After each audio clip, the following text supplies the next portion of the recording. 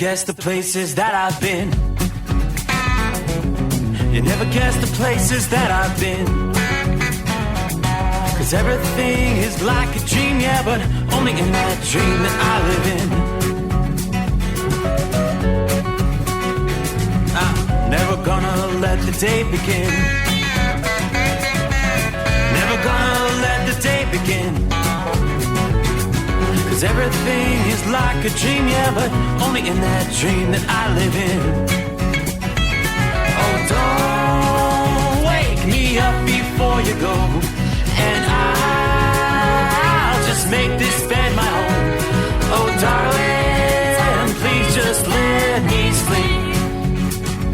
Give me my dreams.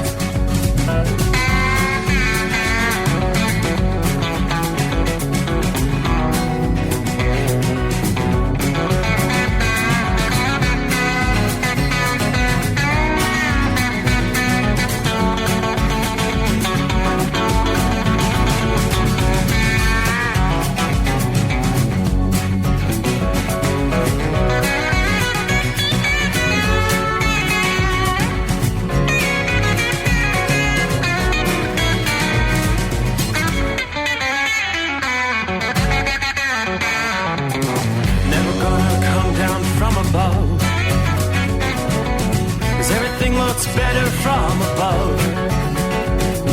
Nothing's ever as it seems, yeah, except in that world that I dream of.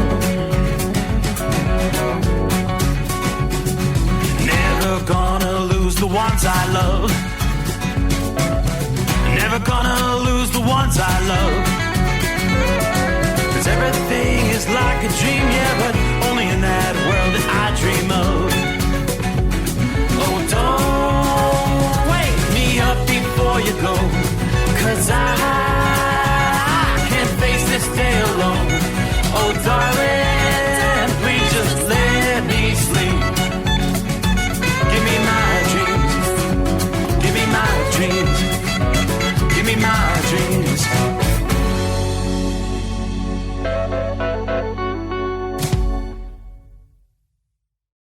From Feature Story News in Washington, I'm Kate Fisher. More than 70 million Americans are under winter weather alerts as a huge winter storm is forecast to bring the heaviest snowfall and coldest temperatures in over a decade. Much of Canada and 30 US states from Kansas to the East Coast are affected, according to the National Weather Service. Snowfall of 6 to 12 inches is expected from Ohio to Washington, D.C. States unaccustomed to severe cold, including Mississippi, Texas and Florida, are expecting freezing conditions. Forecasters say it's being caused by the polar vortex, an area of cold air that circulates around the Arctic, sweeping down through Canada. The man who drove a pickup truck into a crowd in New Orleans on New Year's Day had visited the city twice in the months before the attack, according to the FBI. Shamsuddin Jabbar also travelled to Egypt and Canada in 2023, though it's not yet clear if those trips were linked to the plot. Lisa Carton reports. Investigators said while U.S. Army veteran Shamsuddin Jabbar likely acted alone, they're still trying to determine if he met with anyone while he was abroad and if the trips were connected to the attack. Jabbar also reportedly traveled to New Orleans twice before the attack and took video along Bourbon Street. In the hours before, authorities also say he placed multiple improvised explosives around the city and set a fire inside the home he was renting nearby. The attack killed 14 people, and Jabbar died in a shootout with police after he opened fire on them and the crowd. I'm Lisa Carton. Monday marks 4 years since the January 6th riots in Washington, D.C., when supporters of then-election-losing President Donald Trump stormed the Capitol trying to stop a transfer of power being formalized in Congress. The events led to the deaths of 5 people, including a police officer. And at the movies, Mufasa the Lion King has taken the lead at the box office in the first weekend of the new year. Scott Carr has the details. The prequel to Disney's Lion King earned over $7 million just on Friday and is now among the top 15 earners of all the domestic releases of 2024. The circle is broken. There will be one Lion King. As Sonic the Hedgehog 3 slows down to second place but has surpassed $170 million in North America. A fourth installment of the Sonic franchise is already underway at Paramount, as Wicked continues to draw crowds, now with a shot at reaching the $450 million mark domestically. I'm Scott Carr. From bureaus worldwide, this is FSN. With FSN Spotlight, I'm Simon Marks. Today, growing frustration in Europe over Elon Musk's continuing interference in the continent's affairs. Over the weekend, he kept up a blitz of messages over his social media platform, targeting the government of Keir Starmer in Britain for more criticism, even going after a politician long considered a Musk ally, Nigel Farage of Reform UK. He's also sown chaos in Germany, where the richest man in the world is aggressively promoting the far-right AfD in next month's elections. How should European governments respond? It's a very hard question to answer because there's almost no precedent for it. Arthur Snell is a former British diplomat and host of the podcast Behind the Lines. We've certainly got lots of case studies of countries where we have bad relations being perfectly prepared to, say disobliging things about us. But Musk is, let's not forget, he's got a government role. He might be the richest man in the world and everyone knows he's a big businessman, but he's got his own role in Trump's government, the Department of Government Efficiency. We've seen lots of people in this country already say that Keir Starmer or someone in the UK government needs to formally respond. The issue there is that no one wants to annoy Trump in the phase where Musk appears to be right inside his inner circle. How long will the bromance between Trump and Musk last? We don't know, but it must definitely be coming under strain. With FSN Spotlight, I'm Simon Marks. Our main news again. More than 70 million Americans are under winter weather alerts as a huge winter storm is forecast to bring the heaviest snowfall and coldest temperatures in over a decade. The man who drove a pickup truck into a crowd in New Orleans on New Year's Day had visited the city twice in the months before the attack, according to the FBI. And Monday marks 4 years since the January 6th riots in Washington, D.C. And that's the latest feature story news. Kate Fisher reporting. It's coming. Crisp fall mornings turn bitter cold. You climb into your diesel and it feels like you're sitting on an ice cube. Imagine how your engine feels after a frosty night. Freezing temperatures impact your diesel's fluids, especially fuel. As the temperatures drop, water that is emulsified within your fuel is released, adding more water into your system. Frozen water in your fuel lines, filter, or bowl will simply slow the flow, or worse, stop the flow of fuel in your system. No fuel flow, no start. Get prepared now for the cold that is coming. Hot Shot Secret Diesel Winter Anti-Gel is a premium fuel additive that lowers your fuel's pour point to minus 65 degrees. If it's that cold out, you shouldn't be on the road. You ought to be at home in front of the fireplace. Hot Shot Secret Diesel Winter Anti-Gel Premium Fuel Additive. Available now online at HotShotSecret.com. Hot Shot Secret. Powered by science. Under the dark night on the interstate, another 100 miles in the pouring rain.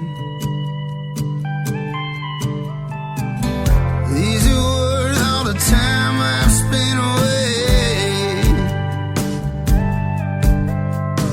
Another dark night on the interstate. I'm driving through the year, trying to make it right. My baby's at home, hope she's doing alright.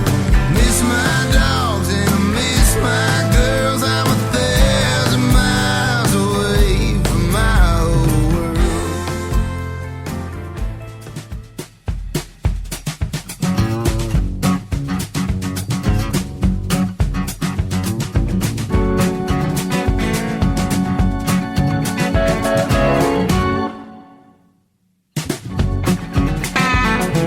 Alrighty, without further ado, we are back in the saddle. Welcome.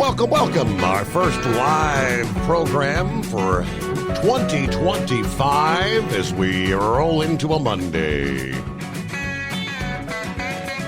Which, by the way, would be January the 6th of 2025.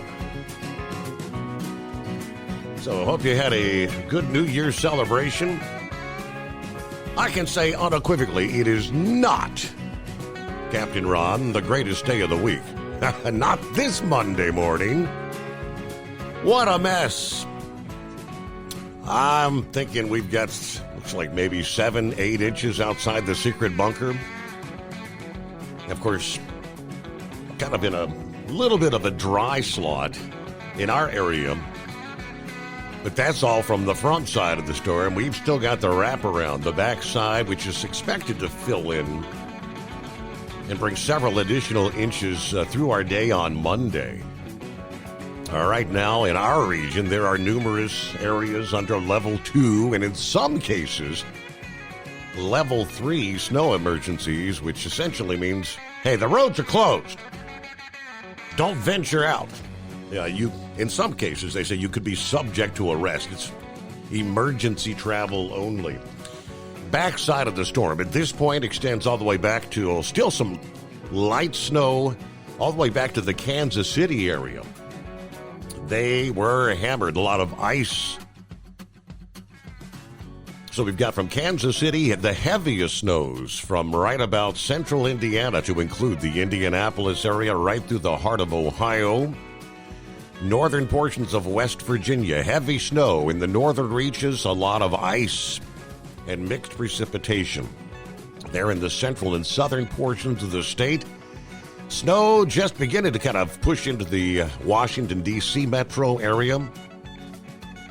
Yeah, we'll break it all down for you, but let's start as we get a new year underway. The Steve Summers Overnight Drive live from the Hotshot Secret Studios.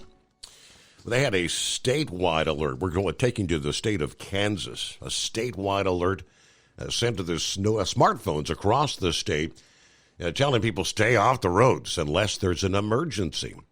Numerous closures across the state, including in Harvey County, where the sheriff's office issued a travel alert advising all state highways in that county were closing due to the impacts of the storm.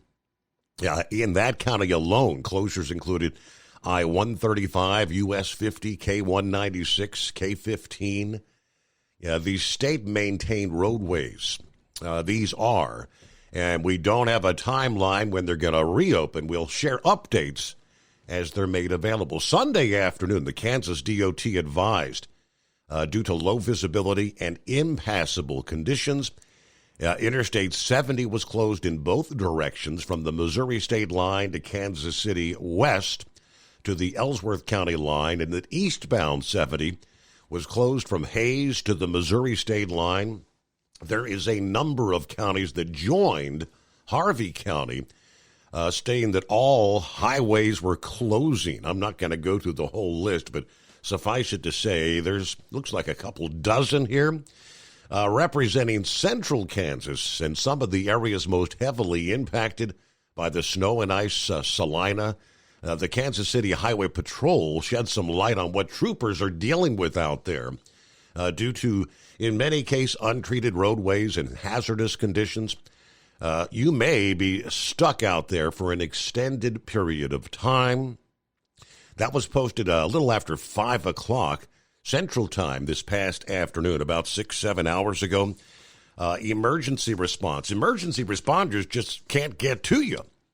And we ask for your patience as troopers are working to assist those in need, but please avoid travel. So that was, again, the state of Kansas, where the snow, for the most part, has ended, but the damage has been done.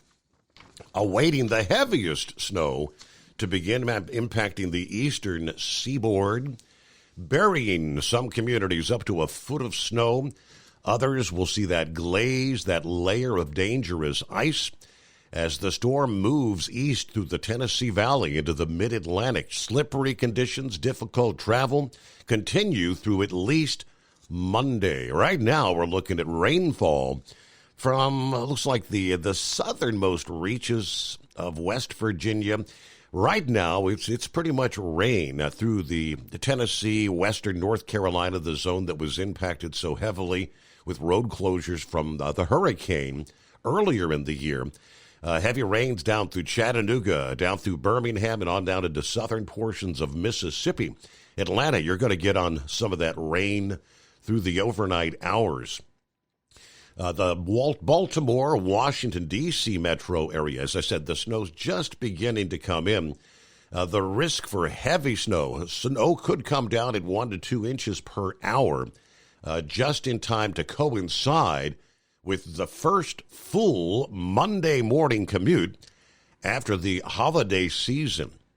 Travel may become extremely difficult and dangerous, especially Monday morning, with the worst impacts really poorly timed with that morning commute in the Washington, D.C. and Baltimore areas with such extreme snowfall rates occurring. Both cities are expected to receive about a half a foot of snow.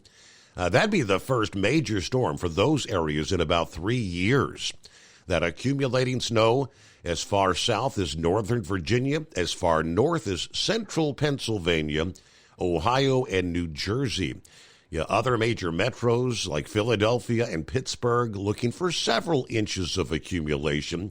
Now, for New York City, it's really going to be more or less a coating of snow and maybe some higher totals in the southern and western suburbs of the city.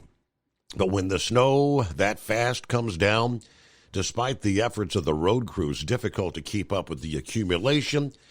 We've seen similar situations in the past, catching people off guard and not prepared for the impacts, leading to highway chaos, right? Multiple vehicle pileups, traffic jams. Travel difficulties are expected across parts of Kentucky. I can vouch for that. I've seen a number of posts where the ice, it's been a lot of sleet and ice. Yeah, right there in northern Kentucky, the I-71, 75, really in a crawl or a standstill. A lot of vehicles, trucks in particular, getting stuck trying to get up the hills and then jackknifing, going down the other side in many cases. Icy surfaces are going to cause spin-outs, crashes, travel disruptions. Some places will have snow, then the ice in the middle, and then switch back to snow. That is a bad combination. Heavy snow and ice accretion can bring down trees, power lines. We'll delve into some of the power outage numbers, which have been climbing through the day, especially in areas that were under the ice storm warnings in portions of Missouri, southern Illinois, western Kentucky this past day.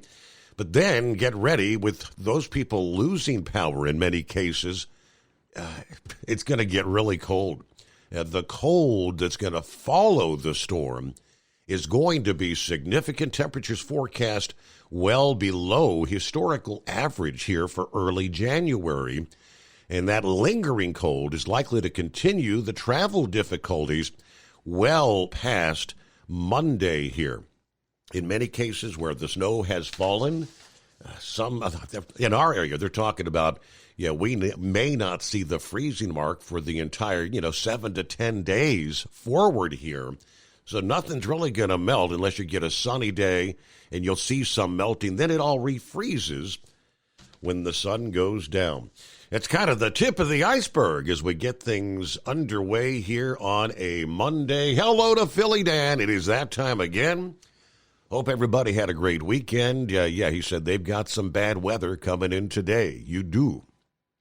Saddle up, nocturnal listeners. It's the midnight hour, 6th day of January, 2025. We made it, and that means somewhere deep beneath the earth crust is the hotshot secret hidden bunker. Steve's raising the FR3 antenna. The stick shit eliminator power mic is on. Hammer down. The overnight drive is live. 23 degrees, Harrison, Ohio. Yeah, it looks like about 7 inches on the ground, 2 to 3 more expected during the daylight hours. So throw another log on the fire. Heat up that cup of joe, crank up the volume. The overnight drive is reaching your frontal lobes. All right, if you can't find them, grind them. How did Big Ed do with his picks? Stay tuned. Yes, indeed. Are you with me? Who else we got? There's David. Let's get this show on the road. P.S. I forgot to tell everyone, hello, Steve, and all the cartoon characters. I'm going to sit on back, copy the mail. That's from Cracker Box. Cracker Box had been sending me some of those photographs of 71. That looked like a portion of what they call that, the stretch that crosses over in front of the stadiums there, the Paul Brown Stadium, or Paycor Stadium, I guess it is now, Great American Ballpark. Between 71 and 75, just everything at a proverbial standstill.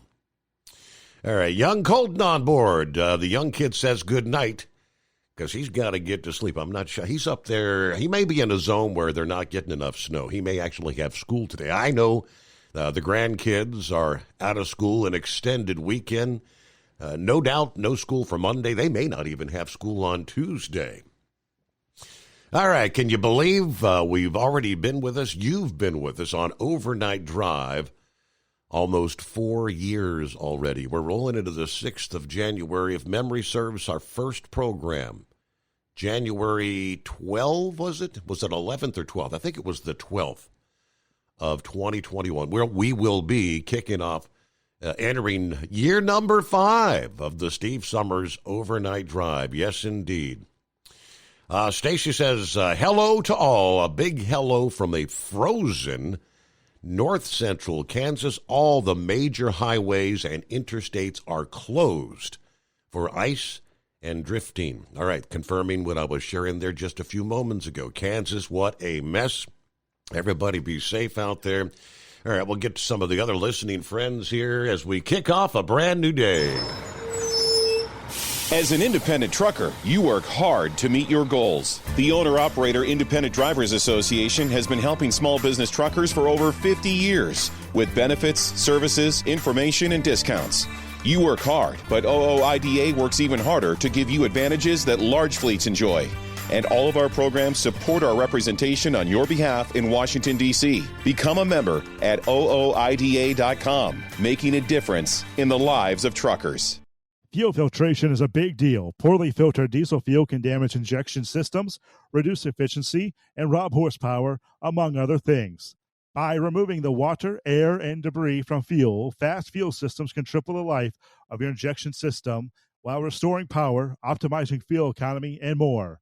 Not sure what your truck needs? Give us a call at 636-433-5410 or learn more at fastride.com. It's coming.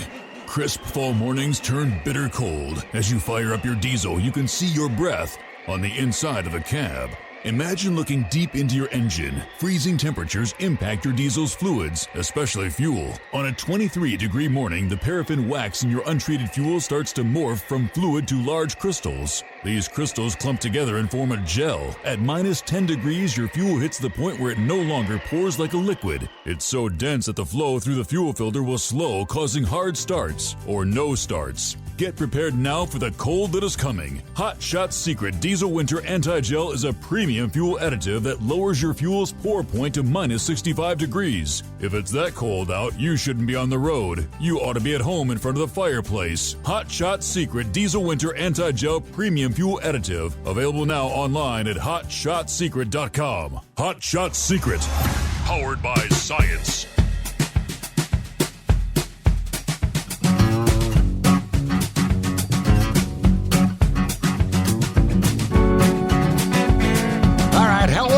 To James, who says he's waiting for the rain in Woodstock, Georgia. The rain before the Arctic blast rolls in later on Monday. Daniel checks in from Billings, Montana. Just does not seem right. He said, we've got a heat wave. We've got 39 degrees. So, right about now, we take it 39. Because we'd have rain rather than snow. Hello from Bob in Michigan. Rubber duck, home sweet home. Downgraded to the stupid duty F550. Don't confuse me for the flip-flop crew. Well, very interesting playoff games coming up. And wow, the Bears. Looks like blind squirrels will find an acorn every once in a while. Hey, good to have you with us. Happy New Year, Rubber Duck. Roy, good evening. Glad all that snow stayed south of me. We're just dealing with very cold temperatures, and that's northern Illinois. Kevin, good morning, Steve. The overnight crew, safe tonight. Be safe. And drivers, slow down. Tony, hello, Steve, in the Hot Shot Nation from Golconda, Illinois, along the Ohio River. Cold, got some freezing rain, no heat or power. The ice storm has taken down many trees.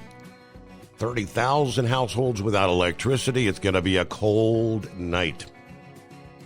Yeah, that's where you hope you've got a wood-burning stove, a kerosene heater, some sort of a backup, a generator. And there's going to be thousands of people in that scenario. Some of these folks are going to be having to head out to shelters. You can only stay in your home so long before it gets too cold. Brian, welcome back. Happy New Year. 70 right now. Pensacola, Florida. Wow. Now, we're going to be dropping to the lower 40s by the time your show's over, they tell us. Stay safe, everyone. I appreciate all the truckers who have to be out in this bad weather. Stay safe, everyone. Hello, Captain Ron. Here we are. First greatest day of 2025. Yeah, right. So how much better can it get? We got to work all week. We get our normal traffic jams back. Yeah. Rush hours. I mean, how much better can it be? Yeah, okay. Well, how was your New Year's? It was good. Yeah? It was good. Just sat around, watched a little bit of football. Watched the Lions take care of the Vikings tonight. Yeah. That was a good thing. Not getting too cold here for us in Florida. I think we're going to be down in the 40s the next few days, and then to the upper 50s. It's not getting as cold as they thought it was down in Tampa area. Okay. But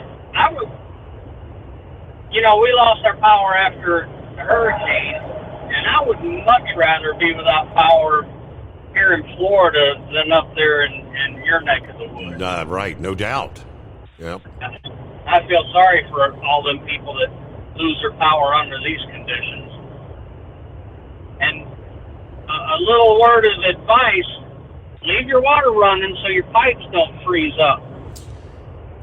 That would be a huge issue when you come back to a warm house if you don't. Gotta keep that little trickle. It doesn't have to be very, very significant. Keep that trickle going. Yep, keep that trickle going. Better to be safe than to have them pipes freeze. Although I think they have some pipes that they're using up there now that expand and don't bust like the copper or any of those others. I don't know. At least I heard that from a friend who lives up in the UP of Michigan. Interesting. I haven't heard of that. Yeah, his hot water froze. His cold water didn't. But I said, well, what are you going to do about those? You got to watch those pipes busting. And he said he's got, I don't recall what it was, but it's like they expand and don't bust like the copper pipes do. Interesting. I've never heard of that. No. Yeah, that's pretty interesting. Do you have a good New Year? Had a good weekend, extended New Year vacation. Yes, indeed. Now it's back to reality, back to work, nose to the grind. Yeah, back to work. Yep. And even a full week at that. I got up today and I asked the wife, I said, is it Thursday yet? But anyway, I'll hop off of here and looking for that football outcome from from all those games. Yeah, there Those were. playoff games were. Did you watch any of those playoff games? I did indeed. Yeah, I mean, I caught portions of. I saw the Notre Dame game, which that kind of blew me away. Yeah, that was a good game, but I didn't think the others were very good. I mean, Oregon didn't stand up to Ohio near like I thought they would. Mm-hmm. But they did a good job. Any given Sunday, right? That's what they say. Now, who's got it in them to make it? So you've got Ohio State and Texas now. Who's it going to be? Big Ed is going to be the prognosticator of prognosticators. Yeah, and he's going to let us know. And I bet old Horse Feathers is going to be pretty busy here coming up if he's not already. I'm thinking with the cold. Yep. They'll probably lift that. Extend those hours, probably, won't they, that he can run? Normally, when the demand is there and people want to stay warm, yep. Yep. All right, well, I'll get off here. You're at the bottom of the hour, so I appreciate you taking my call, and I'll be listening on the app. All right, well, I think, Captain Ron, I believe you closed out our 2024 as the final caller, and you kick off the new year. That's right. You did. I sure did. How about that? All right. Well, Happy New Year, Captain Ron. Yeah, he was that final caller there, saying we're one day closer to the greatest day of the week. But that was all the way back on a Tuesday night. All right. It is News Break. From Feature Story News in Washington, I'm Kate Fisher. More than 70 million Americans are under winter weather alerts as a huge winter storm is forecast to bring the heaviest snowfall and coldest temperatures in over a decade. Much of Canada and 30 US states from Kansas to the East Coast are affected, according to the National Weather Service. Snowfall of 6 to 12 inches is expected from Ohio to Washington, D.C. States unaccustomed to severe cold, including Mississippi, Texas and Florida, are expecting freezing conditions. Forecasters say it's being caused by the polar vortex, an area of cold air that circulates around the Arctic, sweeping down through Canada. The man who drove a pickup truck into a crowd in New Orleans on New Year's Day had visited the city twice in the months before the attack, according to the FBI.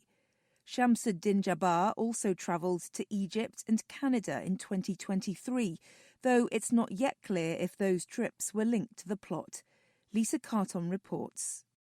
Investigators said while U.S. Army veteran Shamsuddin Jabbar likely acted alone, they're still trying to determine if he met with anyone while he was abroad and if the trips were connected to the attack. Jabbar also reportedly traveled to New Orleans twice before the attack and took video along Bourbon Street. In the hours before, authorities also say he placed multiple improvised explosives around the city and set a fire inside the home he was renting nearby. The attack killed 14 people, and Jabbar died in a shootout with police after he opened fire on them and the crowd. I'm Lisa Carton.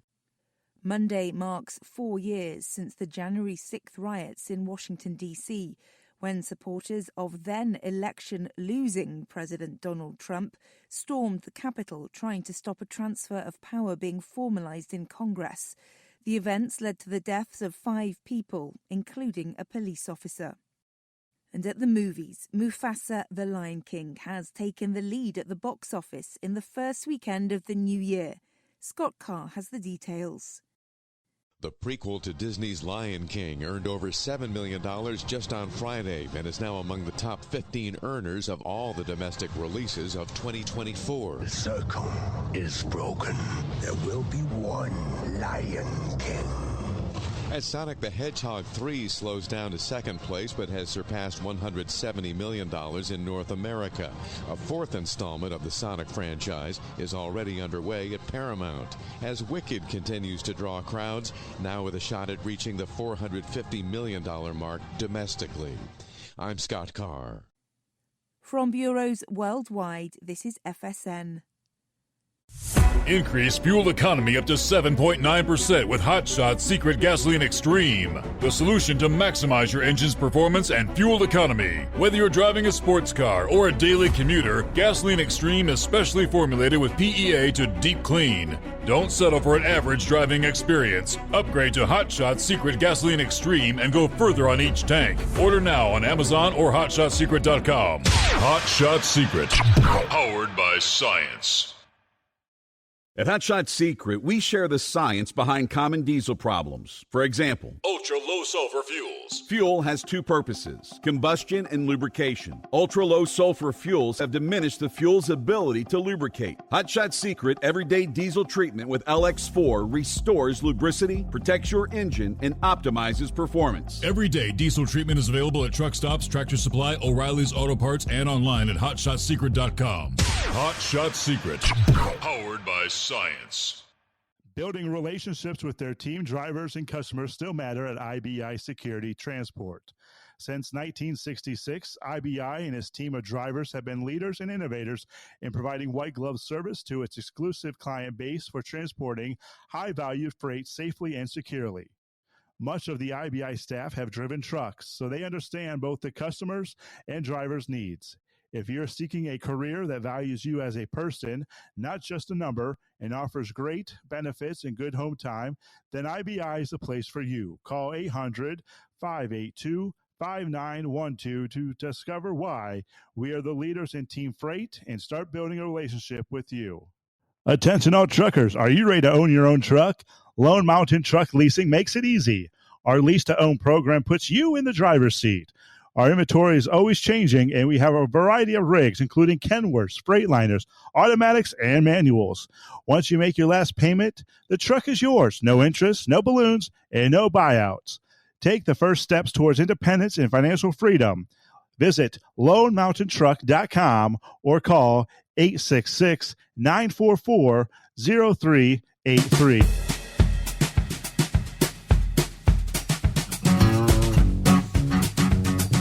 Coming up, I'll give you the full breakdown. The forecasters are warning, right on the heels of this big cross-country storm, that waves of Arctic air are going to be spilling into the plains in the east and continuing to expand southward across the country. Notably colder conditions as far south as the southeast coast through the first full week of the new year. According to Power Outage US, Kentucky saw a lot of ice. They're on the top right now with more than 61,000 outages. In the state of Indiana, it's about 48,000. More than 37,000 in Illinois, about the same in Missouri. A little over 12,000 power outages there in the state of Mississippi. Trying to find a way to bundle up, stay warm. All right, we got the prognosticator of prognosticators coming up. Knucklebuster, Plowboy's on board. Let's head to the northeast. Has the snow begun in the D.C. area yet? Good morning, Your Honor. Welcome back. Thank you. Happy 2025. So, so we're not celebrating January 6th as the greatest day of the week, right? After I don't 4 think years ago. Yeah, all right, January 6th. Well, Trump is supposed to be certified today. I mean, with all the nasty weather, they're saying it's not going to have an impact on that today. Yeah, and it shouldn't. I mean, things in Washington, really don't get affected by the weather that way. So for the most part, they'll have who they need there to do the job. But it might keep a few of the spectators down because. Yeah. Yeah, the snow is just starting to begin. I don't know, a few flurries. I don't see what the big deal is. Just a few flurries around here. Not bad at all. So I'm still traveling at speed. The roads are wet. They pre-treated them pretty heavy already, and whatever that deal was, I think it was Friday. We had a quick little squall come through and put a dusting down, and it caused a lot of havoc out there and got people pretty good and nervous here about this one coming now. So I'm thinking that, but they've already gone through and closed all the schools, and they're predicting for southern Maryland there to have 10 inches, and I was down. I've been kind of running away from it. I started my day early again here yesterday, and I was down in Virginia, about 20 miles north of Richmond, and I got there. What was it? About 9:15, and there was nothing there. And by 9:30, the snow had caught up to me, so it started there, and then I run back north about an hour or so, hour and a half, and got out of it. And by the time about half an hour after that, the snow caught back up to me. So we have grasses covered. I mean, there's still grass you can see through the snow. I mean, it hasn't gotten that bad yet. And it's gonna go downhill fast overnight. By the time you turn around and head back down there, man, oh man, because I mean, all across that region, even, I mean, the mountains there in western portions of Maryland, they're talking 1 to 2 feet. Yeah, for DC direct, Baltimore, they're saying 5 to 10. Could see some isolated 16 inches possible if the heavy banding sets up. Yeah, and as far as Maryland goes, I believe that southern Maryland's going to get more than northern Maryland. It seems like the further north you go, the snowfall totals, they've been cutting back. So where we are up by the state line, I mean, they're only talking 1 to 3 the last time I saw anything there. So that's up by the Mason-Dixon line, kind of halfway between Baltimore and York. And as you go up into York, I mean, they're calling just for a couple inches up there, possibly 1 to 2, not even a whole lot. So by the time you get up to the Harrisburg, north of Harrisburg, I don't foresee a whole lot happening up there. Probably 78 always has a chance of snow, so you just never know what'll happen with 78. And of course, I don't know. That's that stretch of road there that Ed Rendell ran into the problems with there a few years back. And you were talking that trying to figure out the last time we had any amount of snowfall here. You saw on the news there, it was 3 years ago that we had this snowstorm that shut down I-95 for the over 24-hour period, had people stuck out there. And I was kind of caught in that myself there, trying to get home. It took me about 5 hours to get home that day, but I forget how long I sat trying to get them to get a section of road cleared out for me. But yeah, it was 3 years ago, right about this time. So but that was when all the trees came down, and then I-95 had all the issues and everything. So that's back when all that happened. Other than that, I don't know, not a lot more to report there, other than the fact that Steve Summers is back on the air, back here with the overnight drive. How about it? Got a new year. Jeez. There you go. So I was trying to remember myself whether it was January 11th, January 12th. I don't know. I'll have to look back. I did a screenshot when you were doing your very first show there. Yeah. I did a screenshot, and I'm not sure. I think if we can use it for blackmail, I think I got a screenshot from a YouTube page from this guy named Cue Ball. Yes, indeed. Had a couple. Yeah, sure did.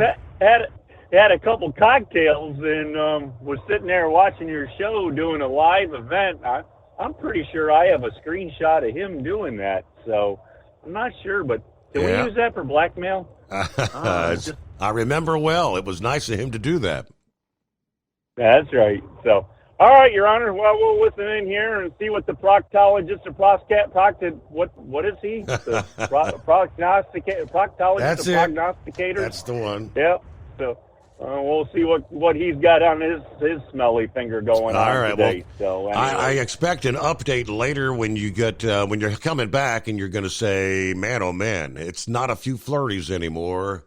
It's flat out coming down and roads are treacherous, because I think that's what it's going to be. Yes, the prognosticator of prognosticators. Yes. Another very good weekend. He only missed one, and that was a big surprise. Hello, Big Ed. Happy New Year. Happy New Year, Steve. And yes, horse brother. Yeah, buddy, I'd like to be your proctologist. Yes, sir. You wouldn't like what I would do to your backside. Anyway, we don't want to turn this into a rated R radio program, do Right. we? No. So, yeah, I had a good New Year's, went and left some of my money at the casino, got wise and come home because I dang sure wasn't winning. So, put my money back in my pocket. But I got to tell you, Steve, that it was great football, with exception to the Notre Dame and Georgia game. I don't know how much of that, what went on there New Year's Day, or was that New Year's Eve when that nut job did all that killing? Yeah, and there? they postponed that game to, what was it, Thursday night, I guess? Right, and you know how that had an effect on the players. You're geared, and you got your mind ready to go out and perform and play a good game, and then all that happens. Yep.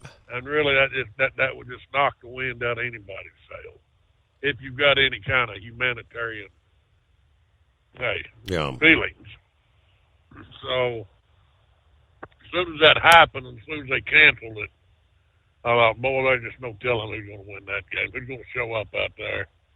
And then condolences to Coach Smart's family because, his dad, he lost his dad. I think it was New Year's Day, his dad tripped and fell and had to have emergency hip surgery and then lost him. Wow, I didn't catch that. I don't know. Yeah, his dad had fell and down there in New Orleans. I don't know. I didn't get the timeline. It was in the hospital. Mm-hmm. While the game was going on. I just know the next day he lost his dad after the game. Based on whatever. You might Google it up. Okay. So he had that tragedy to deal with. And then did you watch any of the game? Did you see where the young man stepped out? I mean, he got too close to the white line. Georgia had made a great run, and the ref threw a flag on that boy because the ref bumped into him. And it cost him a good 15-yard run, and they put him down there close to the goal line, and then social media went nuts and said, well, that boy cost Georgia the game. That boy did not cost Georgia no damn football game. Georgia cost Georgia the football game because they didn't show up. One player don't make a team, but one player can have an impact. And that's the thing with their quarterback. He got hurt. He wasn't the whole team, but he was a heck of an impact. So, but with that said, Notre Dame showed up. Notre Dame played a good game, and Notre Dame won. And, of course, I had picked Georgia, so that give me one loss. Yep. But then Ohio State, they did exactly what I knew they were going to do. They went out there, and they jumped on Oregon, and they put a chokehold on them, and they didn't let up. Same thing with who else was playing there? Was that Penn State and Boise? Penn State just bulldozed right over the top of them like I knew it would. So I got 3 wins, 1 loss, and that brings me up to 67-28. I'm hoping to break 70. Now, right now, I called it before we ever got one snap of the football. Mm-hmm. That Ohio State was going to take it all. And I'm still standing by that, but I'm going to hold it because we still got a couple of games left. That you don't know what's going to happen. Things can change real fast. But with that being said, you do have a game tomorrow night, or the 6th, Montana State and North Dakota State. I believe that's the FCS championship. This is the same football with our good friend Chad Heitzman outside Dakota. The Grizzlies. Follows those guys religiously. And what really surprised me, I was looking at ESPN, and they said their numbers from showing them games, like when South Dakota State lost to North Dakota State, just blew up. In other words, they didn't realize that there was that much interest in those teams and that level of division football. Well, there is, They play good football. And really they could pattern this new playoff format because these guys have been doing this for several years. The way these guys have approached their playoffs. And so hopefully next year there won't be so much griping and saying, well, this team didn't deserve to be in there and this team shouldn't have got a bye, So anyway, I'm going to take Montana State over North Dakota State. Okay. And then, naturally, I'm going to take Ohio State over Texas.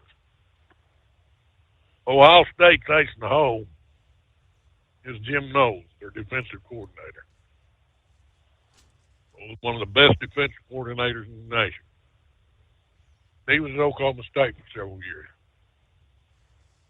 Same Oklahoma State that used to beat around on Texas. He understands their offense. He understands what kind of game plan they're going to bring to the game. And he's going to put a good defense out there to beat them. So I'm going with Ohio State over Texas. Now you got Notre Dame and Penn State. Mm-hmm. On paper,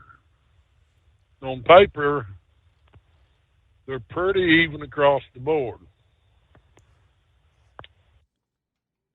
And this is a game that could swing either way. I don't see it being a blowout for either team. But I lean towards Notre Dame. I think they got just a little bit more punch. And what really surprised me is their defense showed up at Georgia because that's the reason I picked Georgia, because their defense, it was a big question mark based on what I was studying. Well, they stepped up. The players have stepped up, and knowing how they stepped up, and they're right there, and I think they will step up, and they will beat Penn State. Now, the Penn State game is Thursday, January the 9th. Penn State and Notre Dame at 6:30. All right? Okay. And then Ohio State is January the 10th, which is on Friday. And like I say, Montana State, North Dakota State tomorrow night. So that's my picks for this week. Ohio State, Notre Dame, and Montana State. Very good. All right. That'll be interesting. So these will be games that I won't get to watch these, Ed. I'll be snoozing. Well, except for Friday night. Friday night I'll be able to watch that game. No, you'll be able to watch Friday night, which is Ohio State, Texas. Yep. But so more than likely I'll be calling you Thursday night, Friday morning about Notre Dame and Penn State. When we're discussing that, whether I prevailed and picked the right team to win. Okay. So with that said, everybody stay warm, stay safe. Man, we got real bitter cold around here. Boy, I'm glad we ain't getting what Missouri and Kansas got. Those poor folks got clobbered. Yep. And we got the biggest snow we've had. It's been years since we've had this kind of accumulation here. Yeah. So you guys are still going to get hammered on today, ain't you? Yeah, it's supposed to continue overnight and then lighter snow through the day. But, yeah, the wrap around the backside's got to come through. Did you get any calls from the Weather Channel?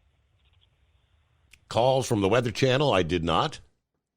Well, I was watching the Weather Channel today. And they had, of course, I was watching on my phone. And they were showing that there was a live report there in Cincinnati. Okay. This big truck was coming up a ramp, and he lost his traction and kind of jackknifed and slid towards the cement barrier because he's coming up with one of them round ramps. Mm-hmm. And the reporters, and he ended up coming to a stop. And the reporter said, well, I don't know how they're going to get him off there. And I just put in the comment section, I said, call Steve Summers. I said, he'll show up out there in his shorts and his flip-flops, and he'll pull that old boy up that ramp. That's good. Flunkerville. So anyway, Steve, this prognosticators, stay tuned, because the national championship's coming, and I'm going to be able to say, I told you so. Oh, boy. There you go. Thank you very much, prognosticator. At Hot Shot Secret, we share the science behind common diesel problems. For example, excessive black smoke. Excessive black smoke has two causes: carbon buildup and internal diesel injector deposits, also known as IDIDs. Hot Shot Secret Diesel Extreme has the highest concentration of active ingredients allowed by law and will safely remove all types of injector deposits, including IDIDs and carbon buildup, to eliminate black smoke. Hot Shot Secret Diesel Extreme is available nationwide at truck stops, fine farm and auto stores, and online at hotshotsecret.com. Increase fuel economy up to 7.9% with Hot Shot Secret Gasoline Extreme, the solution to maximize your engine's performance and fuel economy. Whether you're driving a sports car or a daily commuter, Gasoline Extreme is specially formulated with PEA to deep clean. Don't settle for an average driving experience. Upgrade to Hot Shot Secret Gasoline Extreme and go further on each tank. Order now on Amazon or hotshotsecret.com. Hot Shot Secret, powered by science. Hey, Kenworth owners, is your AC and heating performing poorly with little airflow in the cab? Soaring Eagle HD Truck Parts is here to solve your worries. Offering aftermarket replacement HVAC boxes and stainless steel with high output blowers receiving 50 to 100% better airflow, guaranteed. Not only that, but they also manufacture many other aluminum and stainless steel storage accessories. Check out their website at www.soaringeaglehd.com or call toll-free 1-833-455-2473.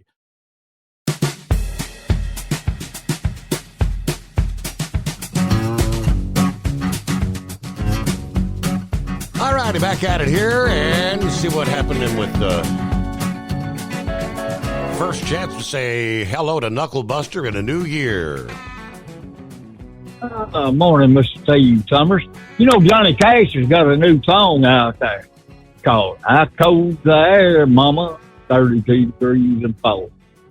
Hell, enough of all that junk. Well, anyway, Lee Greenwood's putting out a new song, Steve, and Ronald Reagan wrote one of the lines from it. I guess that's what I haven't figured out what line he wrote there, right? But anyway, it was partially penned by Ronald Reagan, is what Lee Greenwood said. So, interesting. Yeah, well, I guess we'll have to wait till it comes out to be able to know it all, right? Well, you know, we got some crappy fuel now, right? And forward backwards is driver returned on foot. Ford just recalled nearly 300,000 Super Duty diesels because of COVID. COVID? That's what I said, because of COVID.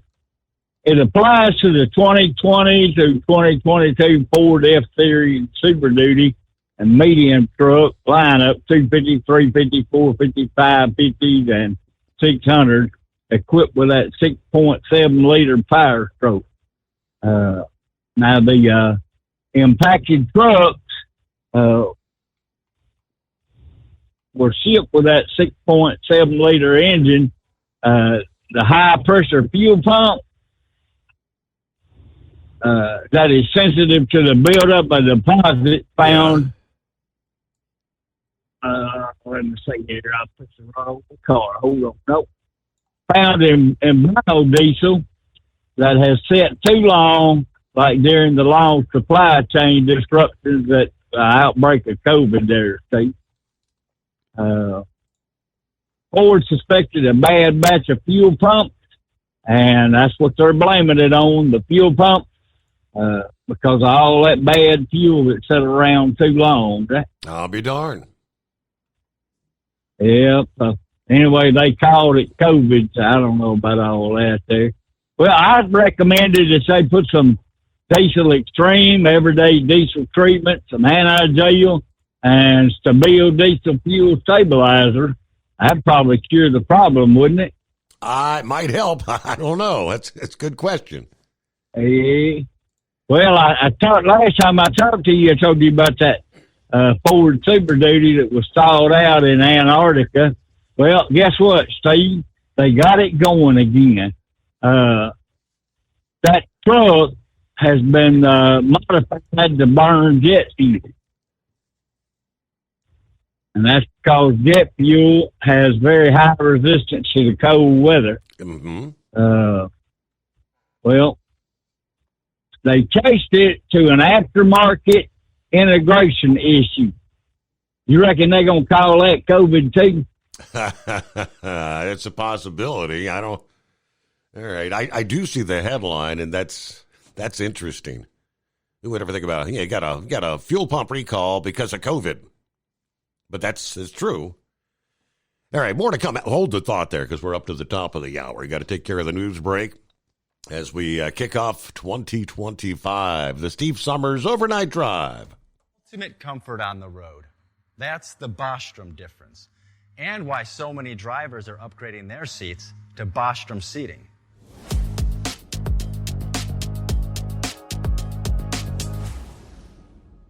With roots dating back to 1935, we know seating. We've developed a full line of high-quality products with the right seat for your application, all made right here in the USA. From our top-of-the-line Wide Ride Plus Certa for the long-haul driver to our entry-level Baja series for the vocational driver, we provide you with the comfort you deserve at the price point you're looking for. We know you're busy. You don't have time to search every distributor and dealership for the right seat, only to find the one you want won't fit in your truck.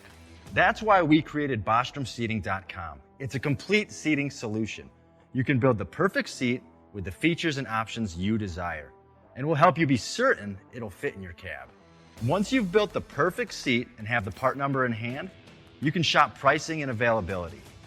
Our Where to Buy feature allows you to pick up a seat right where you are or anywhere along the road you'll be traveling.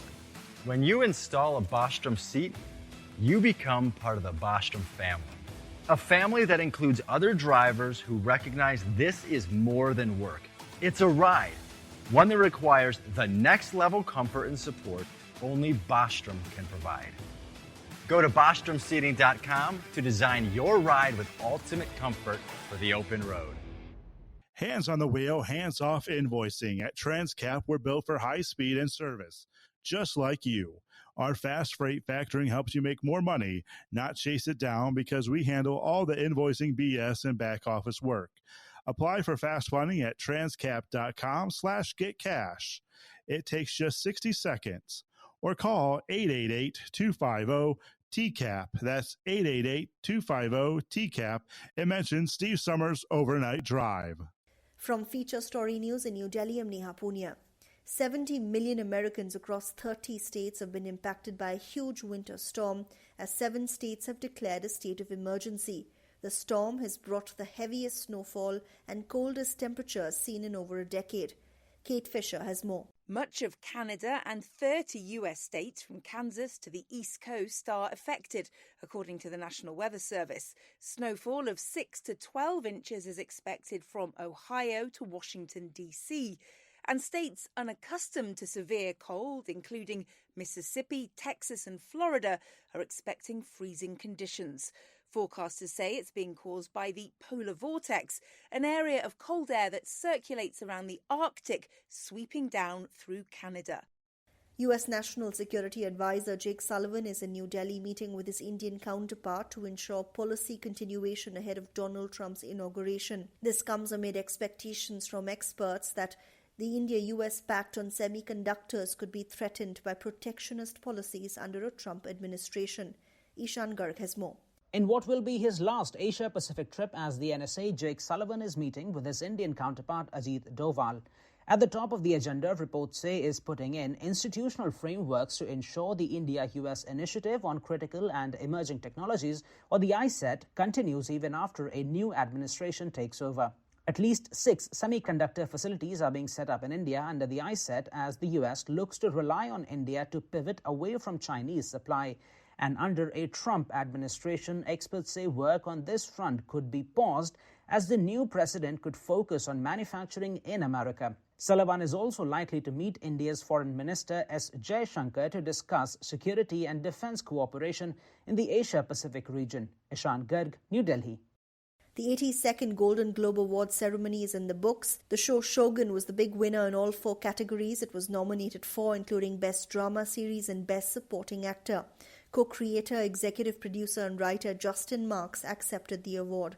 Nothing about this show has ever been expected. Truly, it was made on the backs of thousands of fearless yeses that we received over the years. Anna Sawai won this year's Best Actress in a Drama Series award. Thank you to the voters for voting for me, even though I would vote for Kathy Bates any day. Thank you to our incredible writers. Without a good script, it's impossible to give a performance to our full potential. And there were several first-time winners like Demi Moore, Sebastian Stan and Adam Pearson. Actress Fernanda Torres won an award for Best Actress in a Drama Film and is the first Brazilian to win Best Actress in that category. From bureaus worldwide, this is FSN. With FSN Spotlight, I'm Simon Marks. Today, growing frustration in Europe over Elon Musk's continuing interference in the continent's affairs. Over the weekend, he kept up a blitz of messages over his social media platform, targeting the government of Keir Starmer in Britain for more criticism, even going after a politician long considered a Musk ally, Nigel Farage of Reform UK. He's also sown chaos in Germany, where the richest man in the world is aggressively promoting the far-right AfD in next month's elections. How should European governments respond? It's a very hard question to answer because there's almost no precedent for it. Arthur Snell is a former British diplomat and host of the podcast Behind the Lines. We've certainly got lots of case studies of countries where we have bad relations being perfectly prepared to, say disobliging things about us. But Musk is, let's not forget, he's got a government role. He might be the richest man in the world and everyone knows he's a big businessman, but he's got his own role in Trump's government, the Department of Government and Efficiency. We've seen lots of people in this country already say that Keir Starmer or someone from the UK government needs to formally respond. The issue there is that no one wants to annoy Trump in the phase where Musk appears to be right inside his inner circle. How long will the bromance between Trump and Musk last? We don't know, but it must definitely be coming under strain. With FSN Spotlight, I'm Simon Marks. The main news again. 70 million Americans impacted by a huge winter storm as 7 states declare a state of emergency. South Korean investigators are trying to extend an arrest warrant against the country's impeached president as mass protests continue. The 82nd Golden Globe Awards ceremony is in the books. Shogun and Emilia Perez, a Spanish-language musical about a Mexican drug lord, were the big winners of the night. And that is the latest feature story news. Neha Punia reporting. It's coming. Crisp fall mornings turn bitter cold. You climb into your diesel and it feels like you're sitting on an ice cube. Imagine how your engine feels after a frosty night. Freezing temperatures impact your diesel's fluids, especially fuel. As the temperatures drop, water that is emulsified within your fuel is released, adding more water into your system. Frozen water in your fuel lines, filter, or bowl will simply slow the flow, or worse, stop the flow of fuel in your system. No fuel flow, no start.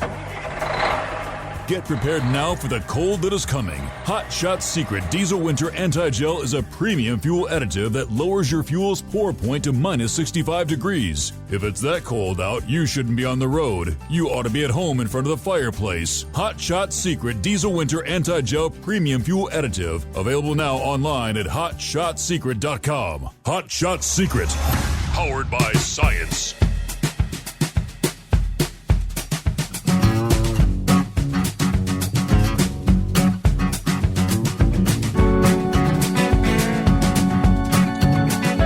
Good news would be I'm not seeing any wind chill forecast of minus 65 degrees, right? But we are seeing an extended stretch that will include wave after wave of Arctic air. How long will the chill last is question number one. According to AccuWeather, through at least January 12th.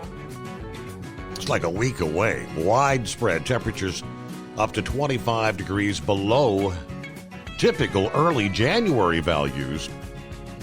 And when you think about it, January is normally a month that's some of the coldest weather of the year anyway. Now, should the cold wave evolve to its full potential, temperature departures could be 30 to 40 degrees below historical average from the northern plains and the Midwest to the interior Southeast through the first 2 weeks of January. This repetitive chilly pattern, they say, is going to place additional stress on energy usage across a large portion of the country, especially with some locations being below the freezing mark for days and nights for more than a week. Obviously, rounds of snow, ice, gusty winds accompany the persistent pattern. Now, we're rolling into Monday as we get to the backside of this particular storm. Wind gusts from the central states into parts of the Tennessee Valley, 20 to 35 miles per hour at times. Further south, however, into the warm sector of the storm, we're seeing some of those thunderstorms this past day. We did indeed have some tornadic activity this past day, closing out the weekend. Now, as far south as the Gulf Coast and the Southeast, overnight temperatures this week begin to drop below the freezing mark for the first time this season. Residents in New Orleans will be among some locations noticing an abrupt drop in temperatures this week after the severe weather threatened that region over the weekend. You saw high temperatures, mid-70s this past day. By Monday night, overnight lows projected to drop 40 degrees, all the way down into the mid-30s. As that frigid pattern produces some of the coldest air of the season across much of the nation, residents are going to be fighting to keep their homes and businesses warm, particularly during the overnight periods. Temperatures across the central states dropping into the teens, and even several degrees below zero at times. At these values, frostbite becomes a serious concern. Anyone who must venture outdoors, strongly urged to cover exposed skin. And yes, you better be treating that fuel, your everyday diesel treatment, with your winter defense, and have a bottle of that diesel winter rescue available in the event that you haven't treated strong enough and you do find yourself gelled up. Some locations begin to notice signs of improvement as the end of the week approaches. Cities like Omaha will rise above freezing by Thursday or Friday. Chicago residents, you're not going to see high temperatures above the freezing mark until maybe the upcoming weekend at the best. You're going to be below the freezing mark all week long. All right, welcome back, Knuckle Buster. Thanks for taking me back there, Mr. Steve Summers. Well, we had a tornado warning there at the house, but it didn't last long there, so I didn't get no damage to any of my property, so thank you, Jesus. Well, Nick Saban was right. The NCAA football was never going to be the same with this NIL.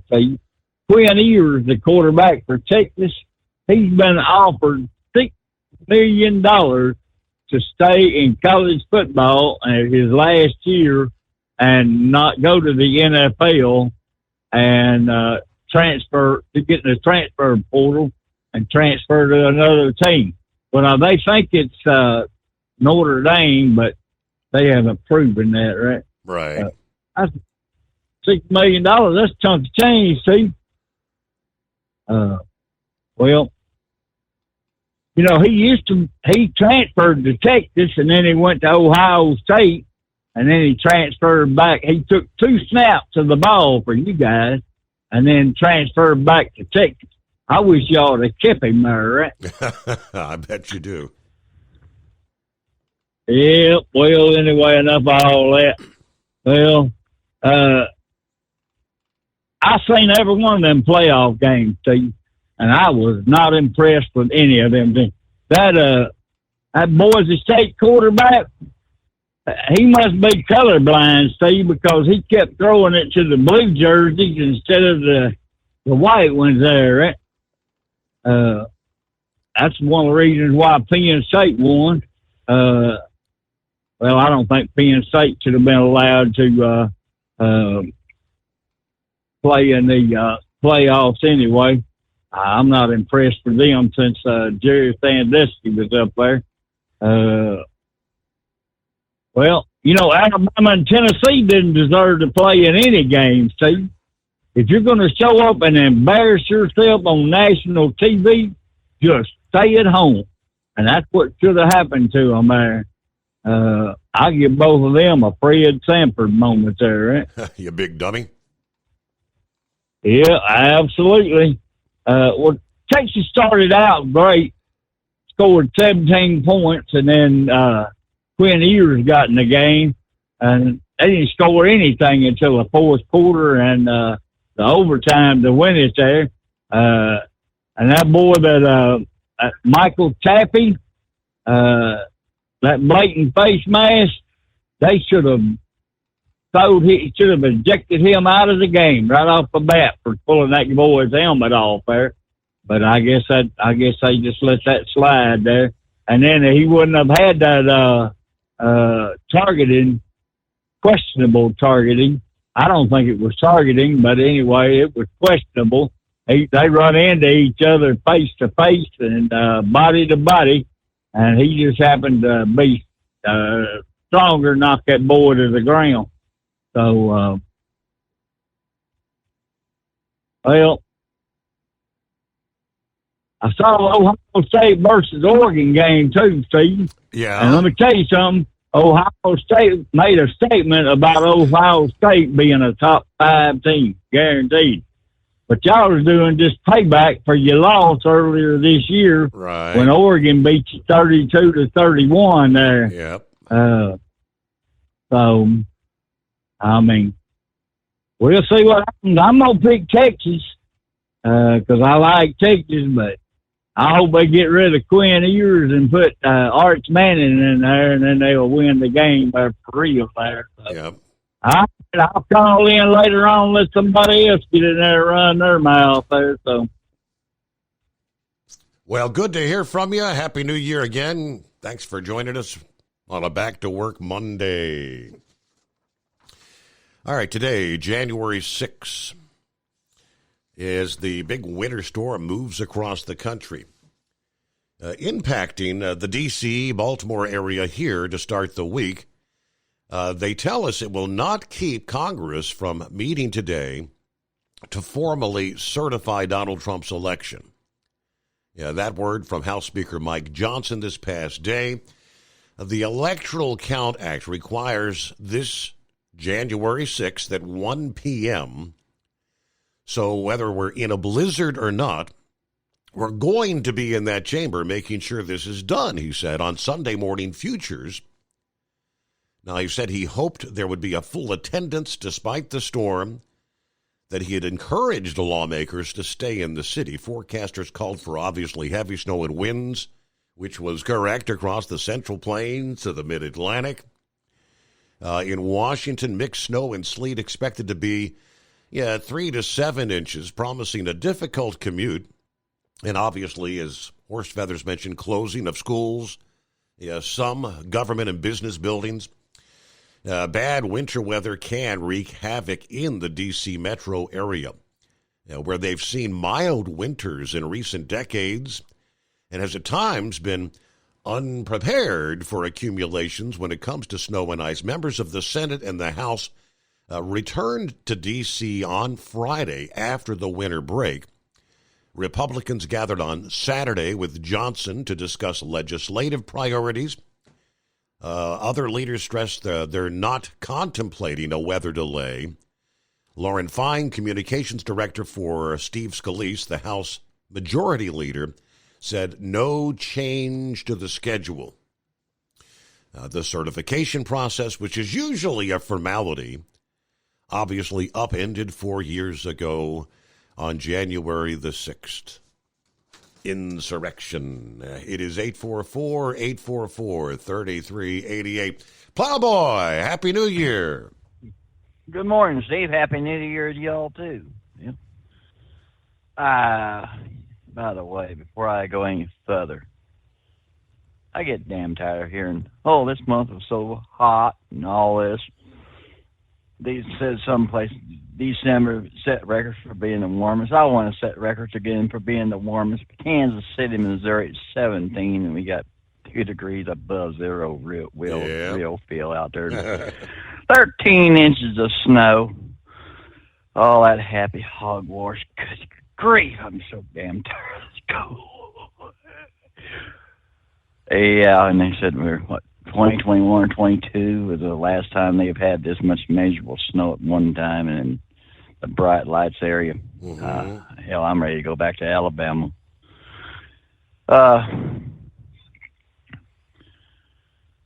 Friday, by chance, are you happen to watch the late part of Fox News any by chance around 4 o'clock? I don't think I caught that. Well, I was talking about one dumb guy up there and dumbed out. Did you see anything about all the medals of honors that he just gave away? Yeah, I happened to be, we had the news on when that was taking place, and my wife was asking me, well, why is that person getting this? And why is that person getting this? And I said, it's just it's a formality. I mean, Hillary Clinton, George Soros, a Medal of Honor. Oh, that one buckled my britches. Unbelievable. I had to sit down on that one, Steve. Damn. Who in the hell thought of that one? And the girlfriend of the mall, Liz Cheney. Did you catch that one? Yep. Liz Cheney. That's she's facing a. Yeah, is he going to give her a pardon before all is said and done? I kind of think he might need to, because they're saying they're going to investigate her. He's got that pallet of pardons up there going out of style anyway. Hell, you might as well shoot. No, I seen that and I was like, we can see what line he's really with. But now I do have a serious question. Forget about what's going on in D.C. I got a question for you, Steve. I do not know nothing about the North Country. Nothing. I heard something here a little bit ago. Have you heard anything to back up what I'm about ready to say, sir? If you could, I'd appreciate it. Yeah, Justin Trudeau. I've heard something about Trudeau resigning. That's supposed to be announced later this morning. Yeah, that's what I was going to ask you, sir. And thank you. That is the word. Is that an elected position or is that a tapped or an appointed position? Do you know that? Well, reason why I was asking. He was elected, but I mean, pretty much many, even in his own party, are telling him, dude, you got to step down. You got to step down. And he's been under a lot of pressure for weeks now. And that's the word, according to the Globe and Mail this past day, citing, quote, 3 sources that they don't know definitely when the announcement will take place, but they expect it will happen before what is a key national caucus meeting that's coming up on Wednesday. So it could be today, it may be Tuesday, but that's the big buzz there in Canada. Okay, now, sir, the question now I've got for you, maybe somebody else can help fill it out. I think I might could know the answer to it. Is Trump kind of the one being pushing that when he was talking about this tariffs and all this and all the hogwash that Justin Trudeau and his leftist ideals been pushing? You think he's kind of looking like he's losing his leadership position up there? The threat of the tariffs, the 25% tariffs, put some additional that did put some additional pressure on him, I would say.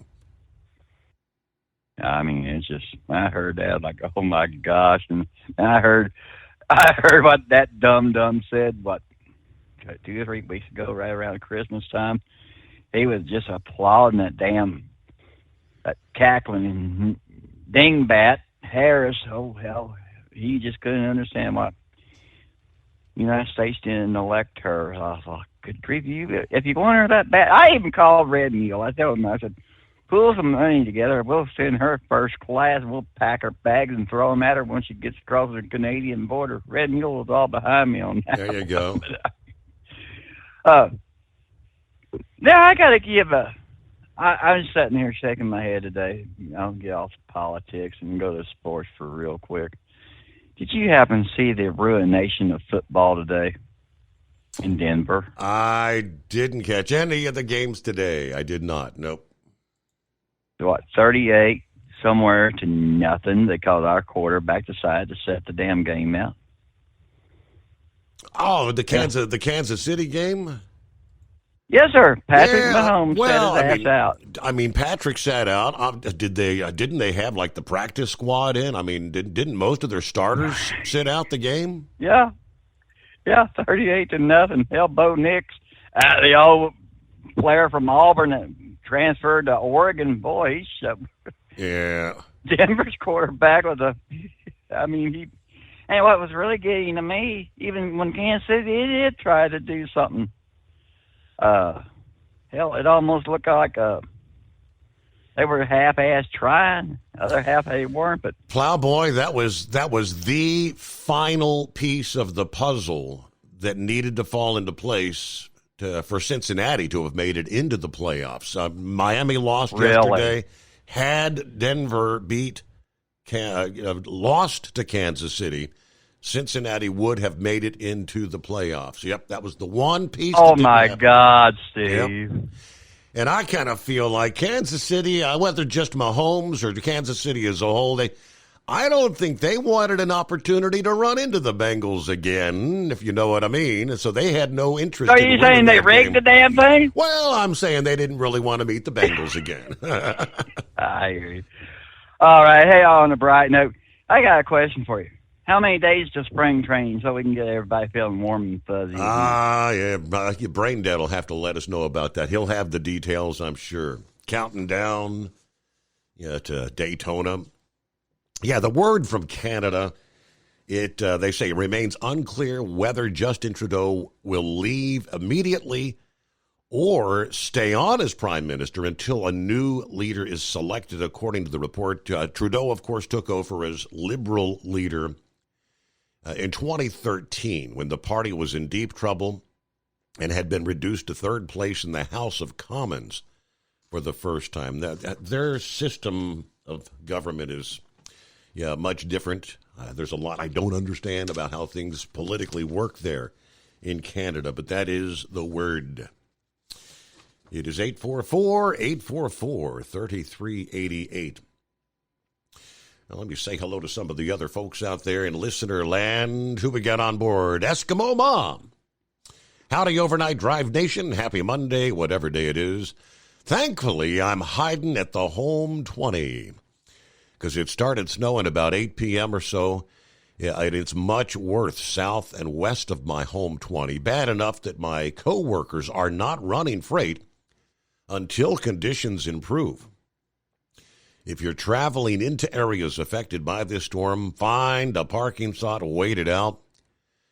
Pictures from the south of me into Kentucky are ugly. I saw there was actually some drone footage along Interstate 71. I'm thinking that was down to Glencoe, Kentucky. I mean, at a standstill for miles and miles. So ugly conditions out there. Now, she's lucky. She said, we've only got like 1 inch so far, 22 degrees outside. Locally, our forecast here for southwest Ohio, northern Kentucky, where we already had, they updated the winter storm warning at like 10 p.m. Saying additional accumulation between 4 and 6 inches. So that's on top of, I think we probably already had about 6, maybe 5, 6 on the ground at that time. They said we were going to be in that up to 10, 12-inch zone.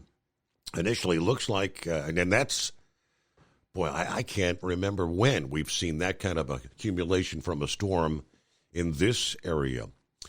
All right, we did say hi to Bob there in Michigan. Top of the day, Milkman, moving the milk this Monday. Happy New Year, everybody. Hello, Jerry. Welcome back, my friend. Seems like forever since you were on last. Cold, windy here in Kokomo. But no snow or ice. I'm okay with that. Thank you to Hot Shot Secret for everything they do for the trucks running up and down the big roads. And thank you, Steve Summers Overnight Drive, for being there on the air to help us stay awake. Dwayne is on board. Hello, Dwayne. January 6th. Yes, indeed. Jeffrey in Florida. Welcome back. We missed you, he says. John Ferguson. Good morning, Steve, fellow drivers. I'm in need of a new job. What's a good place to go? All right, stay safe. 17 years over the road. Tanker hazmat here. Thank you. Okay, 17 years over the road. Surely there's got to be something out there for you. Maybe give us a little more details, John. What part of the country you talking about? Where you looking to run? Regional, or do you want to do over the road? Yeah, I'll be happy to pass the information on and maybe get some advice from some of the folks out there. Welcome back, Steve, says Alan. Happy New Year, my friend. Cleveland, Ohio. 20 degrees at this hour. Hello from the Michigan Madman. Can you say Lions, number 1 seed? Indeed. All right. Good morning, everyone. Pack Rat is in the house. Happy New Year. Running another load of the Moo Juice across the UP of Michigan tonight. Roads are dry here. And 24 degrees, I guess that is. Be safe out there, drivers. All right, thank you for checking in. A couple others quickly. Buckeye Boy is on board. Chad says, hello, good morning, Steve, from Baltic, South Dakota. It's a chilly 5 degrees, wind chill at minus 11 right now. Spent the better part of the last 5 days laying around with influenza A. Oh, boy, it was a miserable New Year's Eve, he says. Got an 8 a.m. appointment at the cardiologist, so I guess I need to head off to bed. All right, feel better soon there. Cold and flu season is upon us. We'll be right back. From Feature Story News in Washington, I'm Kate Fisher. More than 70 million Americans are under winter weather alerts as a huge winter storm is forecast to bring the heaviest snowfall and coldest temperatures in over a decade. Much of Canada and 30 U.S. states from Kansas to the East Coast are affected, according to the National Weather Service. Snowfall of 6 to 12 inches is expected from Ohio to Washington, D.C. States unaccustomed to severe cold, including Mississippi, Texas and Florida, are expecting freezing conditions. Forecasters say it's being caused by the polar vortex, an area of cold air that circulates around the Arctic, sweeping down through Canada.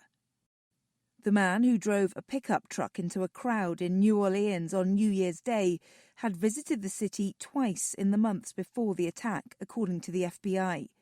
Shamsuddin Jabbar also travelled to Egypt and Canada in 2023, though it's not yet clear if those trips were linked to the plot. Lisa Carton reports. Investigators said while U.S. Army veteran Shamsuddin Jabbar likely acted alone, they're still trying to determine if he met with anyone while he was abroad and if the trips were connected to the attack. Jabbar also reportedly traveled to New Orleans twice before the attack and took video along Bourbon Street. In the hours before, authorities also say he placed multiple improvised explosives around the city and set a fire inside the home he was renting nearby. The attack killed 14 people, and Jabbar died in a shootout with police after he opened fire on them and the crowd. I'm Lisa Carton. Monday marks 4 years since the January 6th riots in Washington, D.C., when supporters of then-election-losing President Donald Trump stormed the Capitol trying to stop a transfer of power being formalized in Congress. The events led to the deaths of 5 people, including a police officer. And at the movies, Mufasa the Lion King has taken the lead at the box office in the first weekend of the new year. Scott Carr has the details.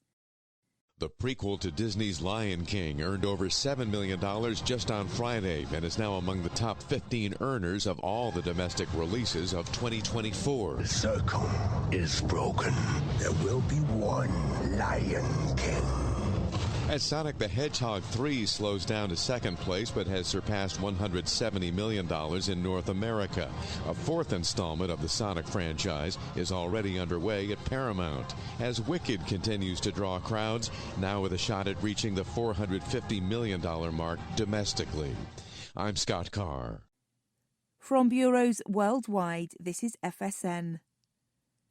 Increase fuel economy up to 7.9% with Hot Shot Secret Gasoline Extreme, the solution to maximize your engine's performance and fuel economy. Whether you're driving a sports car or a daily commuter, Gasoline Extreme is specially formulated with PEA to deep clean. Don't settle for an average driving experience. Upgrade to Hot Shot Secret Gasoline Extreme and go further on each tank. Order now on Amazon or HotShotSecret.com. Hot Shot Secret, powered by science.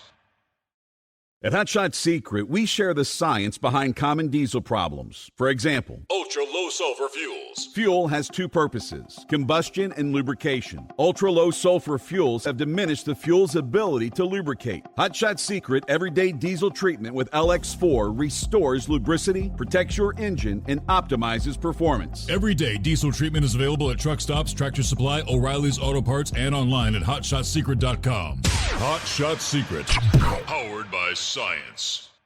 Building relationships with their team drivers and customers still matter at IBI Security Transport. Since 1966, IBI and its team of drivers have been leaders and innovators in providing white glove service to its exclusive client base for transporting high-value freight safely and securely. Much of the IBI staff have driven trucks, so they understand both the customers' and drivers' needs.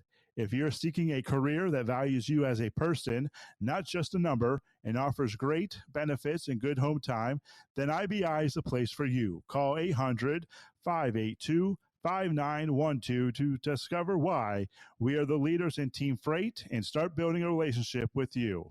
Attention all truckers, are you ready to own your own truck? Lone Mountain Truck Leasing makes it easy. Our lease-to-own program puts you in the driver's seat. Our inventory is always changing, and we have a variety of rigs, including Kenworths, Freightliners, automatics, and manuals. Once you make your last payment, the truck is yours. No interest, no balloons, and no buyouts. Take the first steps towards independence and financial freedom. Visit LoneMountainTruck.com or call 866-944-0383.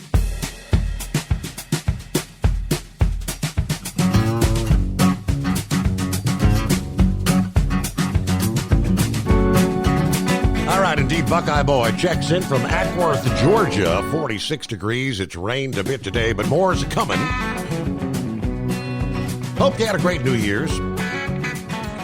Since Wildcat and I were in the hotel and restaurant business for so long, we've either worked or partied hard on many, many New Year's, but the last several years, we usually just hang out at the house, kiss at midnight. I wanted to bring up the absolutely horrendous fact that this mentally incompetent puppet and his socialist-loving administration actually gave the Presidential Medal of Freedom to Hillary Clinton, who got our people killed in Benghazi. George Soros, who's funded the election for so many extreme leftist prosecutors that have led to the release of thousands of horrible criminals who've continued to commit crimes. Also gave it to 19 other undeserving scumbags, including Liz Cheney. What a slap in the face to the American people. Anyway, my brother said they're getting hammered with snow in Huntington, West Virginia. I've got some local stuff to do. I'll load at 7 a.m. Thursday for a 9 a.m. delivery not far from pickup. That means I have to get up at the ridiculous hour of 0500 Thursday to get there at 0700. I hate mornings. Anyway, go Buckeyes. Time to cook up some Longhorn steaks. Have a great night, everybody. Be careful out there. Very good. Thank you very much. And hello to Cripshot in the house. Saying hi to all. And Jim is on board as well. So we don't have to wait to the final hour. I told you it was going to go downhill fast, didn't I? Yeah, well, it's not the fact that it's bad out here. It's just the fact they've lost the roads already. There's maybe an inch of snow on the ground, and they've completely lost the roads, Your Honor. They have all this pre-treatment. They've been spraying this brine crap for the last 3 days, and they can't keep up with it. So actually, the roads that they haven't messed with, that just have a dusting of snow on them, aren't too bad. The ones where they got the heavy pre-treatment and they've been out doing a little bit of extra salting, and especially I-95 between Baltimore and Washington, I would assume the South's got the same problem. They've got pretty much run right to ice. There's maybe a half inch of snow at the most, and they've got the whole road iced over. So it's kind of slow going there a little bit. I got myself right off 95. I'm over on another state highway, and we're riding on snow, and we're pretty happy at about 50, 55 miles. It's a limited access highway. Don't get me wrong. I said it's a state highway, but it's still limited access. Well, we're rolling right along 50, 55 mile an hour like we used to do up in upstate New York, no problem. And I don't know. I think most of the problem with the highways when they got problems with them in the beginning of these snowstorms is all this pre-treatment they got down, and it takes the initial snow and doesn't allow it to keep having traction, and it starts to melt, and then it instantly freezes, and with the tires rolling on it, and turns it right to ice. So anyways, that's my take of it. But yeah, anybody trying to ride up and down 95, if you're in that corridor right now between Baltimore and Washington, it's going to be pretty dicey there for a little bit until they can get some actual salt run down on the road. And the problem is now is traffic's going so slow that they can't even get out there and spread salt, because where I got off at 95, there was 4 lanes wide. Traffic was 4 lanes wide, bumper to bumper, rolling about 10 miles an hour. So salt trucks can't really get out there and do their job in that situation. So it's going to be a slow go, and they might have it lost all the way to, if the snowfall starts picking up, because we're still kind of just flurry condition. We have good visibility. I can see a good mile and a half down the road without any problem. So it's not like there's a lack of visibility. The heavy, there isn't heavy snow. But as I say, it's just the highway clearing operation just is not doing their job that they need to. Okay. So anyways, but down around D.C. and the D.C. Beltway, that was still just wet. There wasn't any problem with that. So if they can keep some salt laid down on that when it starts coming down a little heavier, then they should be all right. But for right now, we're, as I say, just watch yourself on 95. And anyways, but that's about all we got to report back for you right now. I don't know. There was something else I was going to meant to ask you, and I don't know. Maybe we'll figure it out. I probably won't make it all the way to the loneliest hour, and I got a feeling I won't be out here tonight. So we'll probably wait and take a night off and let them get all this stuff straightened out before I try to do anything else. But as far as Captain Ron's question goes, unless something drastic really happens, for this one storm, I don't foresee anything to be put out there to, waive hours lift the of restrictions. Okay. Yeah, I don't foresee any waiving of the hours of service just for one storm and, a week of cold weather. So if it was going to be persistent and last all month or something, and if there was multiple snowfalls coming in a row, there might be a little more, but as far as just this one storm, I wouldn't expect that to happen. So anyways, that's about all we got going for you, unless you got anything else, got any other questions there? I guess we're good for the moment. Again, as I look at the radar, it looks, the heaviest of your precip is still, it's moving in, but I don't know, what do we got, 1:41 Eastern time? Yeah, a few more hours. Yeah, you'll definitely see the road conditions deteriorating. I'd say rapidly deteriorating, because you're getting pretty much exactly what we saw push through our area earlier this past evening. And one of our listening friends via Facebook who had posted this past evening as this storm was further west over the weekend, Saturday into Sunday. He said, today I rolled through Nebraska. I counted no fewer than 107 commercial motor vehicle accidents between Omaha and Big Springs. I didn't get pictures of all of them. He did share a number of pictures, though. He said, in fact, I didn't start keeping track until I was halfway through the state. I reached out to Nebraska State Police. They said they responded to 211 commercial motor vehicle accidents in 3 days. This included today.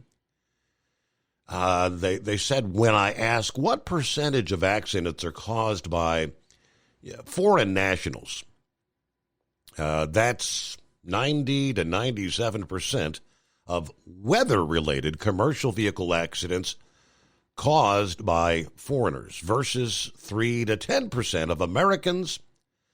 In other words, approximately 7 in 10 accidents, which is right in line with the FMCSA, Department of Transportation, and National Highway Transportation Administration statistics.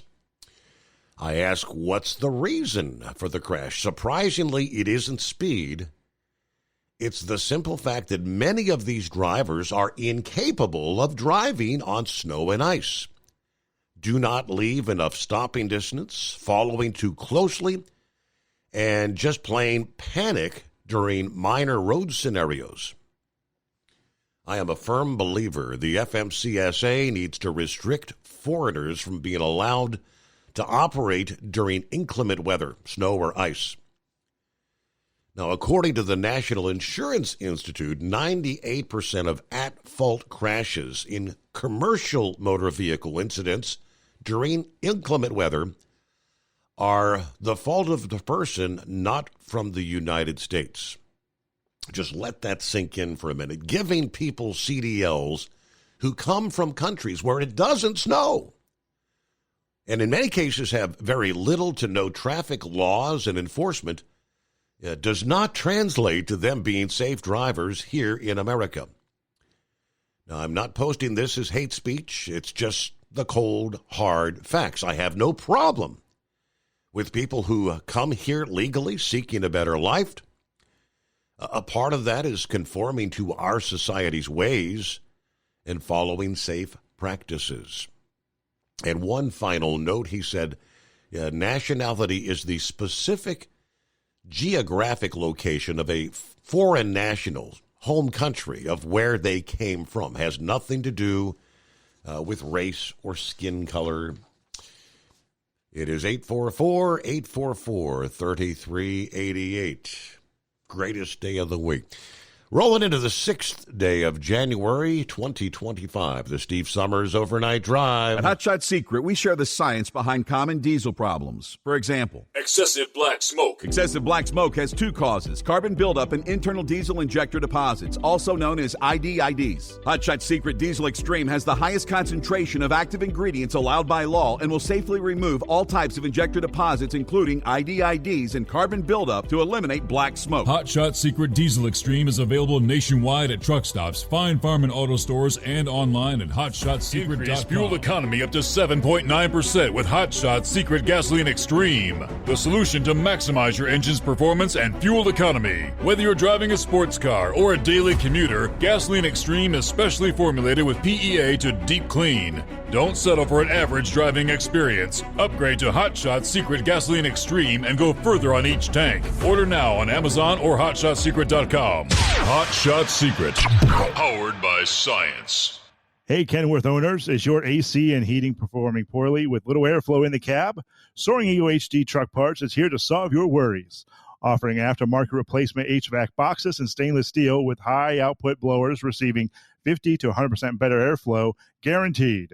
Not only that, but they also manufacture many other aluminum and stainless steel storage accessories. Check out their website at www.soaringeaglehd.com or call toll-free 1-833-455-2473. serving you yesterday, today, and for the future. Keep your gas-powered engines running like new? Stable's proprietary formulas are proven by third-party testing to outperform the competition in keeping fuel fresh, preventing corrosion, and cleaning the entire fuel system. With Stable, you can have confidence you are doing the right thing for your engine's long-term health. Just pour into your gas can or fuel tank, then top off with fresh fuel. At every fill-up or when you store, start with Stable. Available where fuel additives are sold. Hey truckers, this is Steve Darnell from the hit TV show Vegas Rat Rods. Check it out.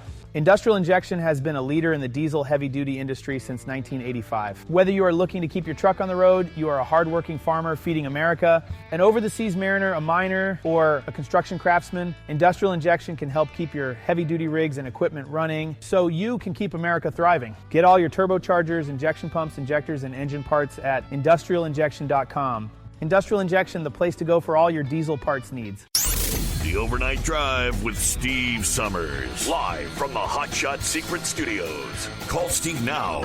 844-844-3388. That's 844-844-3388.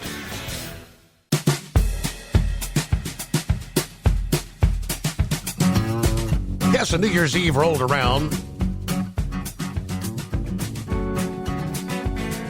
Had the need to take a bit of a nap in the evening hours, because I would have never made it to midnight. I think I got up about 10:30 p.m.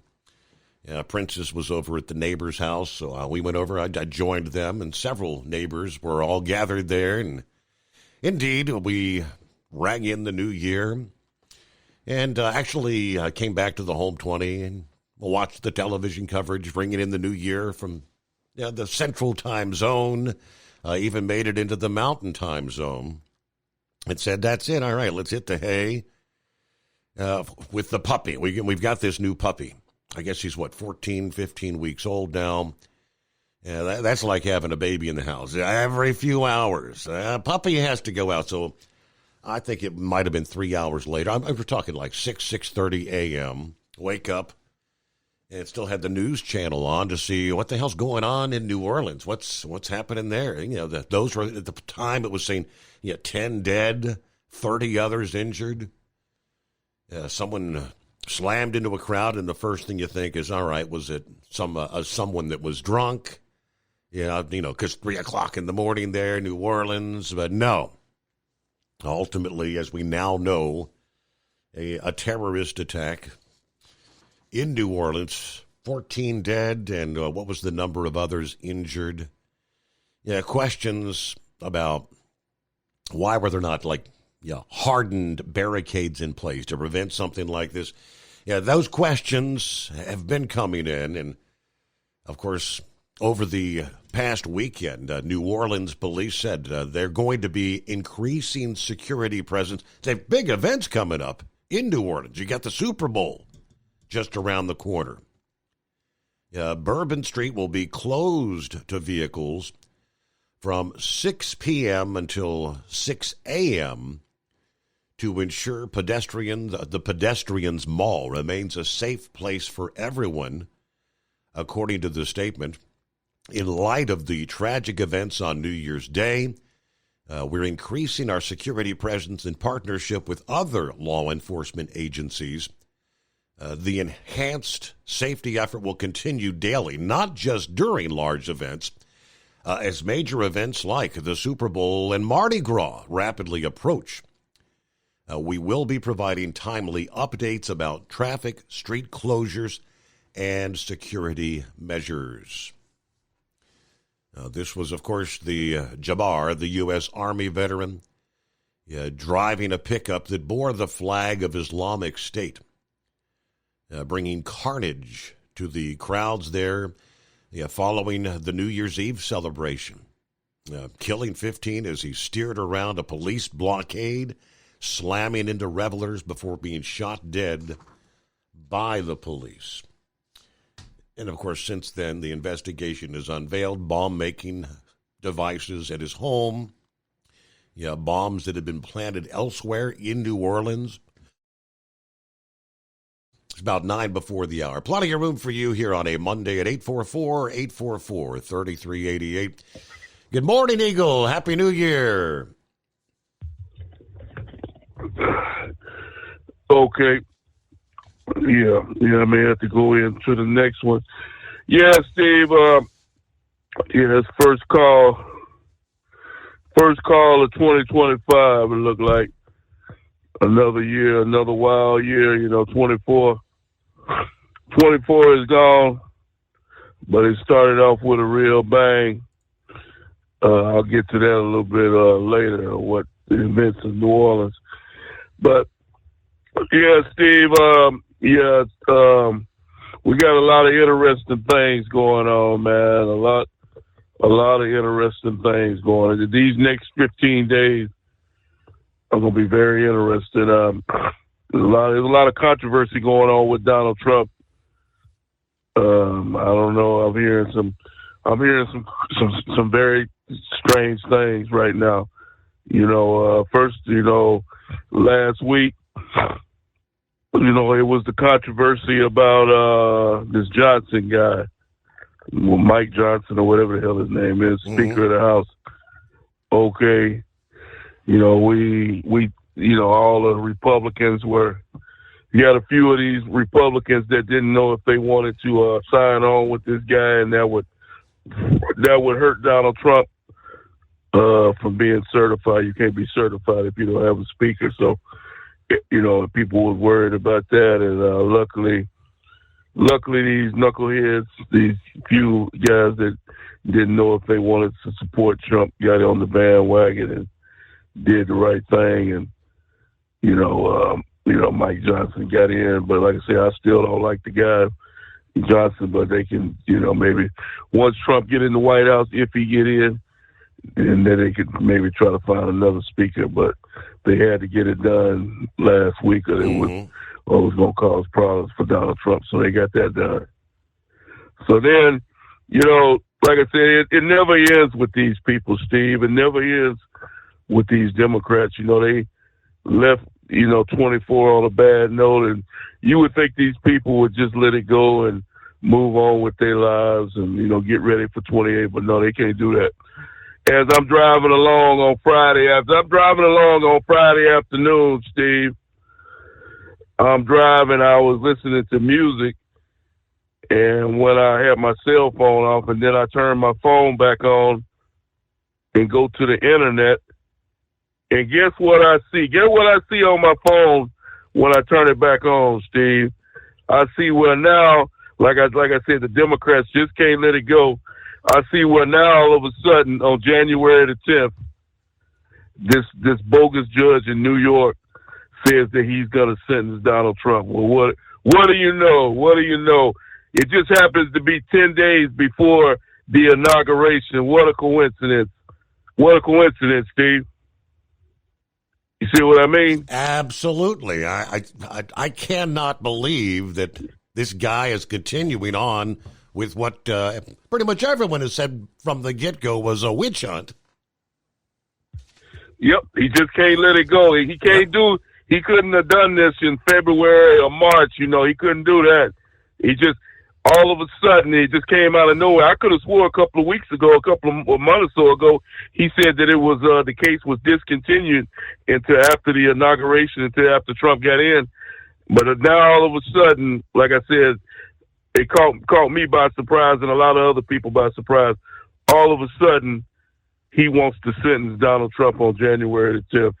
Well, what a surprise that a Democrat, and that's exactly what he is a Democratic judge, because anybody who doubts what I'm saying, all you got to do is look. Steve has talked about it, other people. His sister is one of the people that was one of the supporters of Joe Biden, donated money to Joe Biden. This guy should have been disqualified from even being the judge for the Trump case to begin with, Steve, due to the fact that he supports Joe Biden in the Democratic Party, but they seem to overlook these type of things. So, like I said, I don't know what's going to happen on January the 10th. I've read different statements, but like I say, I don't trust this. I wouldn't trust that judge looking at him. He seems that one of the things that he said on Friday is that Trump will be sentenced, but he won't be sentenced to jail time. Now, I don't believe anything that comes out of that guy's nothing but a liar a two-faced snake as far as I'm concerned. So we'll see what happens on January the 10th. Like I'm just to get prepared, all your listeners, anybody that supports Trump. Anything can happen on January the 10th, brother. Anything can happen. Donald Trump could walk away scot-free, Steve, or they could put Donald Trump in handcuffs on January. I don't put nothing past these low-life scumbags. You know, I thought we could get 25 started off on a good note, Steve. Right. You know, let bygones be bygones, and the election is over with. Let's get this deal started the right way. But no, like I say, some people just can't let it go. Some people just can't do the right thing, Steve. It's really sad. And then it got even worse, Steve. It got even worse. As I was driving along after New Year's night, you know, I was stayed out on the road this time. I'm home right now in Texas. As I was driving down the road, Steve, I got up early that morning, like around 5 o'clock, January the 1st, got on the road and started rolling. And I turned my radio on in my truck. And what do I hear? What do I hear on the radio? But none other than we've had an attack in New Orleans, Louisiana. Unknown assailant uses a motor vehicle to drive over individuals standing in the road. And, you know, immediately as I'm driving down the road, Steve, I'm thinking to myself, damn, I guess we was right after all these 4 years talking about the border and that one. Yeah, well, hold that thought, Eagle. We gotta get the time out here. Ultimate comfort on the road. That's the Bostrom difference. And why so many drivers are upgrading their seats to Bostrom seating.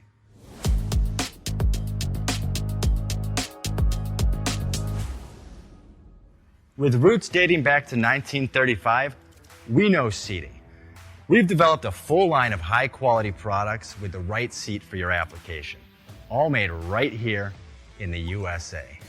From our top-of-the-line Wide Ride Plus Certa for the long-haul driver to our entry-level Baja series for the vocational driver, we provide you with the comfort you deserve at the price point you're looking for. We know you're busy. You don't have time to search every distributor and dealership for the right seat, only to find the one you want won't fit in your truck. That's why we created BostromSeating.com. It's a complete seating solution. You can build the perfect seat with the features and options you desire, and we'll help you be certain it'll fit in your cab. Once you've built the perfect seat and have the part number in hand, you can shop pricing and availability. Our Where to Buy feature allows you to pick up a seat right where you are or anywhere along the road you'll be traveling. When you install a Bostrom seat, you become part of the Bostrom family. A family that includes other drivers who recognize this is more than work. It's a ride, one that requires the next level comfort and support only Bostrom can provide. Go to BostromSeating.com to design your ride with ultimate comfort for the open road. Hands on the wheel, hands off invoicing. At Transcap, we're built for high speed and service, just like you. Our fast freight factoring helps you make more money, not chase it down, because we handle all the invoicing BS and back office work. Apply for fast funding at transcap.com/getcash. It takes just 60 seconds. Or call 888-250-TCAP. That's 888-250-TCAP.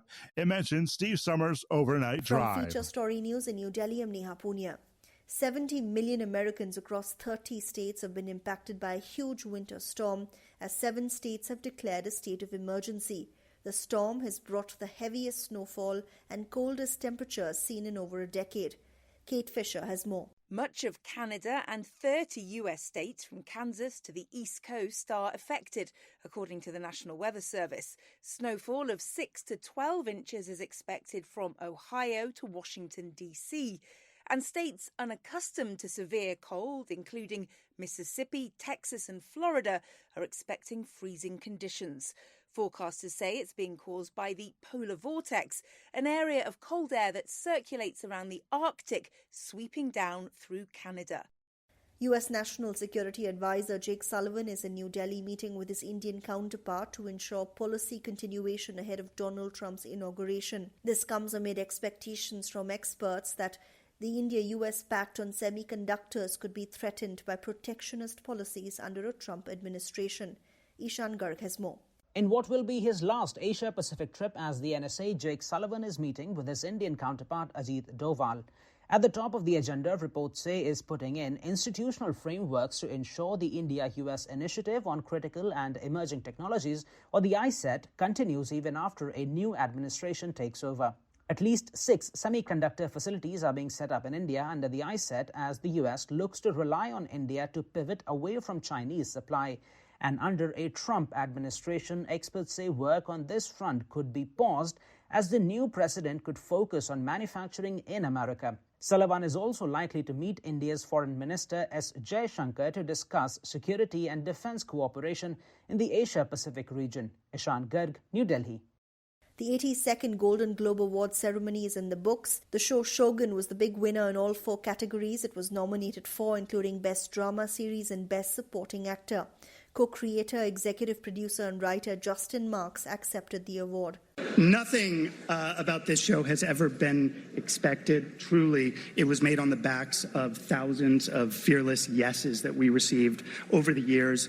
Anna Sawai won this year's Best Actress in a Drama Series award. Thank you to the voters for voting for me, even though I would vote for Kathy Bates any day. Thank you to our incredible writers.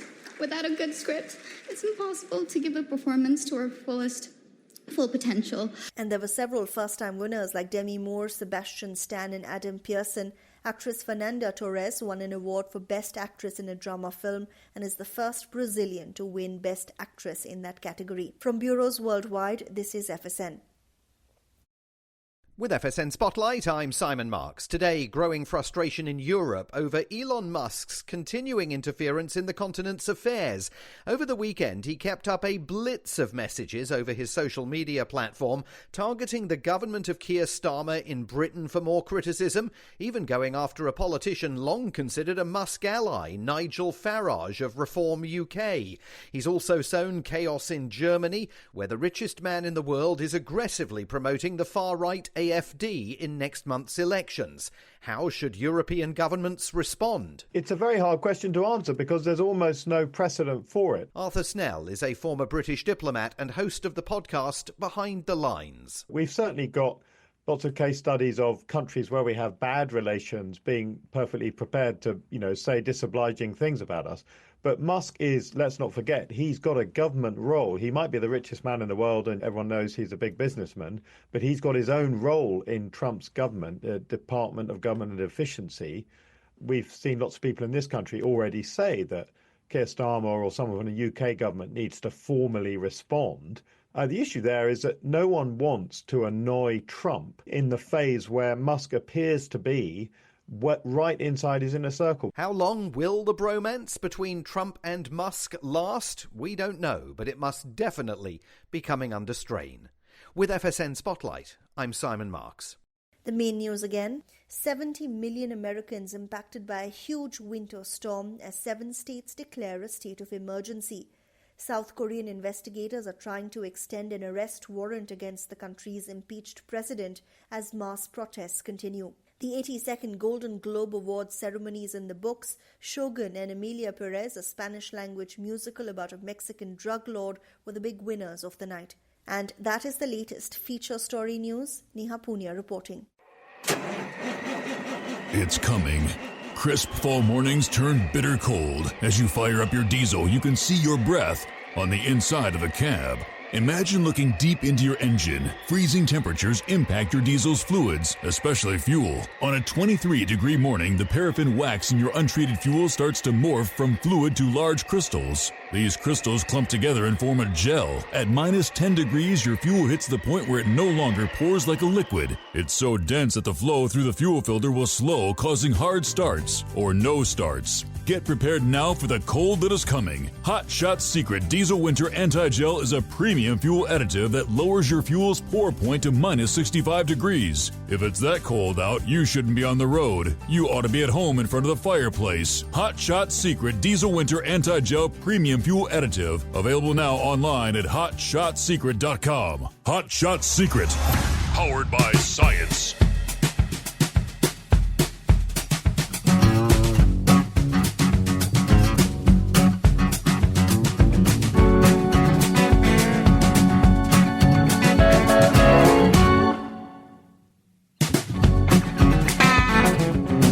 All right, welcome back. Get another hour underway here on a Monday. As we are back live programming, first live program for the new year. Hope you had a great New Year's weekend as we transition into the 6th day of January for 2025. Eagle brought up Judge Merchan. This guy just will not relent. Trump is rightfully outraged, as he posted on Truth Social over the weekend, as Judge Juan Merchan now sets a sentencing date, January 10, later this week, in his New York hush money case. Trump says if the judge's decision is allowed to stand, it would be the end of the presidency as we know it. If it's not overturned or postponed, the sentencing will occur just 10 days before Trump returns to the White House. Trump responded to the date being scheduled by writing. He said, every legal scholar and pundit, including the highly respected and sadly recently passed David Rivkin, as well as Jonathan Turley, Ellie Honig, Andy McCarthy, Alan Dershowitz, Greg Jarrett, Elizabeth Price Foley, Katie and Andy Cherkasky, and many others have unequivocally stated the Manhattan DA's witch hunt is a non-existent case, which is not only barred by the statute of limitations, but on the merits should never have been brought. This illegitimate political attack is nothing but a charade. Acting Justice Merchan, who is a radical partisan, just issued another order that is knowingly unlawful, goes against the Constitution, and if allowed to stand would be the end of the presidency as we know it. He concluded Merchan has little respect for the Constitution, that he's keeping in place an illegal gag order on me, your president and president-elect, just so I cannot expose his and his family's disqualifying and illegal conflicts. I'm the only political opponent in American history not allowed to defend myself. A despicable First Amendment violation. In a subsequent post, Trump wrote, Merchan took the Bragg hoax that, according to all legal scholars, should have been dead on arrival, and through his fraud and misconduct gave it a semblance of life, while the deranged Jack Smith was sent packing to The Hague after losing all of his politically manufactured cases. Merchan, who is far worse and even more corrupt than Smith, in his fight for my hopeless political opponents, just cannot let go of this charade. It is because of his conflicts and relations that he keeps breaking the law. This has to stop. It's time to end the lawfare so we can come together as one nation, make America great again. Anyway, Merchan ordered the sentencing date last Friday after rejecting a motion to dismiss the case based on Trump's upcoming presidency. Merchan signaling in his ruling that he's not inclined to impose a sentence involving prison time, giving concerns about his immunity from criminal prosecution upon taking the oath of office. Instead, he suggested an unconditional discharge appears to be the most viable solution. A spokesperson for Trump, Stephen Chung, said in a statement about the sentencing, President Trump must be allowed to continue the presidential transition process and execute the vital duties of the presidency unobstructed by the remains of this or any remnants of the witch hunts. Trump, the first president in U.S. history ever to be arrested and charged after leaving office. So if it's going to be an unconditional discharge, don't know what that really means. But nonetheless, all right, so Yeah, the guy just won't let it go. Welcome back, Eagle. Yeah, that's what I'll. Yeah, before I get to the situation in New Orleans, I'm gonna go back to what you were just talking about, Steve. That's the reason why you know this is nothing but a witch hunt, and this is a vendetta against Trump. Because like I told you earlier in the day, they were talking about, would Trump would he even be allowed to get into the White House due to the fact we didn't have no Speaker of the House. So he got over that hurdle. He got over that hurdle and won that decision, Steve, with the Republicans. They were able to, get in Johnson. And then you think like I told you, you think everything is okay. You say, okay, we got this made. Now, we on the road to the White House. And then later on that day, that's how you know that this is a vendetta. Later on that day, the very same day that he wins that deal, he gets another slap in the face from this bogus judge saying that he got a court January the 10th. That's how you know that this is a witch hunt, the hurdle, another roadblock in Donald Trump getting in the White House. It's really a damn shame, Steve. Meanwhile, Joe Biden, like I say, he's not even worth talking about.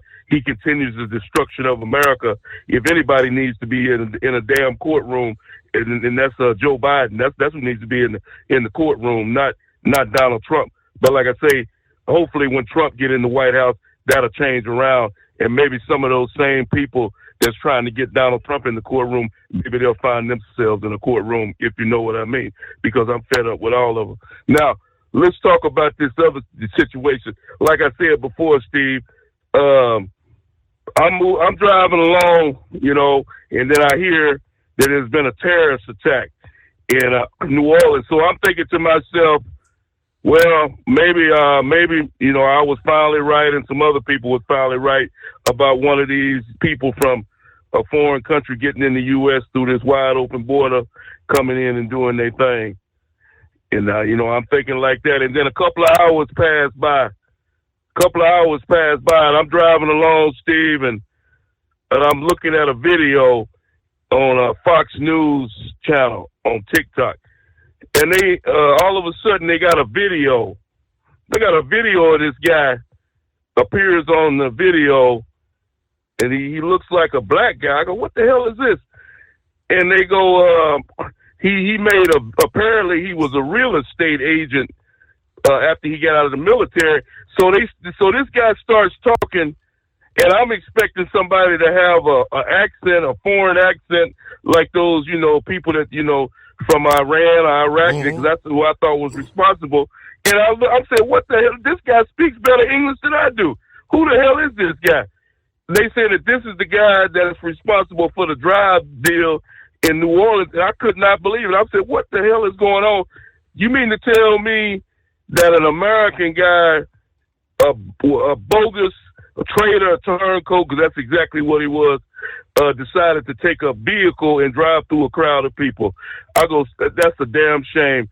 Not only was he a U.S. citizen, he had also represented the United States in the military. A double slap in the face, Steve, that somebody would, and then, got three strikes against him. He even had the nerve to fly the flag of ISIS on the back of his pickup truck. Yep. We got three slaps in the face in one smooth blow. It's really embarrassing, Steve. Really sad that somebody like that would turn his back on his own country to represent people. And here's the sad part about it: the same people that he want to join up with despise him and everything he stands for, and he got the nerve to. ISIS, they could care less about that loser. He got the nerve to want to sign on with these type of individuals and kill his own people. So I could say something else, but I'm not going to say it because we got a radio audience, so I'm going to keep that opinion to myself. But I want to say this, Steve, about this situation, what's going on. Okay, I'm going to put it to you this way. This time it was an American guy responsible for the terrorist attack. The next time it won't be, I can guarantee you that, because, see, they've let too many people in this country that don't belong here.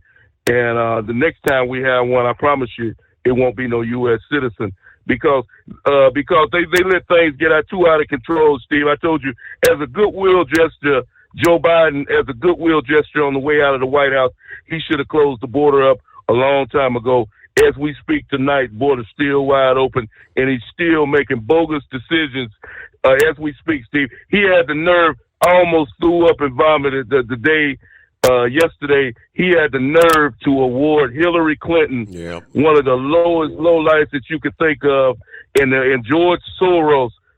Just anybody that don't know about him, go and read about how bad this man is. He had the nerve to award these individuals with medals. George Soros and Hillary Clinton, two of the worst individuals probably on planet Earth.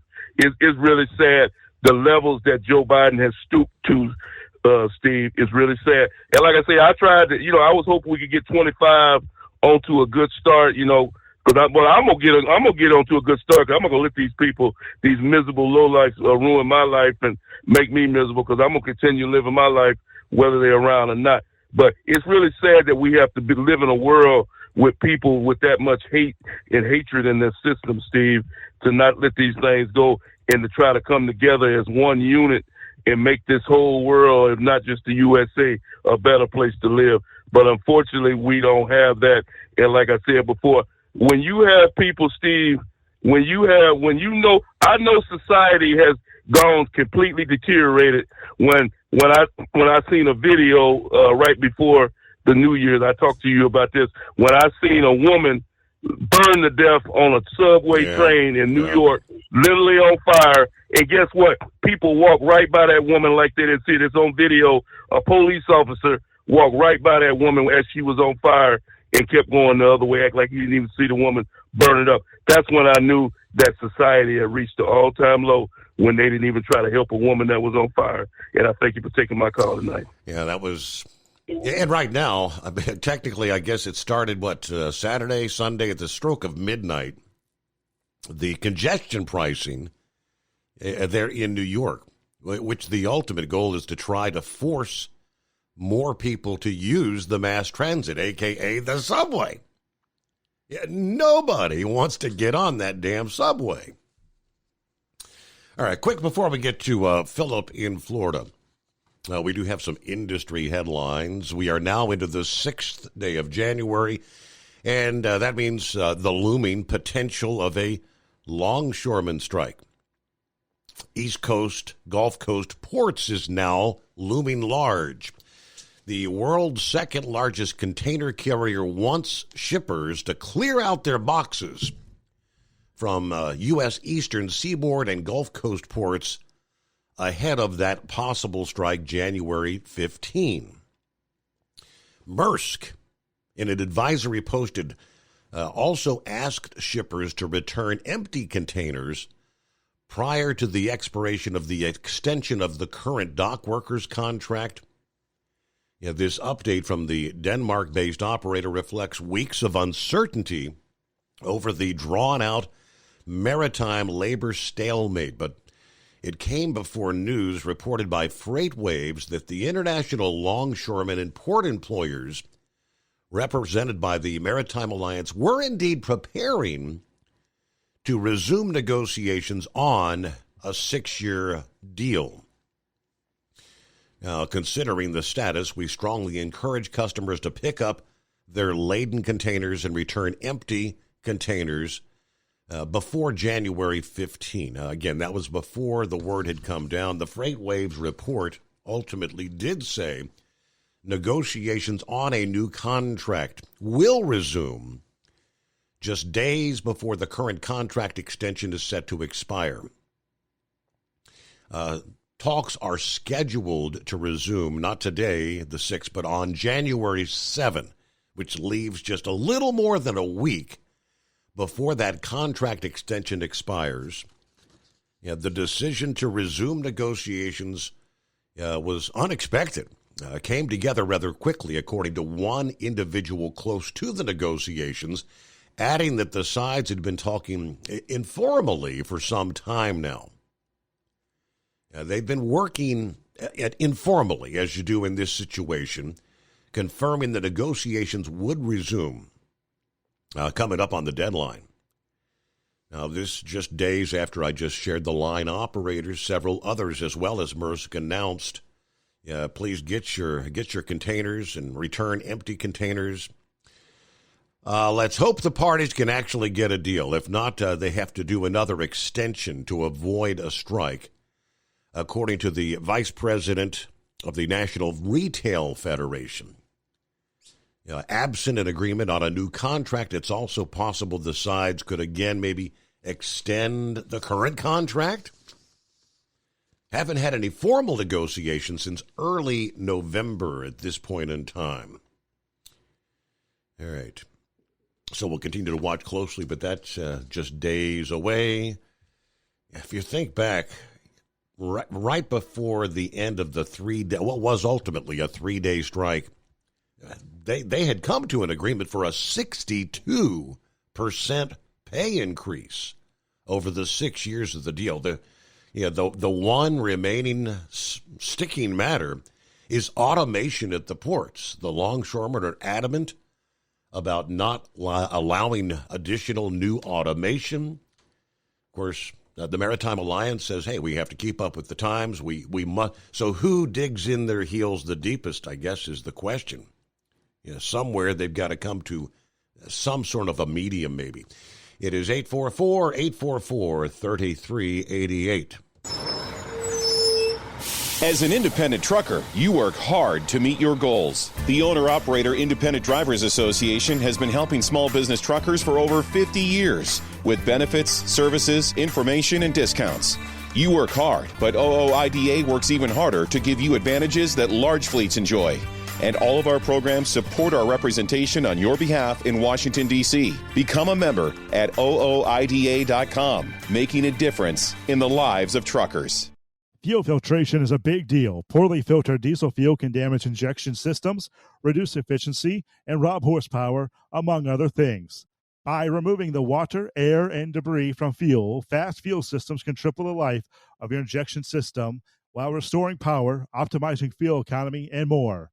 Not sure what your truck needs? Give us a call at 636-433-5410 or learn more at fastride.com. At Hot Shot Secret, we share the science behind common diesel problems and their solutions. For example, diesel fuel cetane levels. in many states, the cetane rating in diesel fuel is 42 to 45. Most diesel engines operate more efficiently with a cetane rating of 48 to 50. One treatment of Hot Shot Secret Diesel Extreme will raise your cetane 7 points, increase fuel economy, and improve cold starts. Due to a cleaner burn, there are less hydrocarbons and particulate matter in your exhaust. This reduces the blockage of your diesel particulate filter. Using Diesel Extreme generates 83% less DPF regeneration. The 6-in-1 Diesel Extreme formula also includes the most concentrated detergent on the market, lubricity enhancer, water demulsifier, rust and corrosion inhibitors, and a fuel stabilizer. Hot Shot Secret Diesel Extreme is available nationwide at truck stops, fine farm and auto stores, and online at hotshotsecret.com. Hot Shot Secret, powered by science. Doc's Diesel is your one-stop online shop for diesel filter maintenance. Genuine quality, third-party tested filters for Cummins, Powerstroke, Duramax, and EcoDiesel trucks. Doc's cuts out the middleman and those pesky markups you often find from OMEs, dealerships, and parts stores. We make ordering easy with filter kits, subscriptions, and even dealer sign-ups if you have a fleet. Purchase your filters at www.docsdiesel.com and receive 10% off when you use code SUMMERS10. Doc's Diesel, your one-stop shop for diesel maintenance. And now, back to the Steve Summers Overnight Drive, live from the Hot Shot Secret Studios.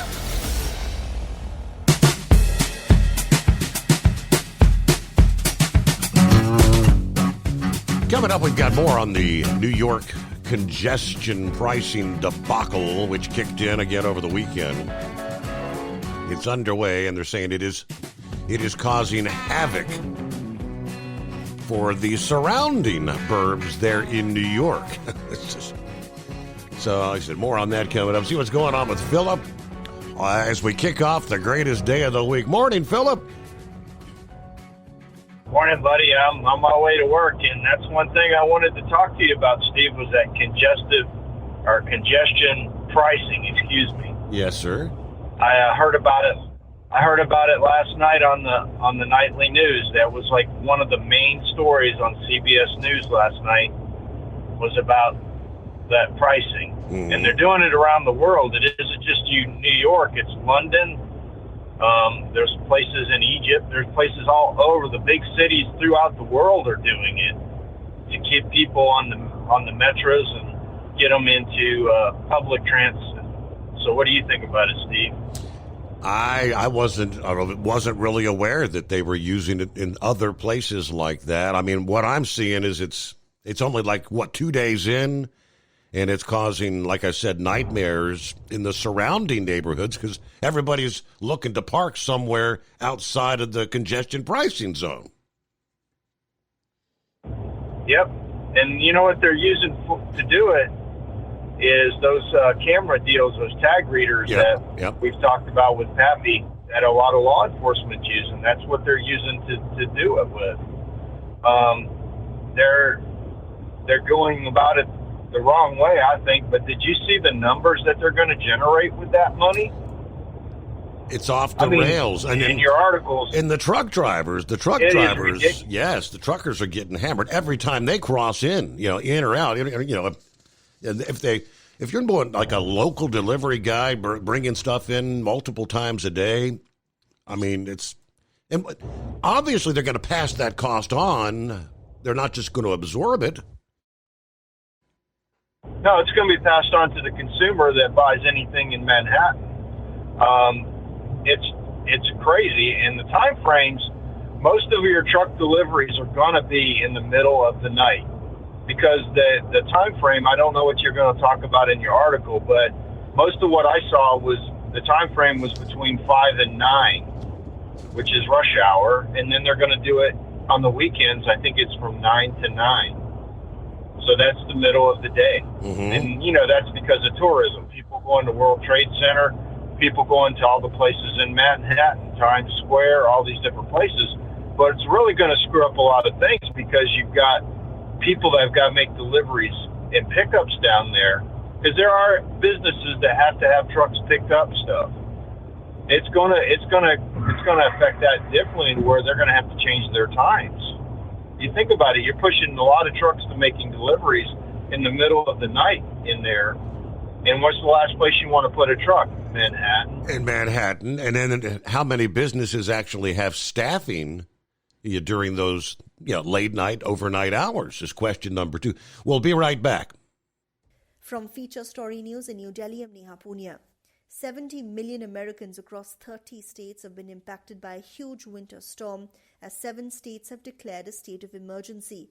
The storm has brought the heaviest snowfall and coldest temperatures seen in over a decade. Kate Fisher has more. Much of Canada and 30 US states from Kansas to the East Coast are affected, according to the National Weather Service. Snowfall of 6 to 12 inches is expected from Ohio to Washington, D.C., and states unaccustomed to severe cold, including Mississippi, Texas and Florida, are expecting freezing conditions.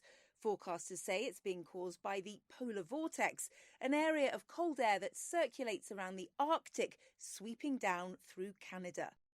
U.S. National Security Advisor Jake Sullivan is in New Delhi meeting with his Indian counterpart to ensure policy continuation ahead of Donald Trump's inauguration. This comes amid expectations from experts that the India-US pact on semiconductors could be threatened by protectionist policies under a Trump administration. Ishan Garg has more. In what will be his last Asia-Pacific trip as the NSA, Jake Sullivan is meeting with his Indian counterpart Ajit Doval. At the top of the agenda, reports say, is putting in institutional frameworks to ensure the India-US Initiative on Critical and Emerging Technologies, or the ICET, continues even after a new administration takes over. At least 6 semiconductor facilities are being set up in India under the ICET as the US looks to rely on India to pivot away from Chinese supply.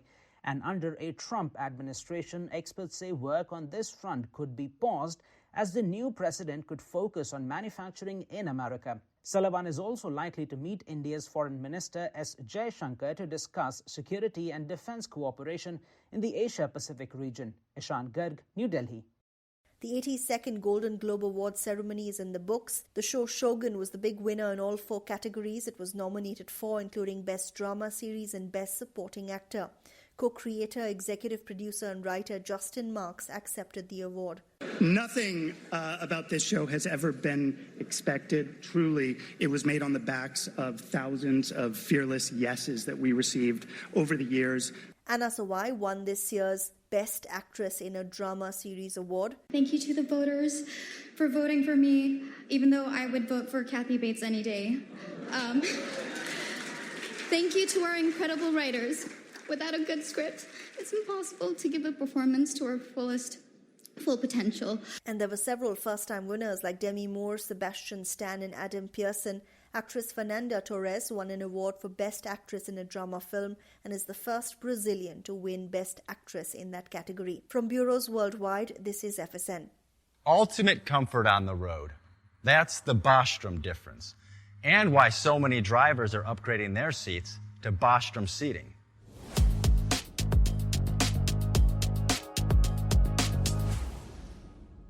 With roots dating back to 1935, we know seating. We've developed a full line of high-quality products with the right seat for your application, all made right here in the USA. From our top-of-the-line Wide Ride Plus Certa for the long-haul driver to our entry-level Baja series for the vocational driver, we provide you with the comfort you deserve at the price point you're looking for. We know you're busy. You don't have time to search every distributor and dealership for the right seat, only to find the one you want won't fit in your truck. That's why we created BostromSeating.com. It's a complete seating solution. You can build the perfect seat with the features and options you desire, and we'll help you be certain it'll fit in your cab. Once you've built the perfect seat and have the part number in hand, you can shop pricing and availability. Our Where to Buy feature allows you to pick up a seat right where you are or anywhere along the road you'll be traveling. When you install a Bostrom seat, you become part of the Bostrom family. A family that includes other drivers who recognize this is more than work. It's a ride, one that requires the next level comfort and support only Bostrom can provide. Go to BostromSeating.com to design your ride with ultimate comfort for the open road. Hands on the wheel, hands off invoicing. At Transcap, we're built for high speed and service, just like you. Our fast freight factoring helps you make more money, not chase it down, because we handle all the invoicing BS and back office work. Apply for fast funding at transcap.com/getcash. It takes just 60 seconds. Or call 888-250-TCAP. That's 888-250-TCAP. And mention Steve Summers Overnight Drive.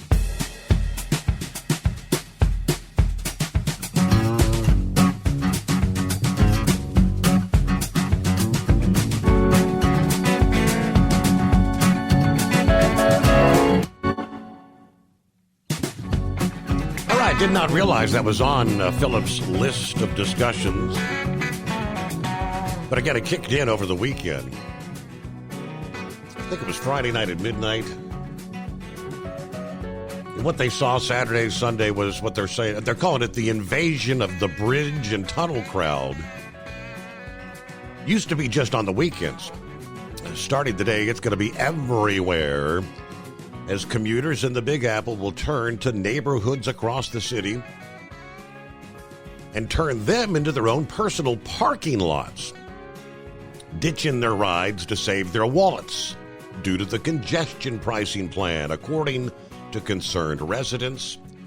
They said this is going to upend neighborhoods close to the 60th Street tolling zone. Yeah, they're anticipating nightmarish gridlock as a surge of drivers begins scouring for free parking spots. Neighborhoods closest to the tolling zone. Yeah, parking is already, they say, very much an issue. Yeah, we have 9 hospitals in our district. Many of them are north of 60th Street, according to one Upper East Sider and a member of New Yorkers Against Congestion Pricing. Hospital workers and visitors already eat up the majority of the parking. We're also very concerned that the toll is going to cause a huge amount of traffic and more cars trying to park north of the 59th Street Bridge. a problem where parking spaces are already, they say, a precious commodity. East Harlem is already plagued by congestion from out-of-town traffic taking up parking spots before heading south in the borough because it's faster than using the FDR Drive. According to the chairman of the Manhattan County Board, number 11, he predicted the parking prices will just escalate now with the congestion pricing. Other boroughs are also panicking. Communities like Long Island City and Queens, South Bronx and Ritzy Carroll Gardens, Cobble Hill, Park Slope in Brooklyn, all fearing their quality of life will now be uprooted, not only by their own drivers, but also those schlepping to the Big Apple from New Jersey, upstate New York, Long Island, Staten Island. Let me see. My constituents, according to council member, Minority Leader Joe Borelli of Staten Island, he said, my constituents who still have no real public transit connection to Manhattan are looking forward to treating the posh, transit-rich, gentrified brownstone Brooklyn as their new park and ride. All right, he said other critics of the plan claim it's going to bring more air and noise pollution to the other boroughs, including parts of the Bronx and Staten Island, as drivers look to avoid the tolls. A professor specializing in urban transportation at USC's Private School of Public Policy expects motorists will spend the next few months kind of experimenting with new routes to decide whether they're actually better off just paying the toll, relying on mass transit, or chasing the free parking. Can you imagine doing a drive to subway commute every day? Some days the parking spots might be there, other days they might not be there. Ultimately, many who want to spend as little time as possible on the crime-ridden subway system, so expect them to relentlessly drive around the outer boroughs looking for those prized parking spots. All right, my friends on the far left really don't care about the outer boroughs. They're creating less congestion in Manhattan with the tolls and more congestion for everybody else. Catherine Freed is a retired Supreme Court justice and former Lower East Side councilwoman. People are going to do whatever they can trying to avoid the toll. I guess they're really going to get a full view of what it's going to cause later this morning when the sun comes up. All right, welcome back, Philip. And you wonder why they're all moving to Florida, Steve. All right. There you go.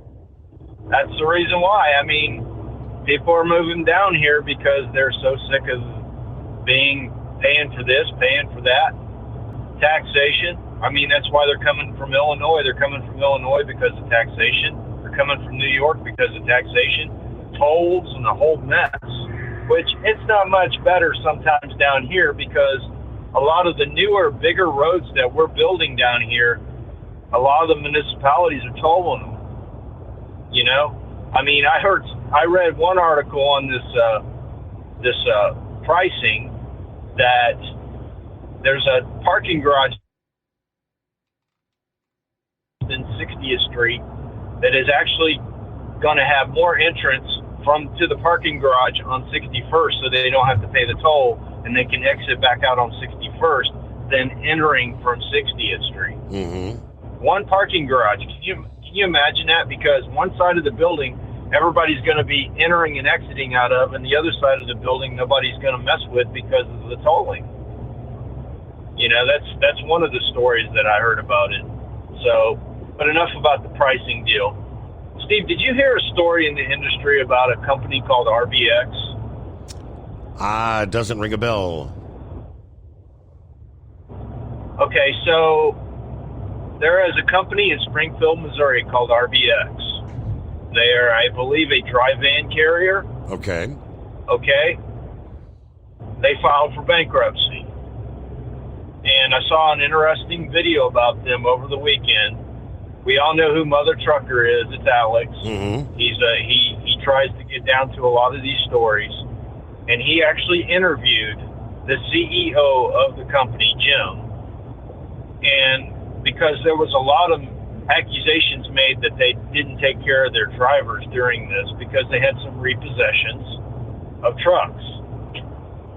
Now, come to find out, what Jim was saying that caused them to go into bankruptcy is because they were a medium carrier. They had like 265 trucks, and they had bought a bunch of new trucks over the years, and these new trucks have costing them millions of dollars to maintain. Well, you got a truck that's sitting on the sideline waiting for parts or whatever, and you still got to make that note on that truck no matter if it's driving or not. It's working, so they got behind. And I don't think a lot of people bring out a lot of that kind of stuff in these stories when they hear about these companies going, for bankruptcy. I mean, he laid it out on the line. They're reorganizing. They are paying their drivers every day. They have not missed any of their drivers' paychecks. The problem is they had a core bunch of trucks that they got that were Kenworths that had a lot of problems, and they're trying to maintain them and also make the note on them, and it's hard to do in between. And I can kind of see where the gentleman's coming from. What's your feelings about it, Steve? I get what you're saying, and there's always more to the story, I guess you'd say. You can't just take the one side. So sounds like he was trying to get both sides of the spectrum. Yes. I mean, this guy, and thanks for Alex to bring this story out. It's not so much about the story about RBX. It's a story about, in journalism, there's a lot of these articles that come out about these companies that they don't do their fact checking. They don't get with where the story's coming from. Alex actually got with the CEO, Jim, and he brought him right in. He said, no problem. I want you to come in my operation to show you how I am about my operation. Mm-hmm. I want you to talk to my drivers candidly. I don't have to be in there. They can say whatever they want. They're not going to be fired because of what they say or anything like that. And he did. He interviewed drivers and the whole bit. And I think that needs to be brought out in a lot of these articles when it comes out about these companies. Because there are some companies out there are trying to do right by their drivers. Unlike some of the big companies that we've seen in the last few years that have totally left everybody out to deal.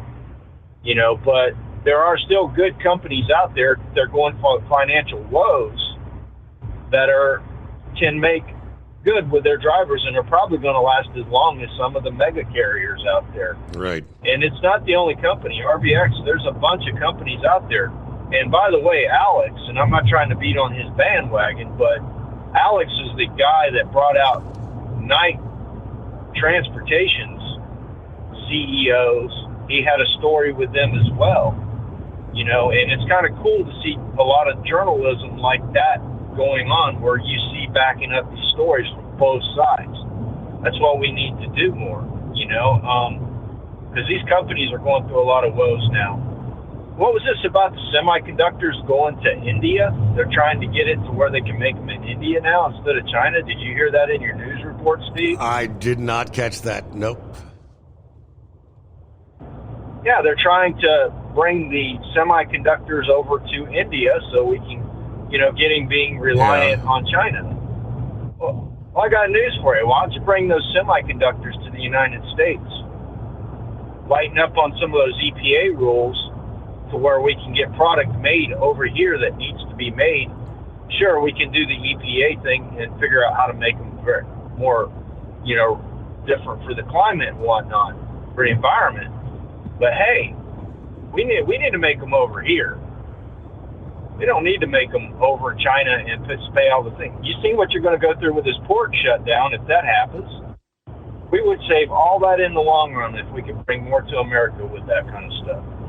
Well, that's all I got today, buddy. I appreciate you having me, Steve, and y'all have a good day. All right, and on that last topic, 100% Trump is all for that.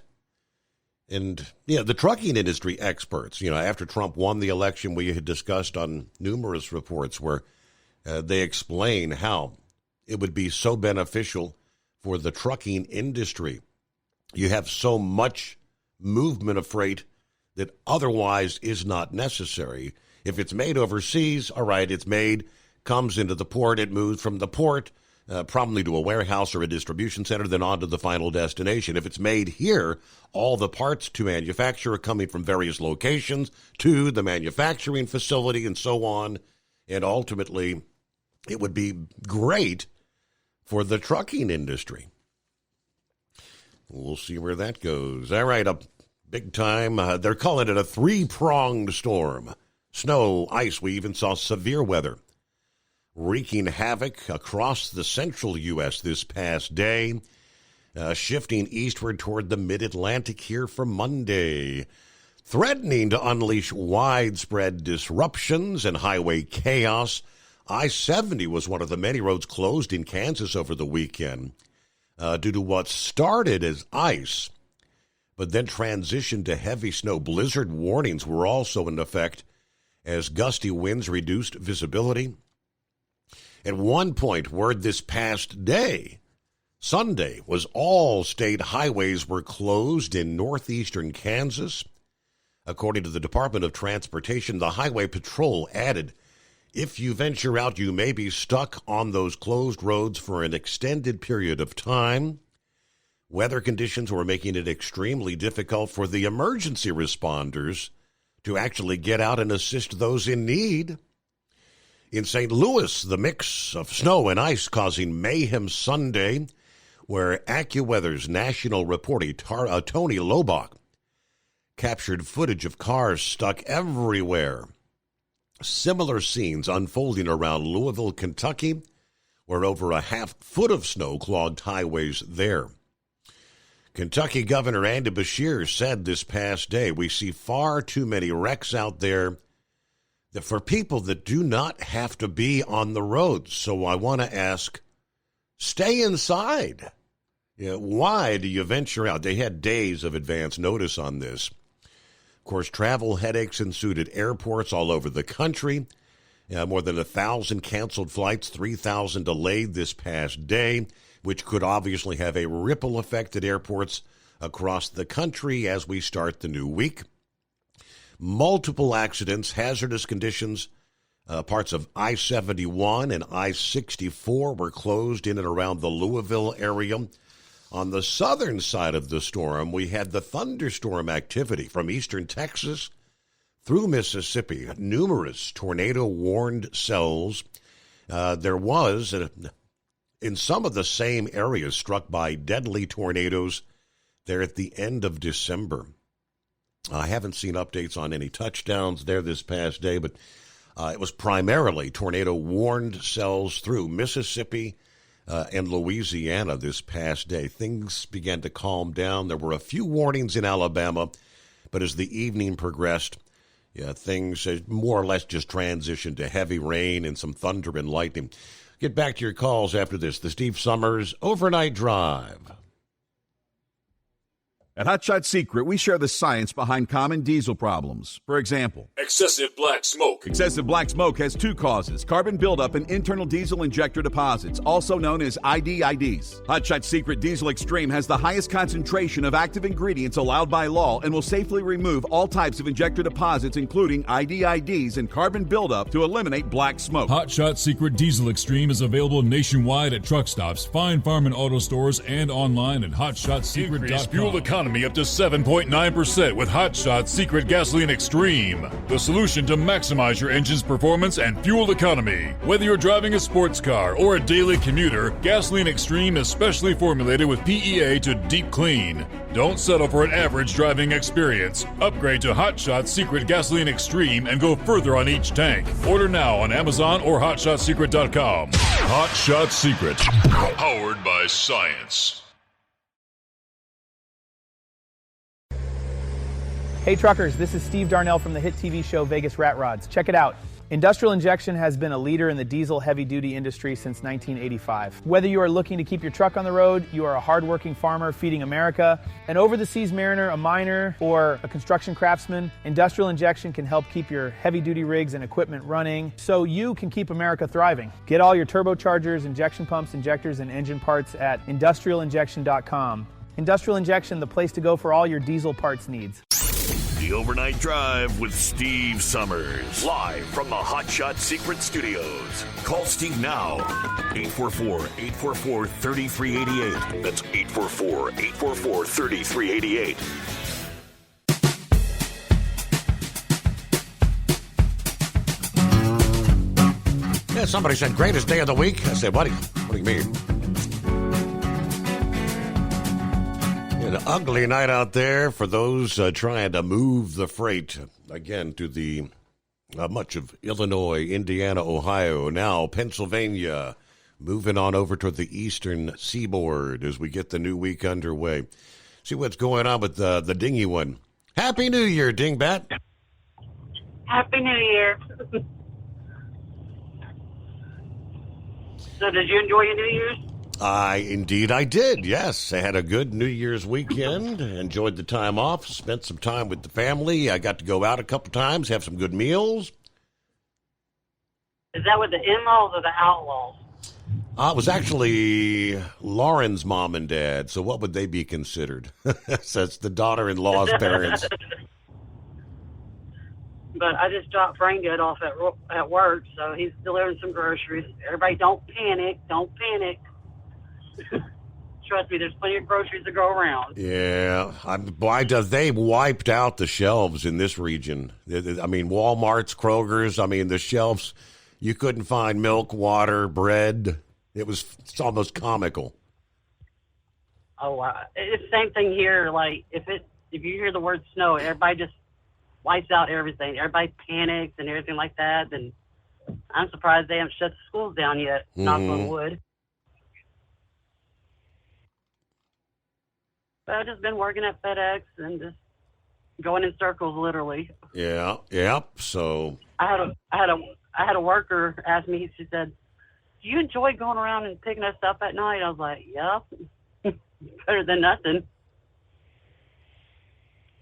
Well, it's good to like your job. Oh, I love it.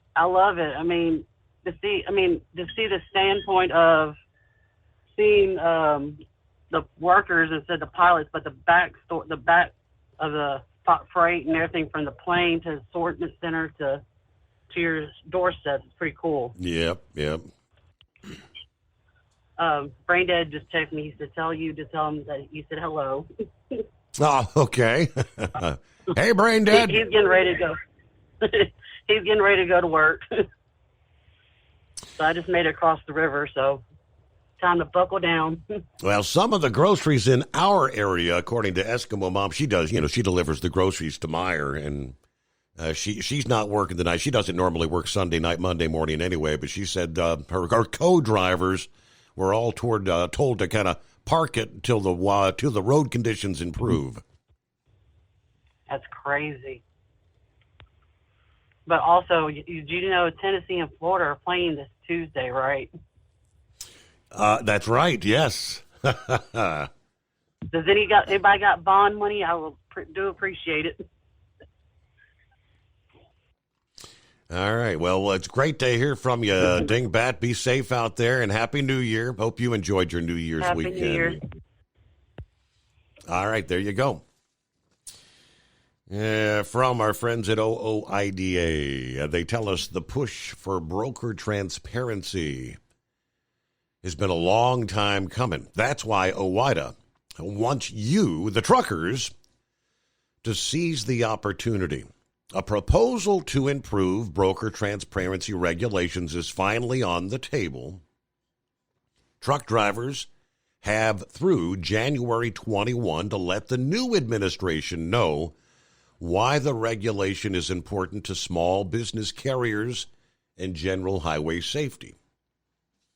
To generate as many comments as possible from drivers, OOIDA announced they are planning they're calling it a fireside chat, an online meeting at 7:30 p.m. Central Time this Wednesday, January the 8th. You can actually register online through the website there. In addition, the association created a place on their website that allows truckers to actually file comments to the FMCSA. We want to encourage truckers to engage on the issue, to communicate and share their thoughts with the FMCSA. Todd Spencer spoke to Landline Now via the fightingfortruckers.com website. We make it really, really easy to access all the relevant information and communicate directly with the FMCSA. Federal Regulation 371.3 already requires brokers to maintain transaction records. However, brokers have often been able to evade that regulation either through lack of enforcement or by requiring carriers to sign a waiver. So OOIDA petitioned the FMCSA back in 2020 to stop that loophole and strengthen the existing regulations.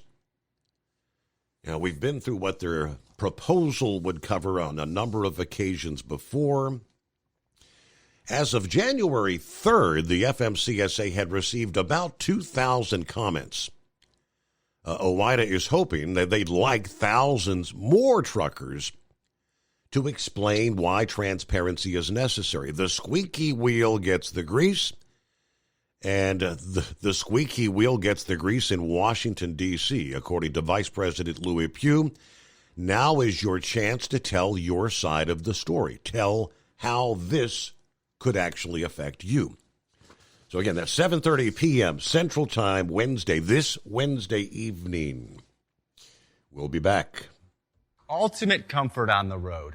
That's the Bostrom difference, and why so many drivers are upgrading their seats to Bostrom seating.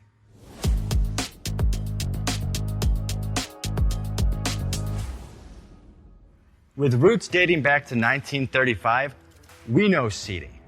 We've developed a full line of high-quality products with the right seat for your application, all made right here in the USA. From our top-of-the-line Wide Ride Plus Certa for the long-haul driver to our entry-level Baja series for the vocational driver, we provide you with the comfort you deserve at the price point you're looking for.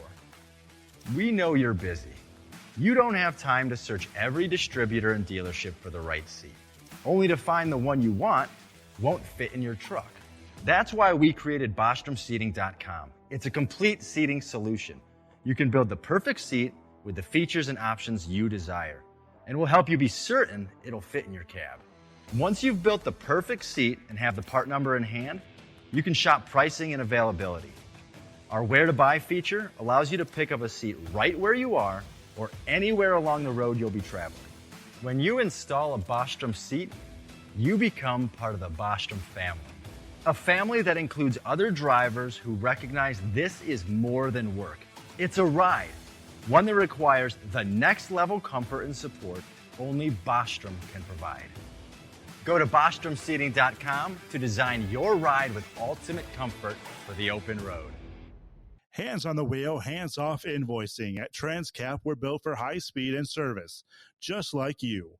Our fast freight factoring helps you make more money, not chase it down, because we handle all the invoicing BS and back office work. Apply for fast funding at transcap.com/getcash. It takes just 60 seconds. Or call 888-250-TCAP. That's 888-250-TCAP. And mention Steve Summers' Overnight Drive. From Feature Story News in Washington, I'm Kate Fisher. More than 70 million Americans are under winter weather alerts as a huge winter storm is forecast to bring the heaviest snowfall and coldest temperatures in over a decade. Much of Canada and 30 U.S. states from Kansas to the East Coast are affected, according to the National Weather Service. Snowfall of 6 to 12 inches is expected from Ohio to Washington, D.C. States unaccustomed to severe cold, including Mississippi, Texas and Florida, are expecting freezing conditions. Forecasters say it's being caused by the polar vortex, an area of cold air that circulates around the Arctic, sweeping down through Canada. The man who drove a pickup truck into a crowd in New Orleans on New Year's Day had visited the city twice in the months before the attack, according to the FBI.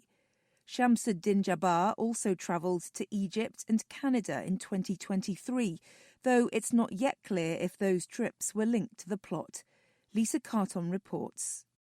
Investigators said while U.S. Army veteran Shamsuddin Jabbar likely acted alone, they're still trying to determine if he met with anyone while he was abroad and if the trips were connected to the attack. Jabbar also reportedly traveled to New Orleans twice before the attack and took video along Bourbon Street. In the hours before, authorities also say he placed multiple improvised explosives around the city and set a fire inside the home he was renting nearby. The attack killed 14 people, and Jabbar died in a shootout with police after he opened fire on them and the crowd. I'm Lisa Carton. Monday marks 4 years since the January 6th riots in Washington, D.C., when supporters of then-election-losing President Donald Trump stormed the Capitol trying to stop a transfer of power being formalized in Congress. The events led to the deaths of 5 people, including a police officer. And at the movies, Mufasa the Lion King has taken the lead at the box office in the first weekend of the new year. Scott Carr has the details. The prequel to Disney's Lion King earned over $7 million just on Friday and is now among the top 15 earners of all the domestic releases of 2024. The circle is broken. There will be one Lion King. As Sonic the Hedgehog 3 slows down to second place but has surpassed $170 million in North America. A 4th installment of the Sonic franchise is already underway at Paramount, as Wicked continues to draw crowds, now with a shot at reaching the $450 million mark domestically. I'm Scott Carr. From bureaus worldwide, this is FSN. With FSN Spotlight, I'm Simon Marks. Today, growing frustration in Europe over Elon Musk's continuing interference in the continent's affairs. Over the weekend, he kept up a blitz of messages over his social media platform, targeting the government of Keir Starmer in Britain for more criticism, even going after a politician long considered a Musk ally, Nigel Farage of Reform UK. He's also sown chaos in Germany, where the richest man in the world is aggressively promoting the far-right AfD in next month's elections. How should European governments respond? It's a very hard question to answer because there's almost no precedent for it. Arthur Snell is a former British diplomat and host of the podcast Behind the Lines. We've certainly got lots of case studies of countries where we have bad relations being perfectly prepared to, say disobliging things about us. But Musk is, let's not forget, he's got a government role. He might be the richest man in the world and everyone knows he's a big businessman, but he's got his own role in Trump's government, the Department of Government and Efficiency. We've seen lots of people in this country already say that Keir Starmer or someone in the UK government needs to formally respond. The issue there is that no one wants to annoy Trump in the phase where Musk appears to be right inside his inner circle. How long will the bromance between Trump and Musk last? We don't know, but it must definitely be coming under strain. With FSN Spotlight, I'm Simon Marks. Our main news again. More than 70 million Americans are under winter weather alerts as a huge winter storm is forecast to bring the heaviest snowfall and coldest temperatures in over a decade. The man who drove a pickup truck into a crowd in New Orleans on New Year's Day had visited the city twice in the months before the attack, according to the FBI. And Monday marks 4 years since the January 6th riots in Washington, D.C. And that's the latest feature story news. Kate Fisher reporting. It's coming. Crisp fall mornings turn bitter cold. You climb into your diesel and it feels like you're sitting on an ice cube. Imagine how your engine feels after a frosty night. Freezing temperatures impact your diesel's fluids, especially fuel. As the temperatures drop, water that is emulsified within your fuel is released, adding more water into your system. Frozen water in your fuel lines, filter, or bowl will simply slow the flow, or worse, stop the flow of fuel in your system. No fuel flow, no start. Get prepared now for the cold that is coming. Hot Shot Secret Diesel Winter Anti-Gel is a premium fuel additive that lowers your fuel's pour point to minus 65 degrees. If it's that cold out, you shouldn't be on the road. You ought to be at home in front of the fireplace. Hot Shot Secret Diesel Winter Anti-Gel Premium Fuel Additive. Available now online at hotshotsecret.com. Hot Shot Secret. Powered by science.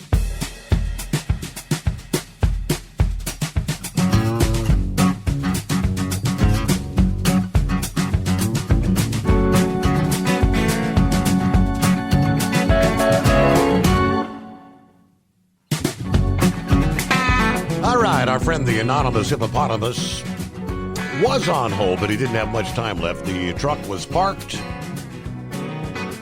was headed to the home 20, only had a few miles to go, and I guess obviously, hopefully has reached his destination. And again, probably not going to be working tonight, Monday night into Tuesday morning, because things are going to be getting ugly as the day progresses there along the eastern seaboard, D.C., Baltimore. It's kind of just like the beginning. As the snow began, I'd say it's about 10 o'clock in our area. First few flakes begin to come down, 10 a.m. Eastern time, Sunday morning.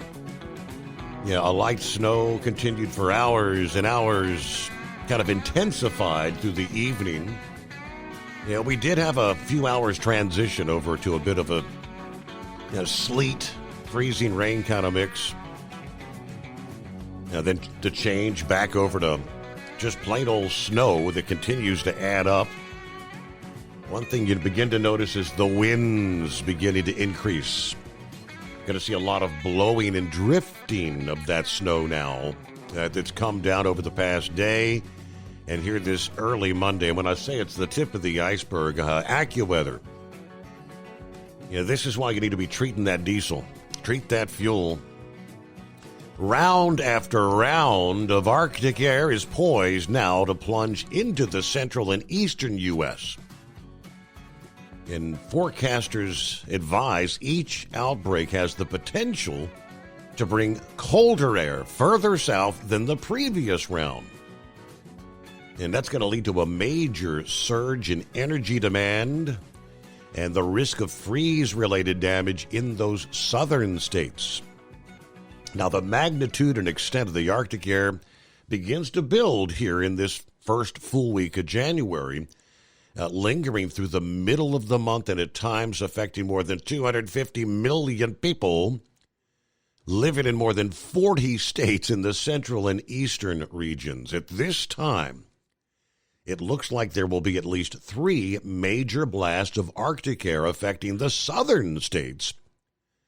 Now, the first outbreak was over the weekend, lingering into January 4. Round number 2 kicks in Tuesday, Wednesday, January 7 and 8. Third round, January 11th and 12th. Additional rounds may follow, but may be directed more toward the Midwest and Northeast. Each wave brings a reinforcing shot of cool air, keeping your temperatures well below the norm for the first month of the new year. Now, even though each layer of cold coming in may be short of the most extreme conditions in the past 10 or 15 years, the number of days we're going to see below average is going to add up in dozens of states. It's not necessarily record-setting cold, if you know what I mean. It's just the longevity of these cold waves combined with the snow on the ground that's going to lead to a prolonged surge in heating demand. As a result, this could end up making a splash on the record books, making it the coldest January in over a decade, maybe. It could be the coldest January since 2011 for the U.S. as a whole. Another factor is just how far to the south and the east the extreme cold is going to be penetrating, in that multiple storms are forecast to produce extensive swaths of snow and ice from the Great Plains to the Midwest, and even well into the southern states. Snow cover minimizes the warming effects of the ground and acts like a tundra-like surface for the cold air to expand on. So for folks in the south, exposed or poorly insulated homes and buildings will be at risk of frozen, bursting pipes, major water damage a possibility. The persistence and magnitude could be enough to cause heat pump systems to struggle to keep up.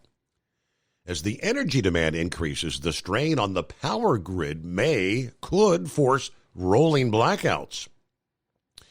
Due to the magnitude and duration, cold-sensitive crops, even in the Gulf Coast states, would be at risk for damage.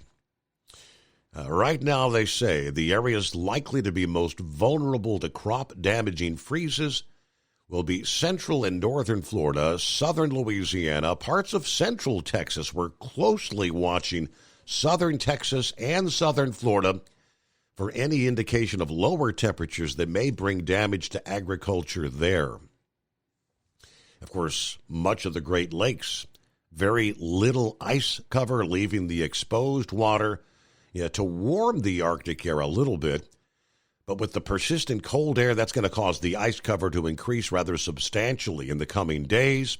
As the ice coverage increases, the warming effects of those lakes will be reduced. That opens up the Northeast to more exposure to extreme cold. A lot going on, Old Man Winter. Welcome to 2025. Brain Dead checks in here on a Monday. First of all, Happy New Year, Brain Dead. And happy quiet. Same to you, Steve. Merry New Beer. Oh, I heard you had a good one there out by 8 o'clock, like an old fart. But I woke up at 10:30 and got up to ring in the New Year. Right. You had to go back for that second round of Skull Busters, right? That's right. Round number 1, take a nap. Round number 2. Yeah. But you know what? You don't want to overwork yourself. You got to pace it. You could come in and work 2 days a week and take 3 days off. I mean, that's a pretty good contract schedule. I'd love to have that. Yeah. There's snowing here. I'm sitting here at the warehouse waiting to leave out. So we had a good little snow shower come through. Oh, but yeah, I'm just glad 2025 is here. I'm eager and anxious to see what's going to happen. But I heard Plowboy, and I don't know what happened to my check-in, but Steve, we got 36 days to spring training. 36 days till pitchers and catchers report. Okay. 46 days until actual spring training does start. And I can't remember exactly how many days to opening day, but it can't come quick enough because they're talking about this stuff coming through on Friday too. I'm seeing that the next storm may be more of a southern storm. They're talking like from Texas to maybe the Carolinas. I don't know if we're going to be, maybe we might be a bit too far north to get any significant snow. But yeah, they're already watching. Yeah, you may get more with the later this week than you're seeing now. We don't need any more of that. We've got plenty of job security here as it is. I mean, it was bad enough pandemonium. I went to Murray, Kentucky. I can't remember if it was Wednesday or Thursday. I can't remember. But it was like impossible to get in the store. Even just trying to get in the driveway to head to the docks. I'm like, look, I'm driving this Kroger truck. Says Kroger all over it. I'm pulling into a Kroger store to make a delivery to Kroger. Yeah. What the hell do you think I am, lost trying to hit the Walmart? I mean, it's a no-brainer. And the amount of courtesy and respect. I mean, if you're running out of food, the last thing you want to do is hold the truck up. So why in the world are you trying to block the driveway and keep the driver from trying to get into the store? Wow. Because I mean, they don't make these things. They don't make these things for 53 footers. Mm-hmm. So. Oh, other than that, Steve, yeah, I heard poor Dingbat there. I hate to say it, but the Gators will get stomped like we did to the Hogs this past Saturday, and I'm kind of eager for that game. But no, Steve, we got a little bit of NASCAR news that happened while you were sleeping. I mean, while you were on vacation. It was announced on the second or third that the that the charter purchase between Stewart Haas and Front Row was finalized. Now, they also announced that day, too, that Zane Smith will drive the third car for Front Row, where he actually had won a truck championship a few years back. Now, Front Row also announced that Noah Gregstone will drive the number 4 car, and if you know that number 4, that's also the same one that Kevin Harvick ran. Now, also on the 4 car, there's been a leaked paint scheme out of Rush Truck Center. So, needless to say, who's going to be the actual sponsor? Because, Steve, when we're talking about sponsors, you know how hard it is. There is a rumor floating around that Money Lion, this online loan shark, what do you call them? Right. Payday lenders? Yes. Yeah, I think I had it right the first time. Is leaving NASCAR altogether because they left Penske and went to 2311 back in 2022. So obviously either they're not getting their bang for the buck, or they're fleecing of people, or not quite heading around. But they also NASCAR did also say that the charter agreement, the new charter agreement, they said that you could only have 3 charters. However, Hendrick and Gibbs are grandfathered in. So RFK is tapped out. 2311 is tapped out. All these teams are tapped out. They cannot have no more charters. And there's been some people pushing that, okay, well, if it's 3 charters max, why does Hendrick and Gibbs get grandfathered in? They need to give them up to other teams. You've got a valid point. However, there's not many people kicking down their front door trying to come into the world of NASCAR. I mean, it's actually shrinking. But now, Steve, I know you're going to watch the Daytona 500, and I have the driver for you, buddy. I have the perfect driver for you. All right, I'm ready. You remember Mike Wallace? I do. He is 65 years old, and he is going to attempt to run the Daytona 500. Now, would you like to know who his sponsor is? And I'm not kidding about this. Okay. His sponsor is AARP. So, Steve, he's going to be your favorite driver, isn't he? You got it. Have a good one. All right. Yeah, 65. It kind of, what was that driver's name that he listened to us? His hauler would call in from time to time.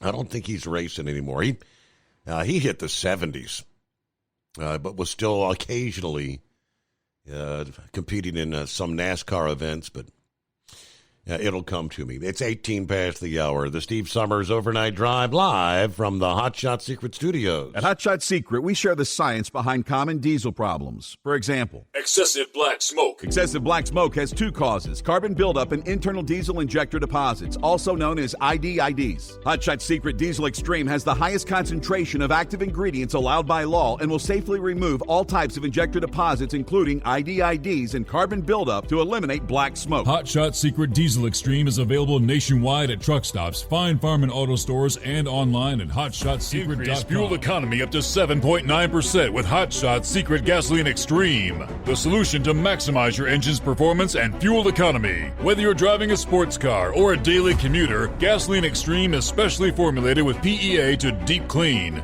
Don't settle for an average driving experience. Upgrade to Hot Shot Secret Gasoline Extreme and go further on each tank. Order now on Amazon or hotshotsecret.com. Hot Shot Secret, powered by science. Hey, Kenworth owners, is your AC and heating performing poorly with little airflow in the cab? Soaring Eagle HD Truck Parts is here to solve your worries. Offering aftermarket replacement HVAC boxes and stainless steel with high output blowers receiving 50 to 100% better airflow, guaranteed. Not only that, but they also manufacture many other aluminum and stainless steel storage accessories. Check out their website at www.soaringeaglehd.com or call toll-free 1-833-455-2473. Serving you yesterday, today, and for the future. Keep your gas-powered engines running like new? Stable's proprietary formulas are proven by third-party testing to outperform the competition in keeping fuel fresh, preventing corrosion, and cleaning the entire fuel system. With Stable, you can have confidence you are doing the right thing for your engine's long-term health. Just pour into your gas can or fuel tank, then top off with fresh fuel. At every fill-up or when you store, start with Stable. Available where fuel additives are sold.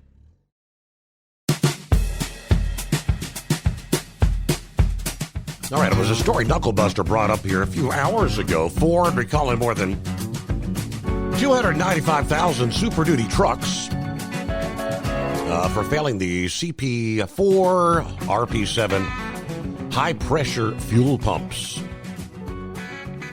For the past 3 years, the engineering teams have been investigating fuel pump failures on 6.7-liter Power Stroke turbo diesel engines.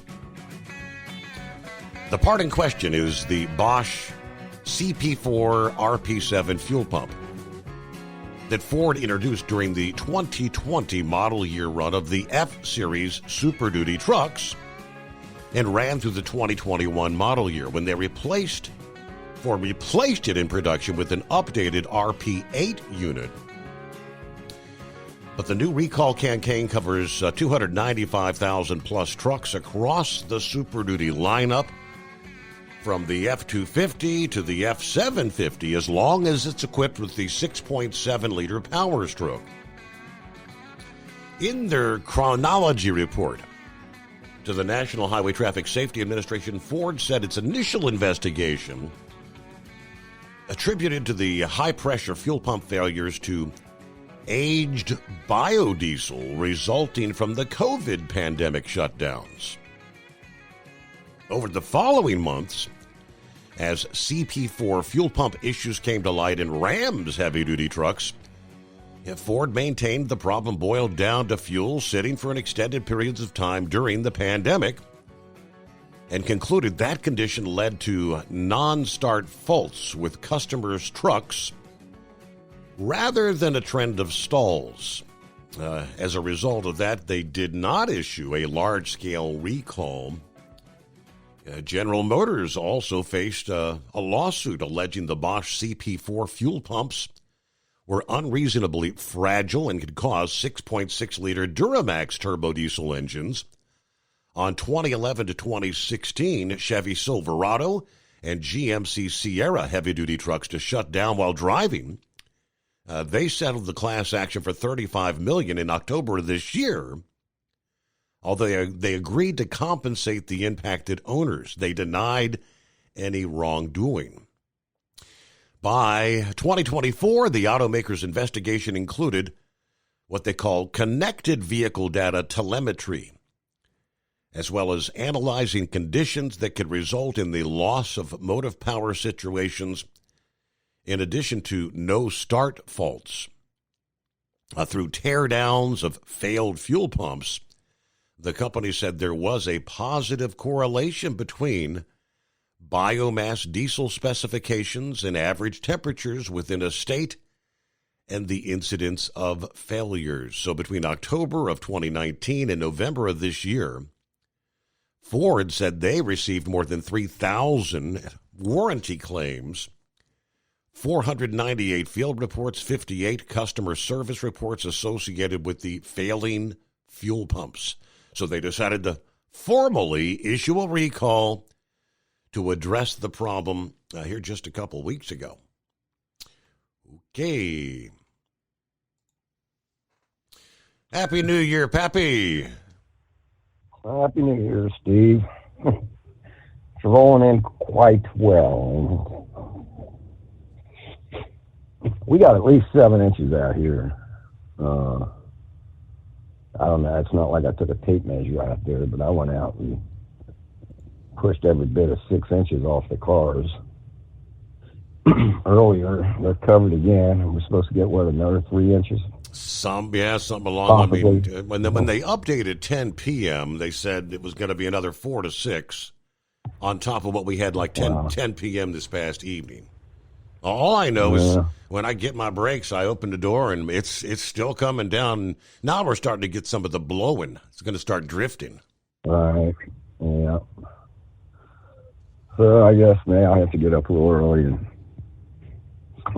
cruiser off again. I'll take a tape measure right there on the sidewalk. I didn't shovel the sidewalk, but put a tape measure to it and see what we got. Mm-hmm. I'm going to guess it's going to be close to 10 inches, which is yep. pretty good. Pretty good snowfall we got here. Well, Steve, I guess we'll see what happens today, right? January the 6th. Verifying the election results. See what Congress does here.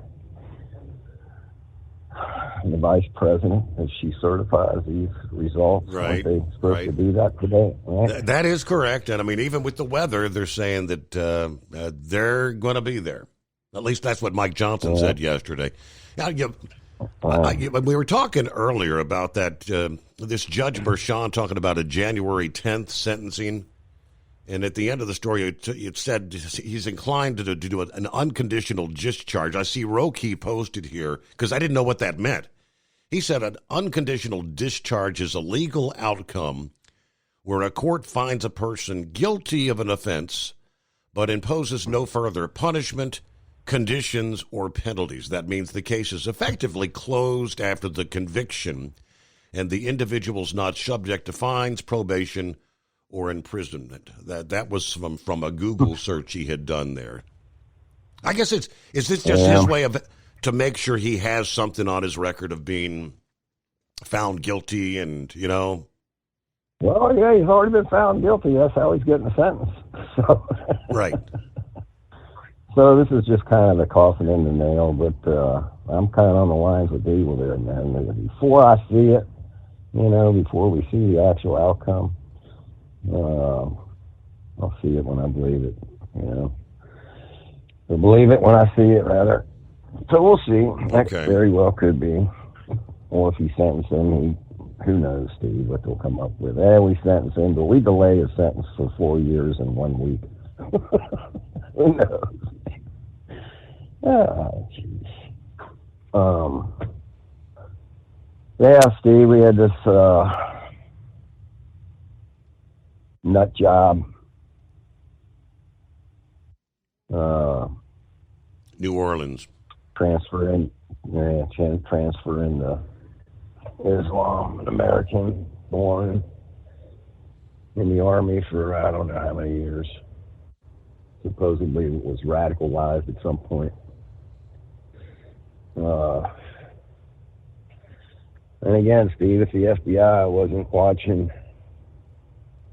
mommies at school board meetings, maybe they might have caught this guy. Steve, what really find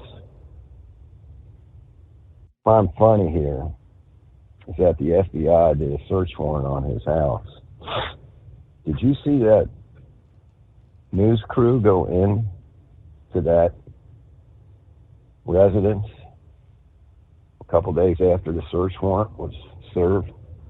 And then the FBI went back, right? Hold that thought. We'll pick up there. From Feature Story News in New Delhi, I'm Neha Punia. 70 million Americans across 30 states have been impacted by a huge winter storm, as 7 states have declared a state of emergency. The storm has brought the heaviest snowfall and coldest temperatures seen in over a decade. Kate Fisher has more. Much of Canada and 30 US states from Kansas to the East Coast are affected, according to the National Weather Service. Snowfall of 6 to 12 inches is expected from Ohio to Washington, D.C., and states unaccustomed to severe cold, including Mississippi, Texas and Florida, are expecting freezing conditions. Forecasters say it's being caused by the polar vortex, an area of cold air that circulates around the Arctic, sweeping down through Canada. U.S. National Security Advisor Jake Sullivan is in New Delhi meeting with his Indian counterpart to ensure policy continuation ahead of Donald Trump's inauguration. This comes amid expectations from experts that the India-US pact on semiconductors could be threatened by protectionist policies under a Trump administration. Ishan Garg has more. In what will be his last Asia-Pacific trip as the NSA, Jake Sullivan is meeting with his Indian counterpart Ajit Doval. At the top of the agenda, reports say, is putting in institutional frameworks to ensure the India-US Initiative on Critical and Emerging Technologies, or the ICET, continues even after a new administration takes over. At least 6 semiconductor facilities are being set up in India under the ICET as the US looks to rely on India to pivot away from Chinese supply. And under a Trump administration, experts say work on this front could be paused as the new president could focus on manufacturing in America. Sullivan is also likely to meet India's Foreign Minister S. Jaishankar to discuss security and defense cooperation in the Asia-Pacific region. Ishan Garg, New Delhi. The 82nd Golden Globe Award ceremony is in the books. The show Shogun was the big winner in all 4 categories it was nominated for, including Best Drama Series and Best Supporting Actor. Co-creator, executive producer and writer Justin Marks accepted the award. Nothing about this show has ever been expected. Truly, it was made on the backs of thousands of fearless yeses that we received over the years. Anna Sawai won this year's Best Actress in a Drama Series award. Thank you to the voters for voting for me, even though I would vote for Kathy Bates any day. Thank you to our incredible writers. Without a good script, it's impossible to give a performance to our full potential. And there were several first-time winners like Demi Moore, Sebastian Stan and Adam Pearson. Actress Fernanda Torres won an award for Best Actress in a Drama Film and is the first Brazilian to win Best Actress in that category. From bureaus worldwide, this is FSN. Ultimate comfort on the road. That's the Bostrom difference. And why so many drivers are upgrading their seats to Bostrom seating.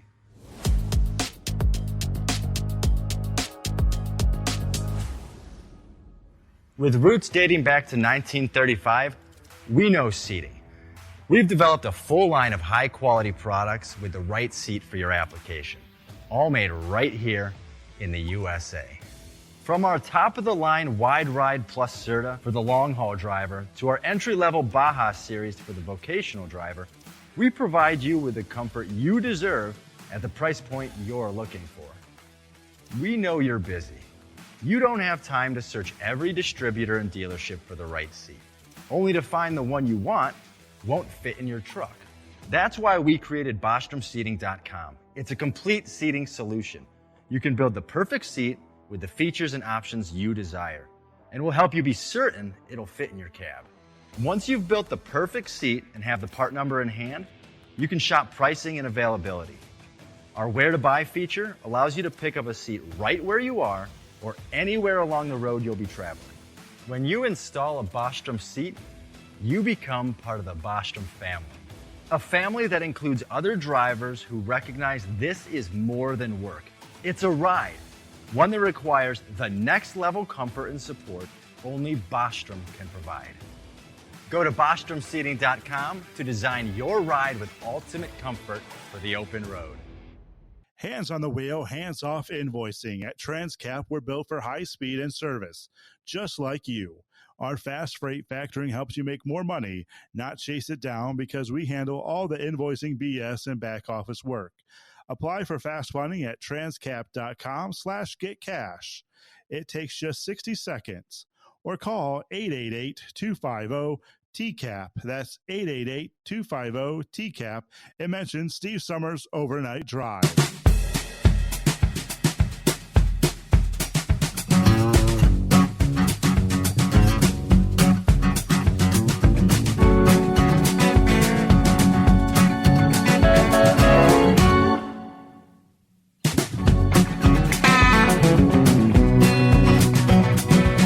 Coming up, meanwhile, we'll give you details of a major wind event on the way for portions of California this week.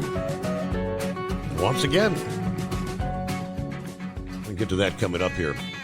All right, we left off. We were talking about the FBI. They issue a search warrant for this.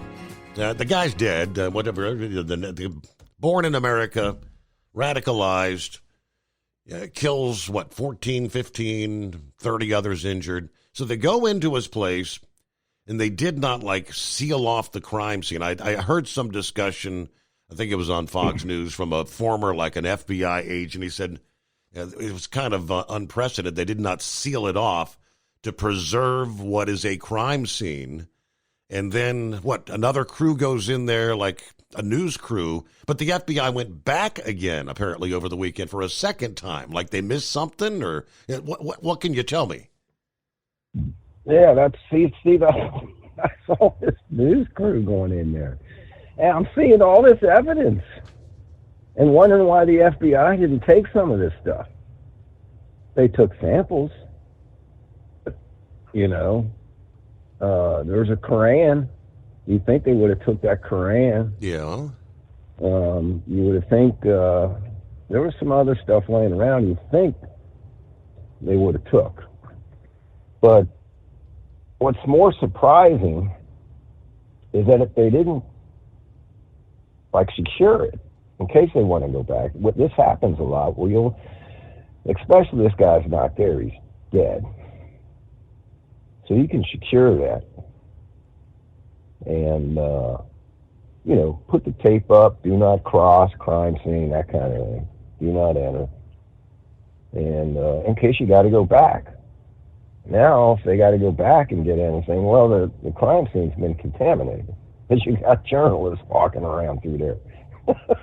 Right. It's not like they're going to charge this guy, but what if they find out? Because they were thinking he had accomplices at first. I don't know. I think now they're leaning towards he acted alone. That's what they're saying. But, at this point in the investigation, you just don't know. So it seems like some sloppy police work there on the part of the FBI. Yeah. Man, did you see that video? There was one video, it was a camera down Bourbon Street there in front of the bars, where it showed this guy come barreling down the sidewalk. And there was this little redhead, Steve. Yes. And she wasn't getting God. out of the way. She just missed. Man, I think the paint scraped her, man. That's one young lucky lady right there. Yep. I saw that. I was like, holy moly, she better count her blessings, man.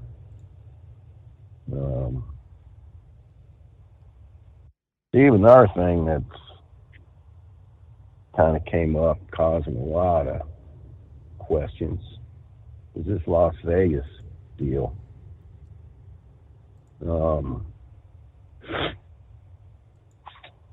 I've told you about the Sean Ryan show. Mm-hmm.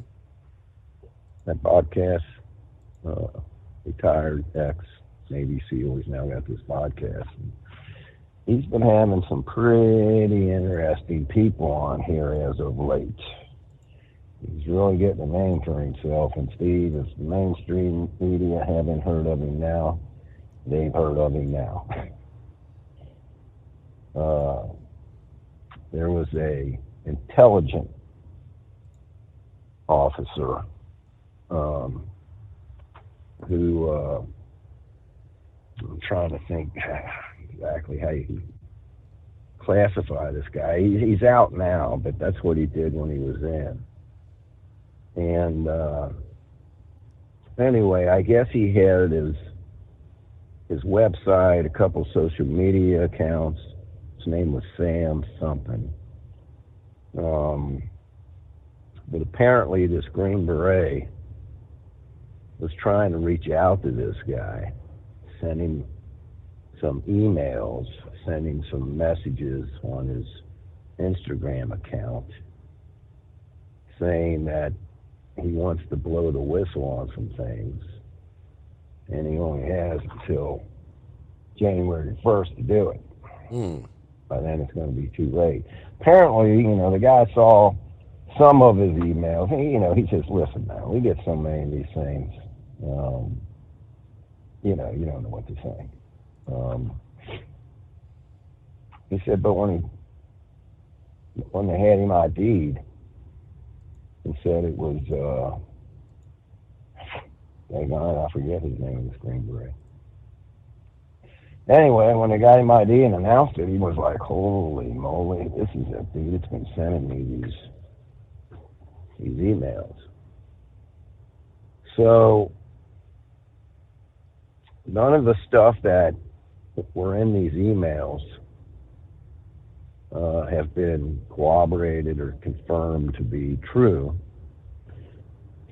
But the guy in his emails was saying, hey, listen, man, you know, I want to come forward, try to get me on Fox, try to get me on Sean's show, reach out to Pete Hegseth. I mean, he was really trying. So this intel officer contacts Sean Ryan and goes on a show. I don't know if any of your listeners out there saw it.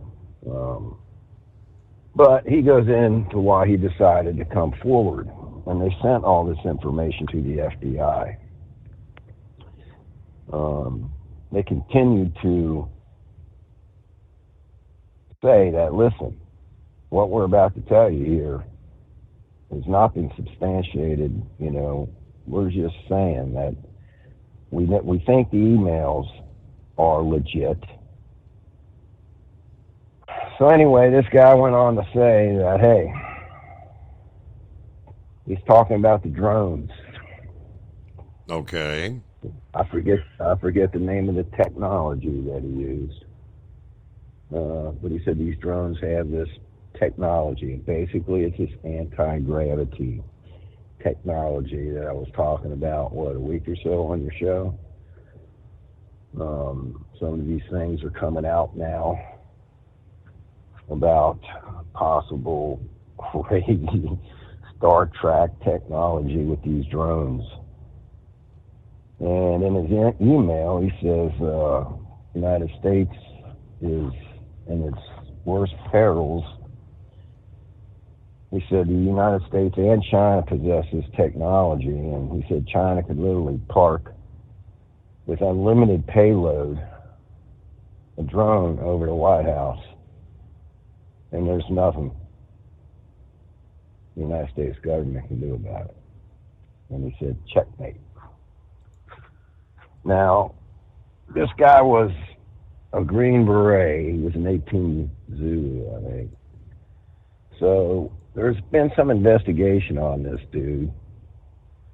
The Sean Ryan show literally got a phone call from the Department of Defense trying to tell them to squash this, not to go forward with it. The Department of Defense also told Sean Ryan's producers that, hey, this is kind of like between us, but we want to let you know that I guess he had a child in a marriage, and they were saying that it was found out that the child's DNA did not match this Green Beret's. So literally what the Army's trying to say is that maybe this dude wigged out because he found out this child didn't belong to him. And then Sean Ryan said an hour after they had that phone call, somehow that got released to the press. Mm-hmm. Right?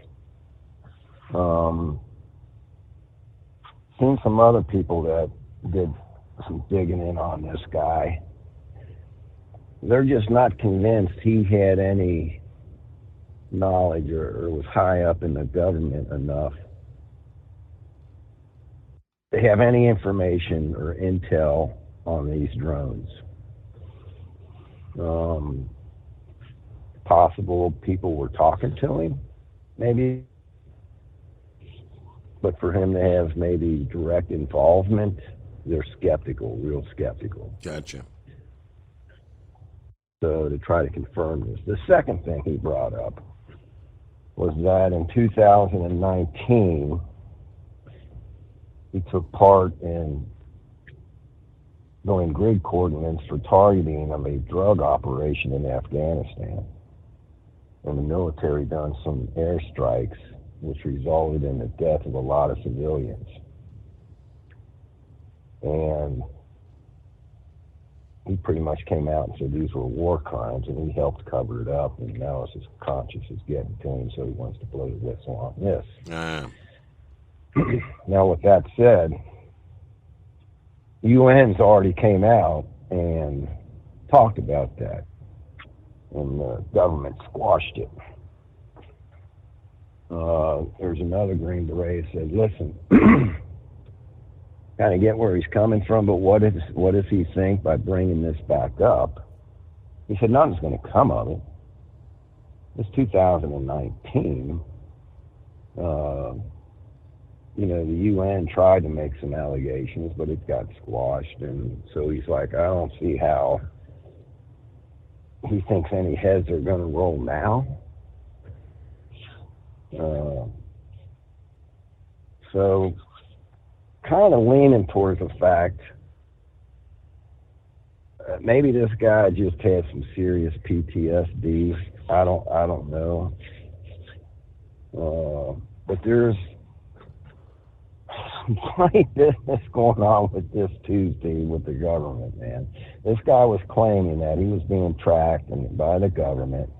And at one point, he thought they were going to try to abduct him. And so I don't know. Now, they had some analysts look at some of the emails, there was like several emails and Instagram messages, and they had some analysts look at all this, and they punched it into a AI type thing, and the AI is saying, two different people wrote these. It ain't the same person writing these. And there was another special op guy. When he reads one of the emails, he's just saying, he says in this email, he goes, dude, this does not sound like a Green Beret. Now, this guy was high up in the Green Beret, right? He was like a squad sergeant, Wasn't like he was just your typical little Green Beret. And there was a lot of other Green Berets that came out after they found out who he was saying, hey, this dude was squared away, man. He was a good dude, he squared away, and blah, blah, blah. They were all going to bat for him.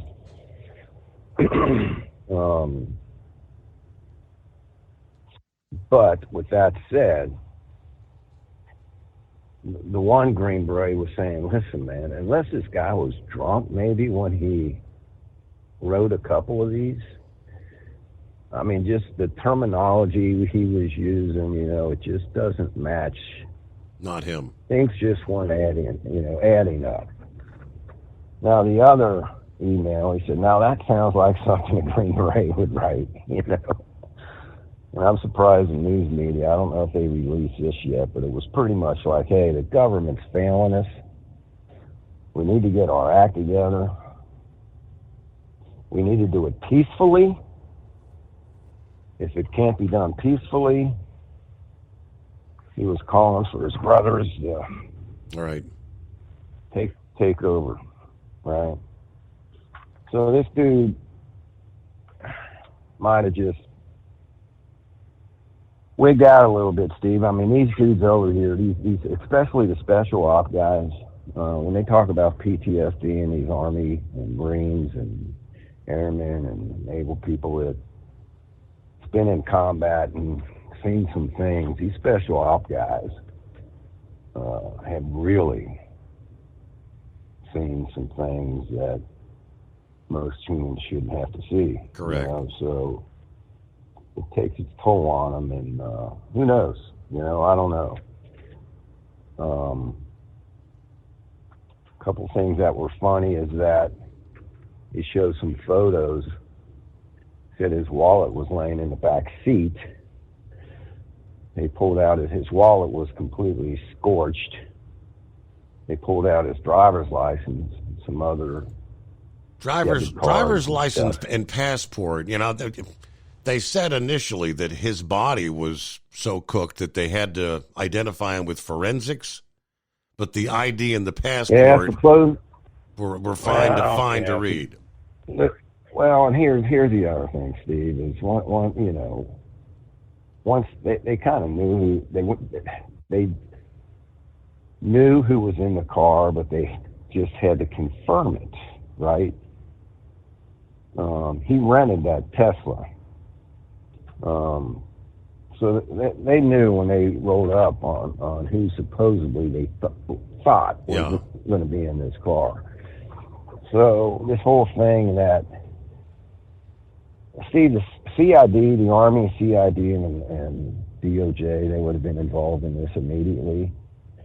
It would have took one phone call to the Department of Justice to say, hey, we need this guy's DNA, we got to match it. That would have been no biggie. Yeah. No problem at all. Supposedly he took a Desert Eagle and put it to his head and shot himself. At first they were saying he shot himself before the explosions went off. I want to talk about what he had in the car here in a second if you got enough time. And then they were saying maybe it was simultaneously. They said he put the barrel in his mouth, pulled the trigger, the muzzle blast ignited the fumes in the car.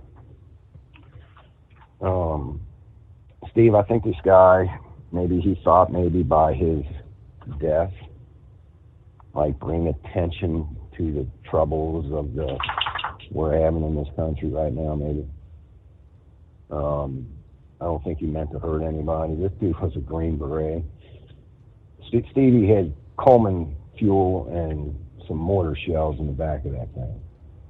I mean, come on, man. If this dude really wanted to create a VBID, right, he could have done it, man. Correct.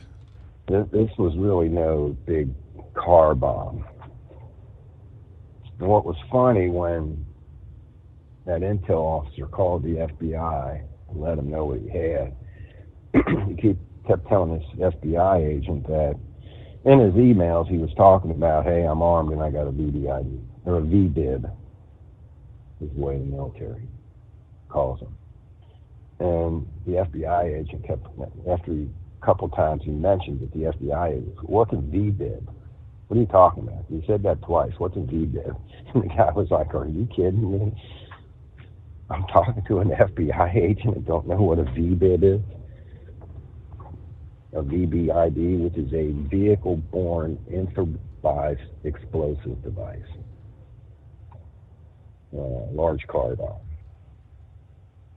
So he knew that these mortars and the Coleman fuel, it wasn't really going to do much damage. So I don't think he was out to hurt anybody else. He was just out to try to bring attention to himself, knowing that he put these emails out here and everything. But I think the government, there's just some fishy stuff. I'm going to keep my eye on this if anything else comes up. I saw some photos of the back seat, and I passed it along to somebody else to see what they think. But I'll just leave it at that right now. We'll see what happens here with this. But there's some evidence that might show that he was live in that car a lot longer than what people maybe think. He might have. In fact, there was some video of him in the car when they zoomed in. He was moving around when the first initial blast went off. And Steve, the first initial flashpoint came from the front of the car, like the front right side compartment, like the floorboard. So, I don't know what he used to initiate it at first. I thought if he shot himself in the head, he might have took some time fuse. With the time fuse, it was going to, go back to the trunk and explode. And then he lit the time fuse and shot himself. But I've seen some evidence that car was on fire for a while before he shot himself. So that thing might have went off. He was burning up and realized, oh crap, I'm still alive. I'm shooting himself. I don't know. A couple things that just aren't making too much sense here. But man, Steve, I took enough of your time up, buddy. Let's see what happens today. I hear Trump is having...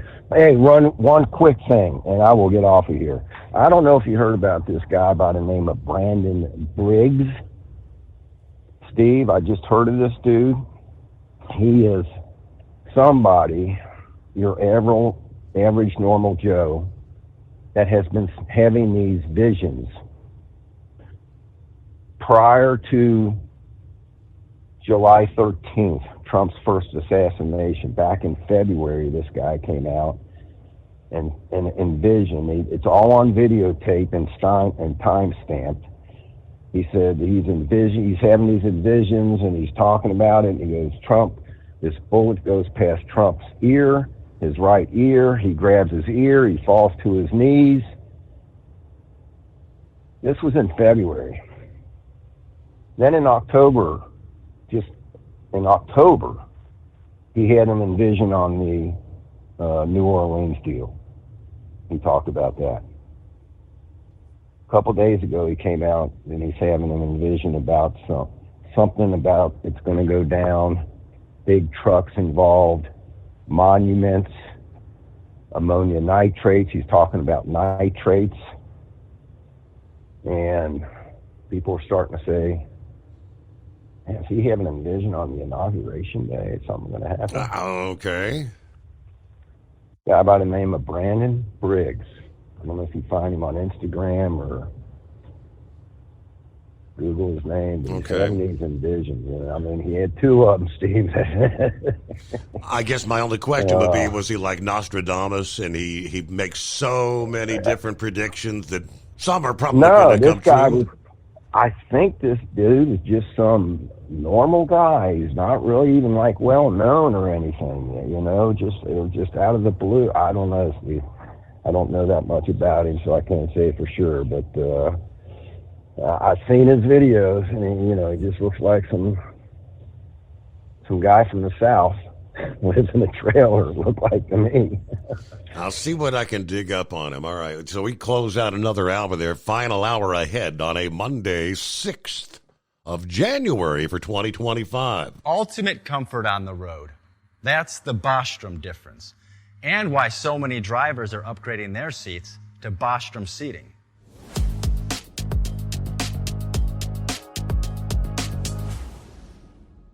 With roots dating back to 1935, we know seating. We've developed a full line of high-quality products with the right seat for your application, all made right here in the USA. From our top-of-the-line Wide Ride Plus Certa for the long-haul driver to our entry-level Baja series for the vocational driver, we provide you with the comfort you deserve at the price point you're looking for. We know you're busy. You don't have time to search every distributor and dealership for the right seat, only to find the one you want won't fit in your truck. That's why we created BostromSeating.com. It's a complete seating solution. You can build the perfect seat with the features and options you desire, and we'll help you be certain it'll fit in your cab. Once you've built the perfect seat and have the part number in hand, you can shop pricing and availability. Our Where to Buy feature allows you to pick up a seat right where you are or anywhere along the road you'll be traveling.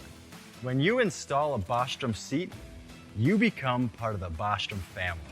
A family that includes other drivers who recognize this is more than work. It's a ride. One that requires the next level comfort and support only Bostrom can provide. Go to BostromSeating.com to design your ride with ultimate comfort for the open road. Hands on the wheel, hands off invoicing. At Transcap, we're built for high speed and service, just like you. Our fast freight factoring helps you make more money, not chase it down, because we handle all the invoicing BS and back office work. Apply for fast funding at transcap.com/getcash. It takes just 60 seconds. Or call 888-250-TCAP. That's 888-250-TCAP. And mention Steve Summers Overnight Drive. From Feature Story News in New Delhi, I'm Neha Punia. 70 million Americans across 30 states have been impacted by a huge winter storm, as 7 states have declared a state of emergency. The storm has brought the heaviest snowfall and coldest temperatures seen in over a decade. Kate Fisher has more. Much of Canada and 30 US states from Kansas to the East Coast are affected, according to the National Weather Service. Snowfall of 6 to 12 inches is expected from Ohio to Washington, D.C., and states unaccustomed to severe cold, including Mississippi, Texas and Florida, are expecting freezing conditions. Forecasters say it's being caused by the polar vortex, an area of cold air that circulates around the Arctic, sweeping down through Canada. U.S. National Security Advisor Jake Sullivan is in New Delhi meeting with his Indian counterpart to ensure policy continuation ahead of Donald Trump's inauguration. This comes amid expectations from experts that the India-US pact on semiconductors could be threatened by protectionist policies under a Trump administration. Ishan Garg has more. In what will be his last Asia-Pacific trip as the NSA, Jake Sullivan is meeting with his Indian counterpart Ajit Doval. At the top of the agenda, reports say, is putting in institutional frameworks to ensure the India-US initiative on critical and emerging technologies, or the ISET, continues even after a new administration takes over. At least 6 semiconductor facilities are being set up in India under the ISET as the US looks to rely on India to pivot away from Chinese supply. And under a Trump administration, experts say work on this front could be paused as the new president could focus on manufacturing in America. Sullivan is also likely to meet India's Foreign Minister S. Jaishankar to discuss security and defense cooperation in the Asia-Pacific region. Ishan Garg, New Delhi. The 82nd Golden Globe Award ceremony is in the books. The show Shogun was the big winner in all 4 categories it was nominated for, including Best Drama Series and Best Supporting Actor. Co-creator, executive producer and writer Justin Marks accepted the award. Nothing about this show has ever been expected. Truly, it was made on the backs of thousands of fearless yeses that we received over the years. Anna Sawai won this year's Best Actress in a Drama Series award. Thank you to the voters for voting for me, even though I would vote for Kathy Bates any day. Thank you to our incredible writers. Without a good script, it's impossible to give a performance to our full potential. And there were several first-time winners like Demi Moore, Sebastian Stan and Adam Pearson. Actress Fernanda Torres won an award for Best Actress in a Drama Film and is the first Brazilian to win Best Actress in that category. From bureaus worldwide, this is FSN. With FSN Spotlight, I'm Simon Marks. Today, growing frustration in Europe over Elon Musk's continuing interference in the continent's affairs. Over the weekend, he kept up a blitz of messages over his social media platform, targeting the government of Keir Starmer in Britain for more criticism, even going after a politician long considered a Musk ally, Nigel Farage of Reform UK. He's also sown chaos in Germany, where the richest man in the world is aggressively promoting the far-right AfD in next month's elections. How should European governments respond? It's a very hard question to answer because there's almost no precedent for it. Arthur Snell is a former British diplomat and host of the podcast Behind the Lines. We've certainly got lots of case studies of countries where we have bad relations being perfectly prepared to, say disobliging things about us. But Musk is, let's not forget, he's got a government role. He might be the richest man in the world and everyone knows he's a big businessman, but he's got his own role in Trump's government, the Department of Government and Efficiency. We've seen lots of people in this country already say that Keir Starmer or someone in the UK government needs to formally respond. The issue there is that no one wants to annoy Trump in the phase where Musk appears to be right inside his inner circle. How long will the bromance between Trump and Musk last? We don't know, but it must definitely be coming under strain. With FSN Spotlight, I'm Simon Marks. The main news again. 70 million Americans impacted by a huge winter storm as 7 states declare a state of emergency. South Korean investigators are trying to extend an arrest warrant against the country's impeached president as mass protests continue. The 82nd Golden Globe Award ceremony is in the books. Shogun and Emilia Perez, a Spanish-language musical about a Mexican drug lord, were the big winners of the night. And that is the latest feature story news. Neha Punia reporting. It's coming. Crisp fall mornings turn bitter cold. As you fire up your diesel, you can see your breath on the inside of a cab. Imagine looking deep into your engine. Freezing temperatures impact your diesel's fluids, especially fuel. On a 23-degree morning, the paraffin wax in your untreated fuel starts to morph from fluid to large crystals. These crystals clump together and form a gel. At minus 10 degrees, your fuel hits the point where it no longer pours like a liquid. It's so dense that the flow through the fuel filter will slow, causing hard starts or no starts. Get prepared now for the cold that is coming. Hot Shot Secret Diesel Winter Anti-Gel is a premium fuel additive that lowers your fuel's pour point to minus 65 degrees. If it's that cold out, you shouldn't be on the road. You ought to be at home in front of the fireplace. Hot Shot Secret Diesel Winter Anti-Gel Premium Fuel Additive. Available now online at hotshotsecret.com. Hot Shot Secret. Powered by science.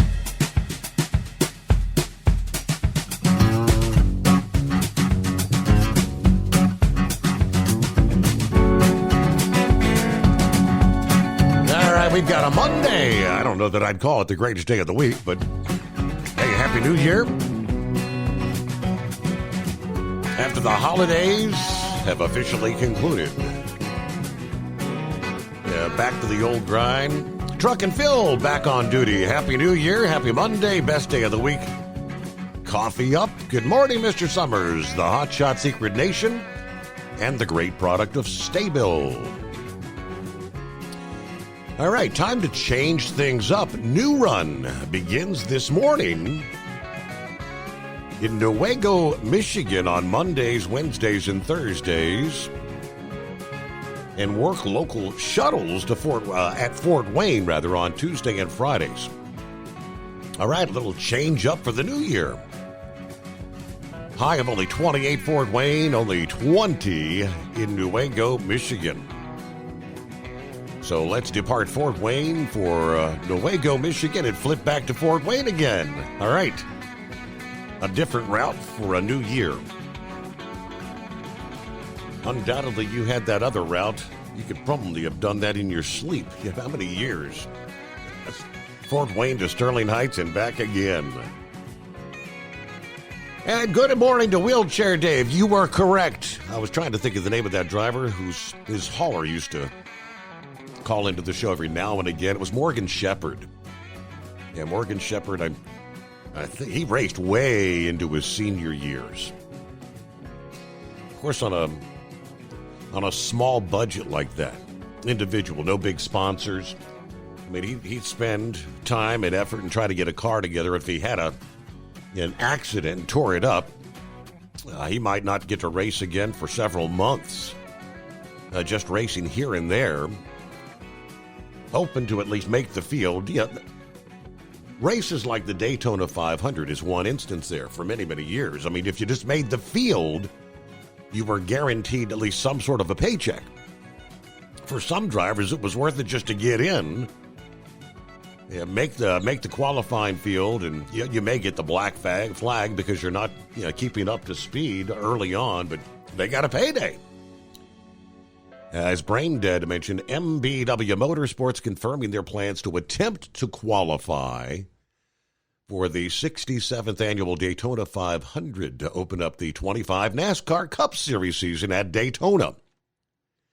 Now, the team have not competed in the Great American Race since 2020. They did attempt to qualify for it, though, in 21 and 22.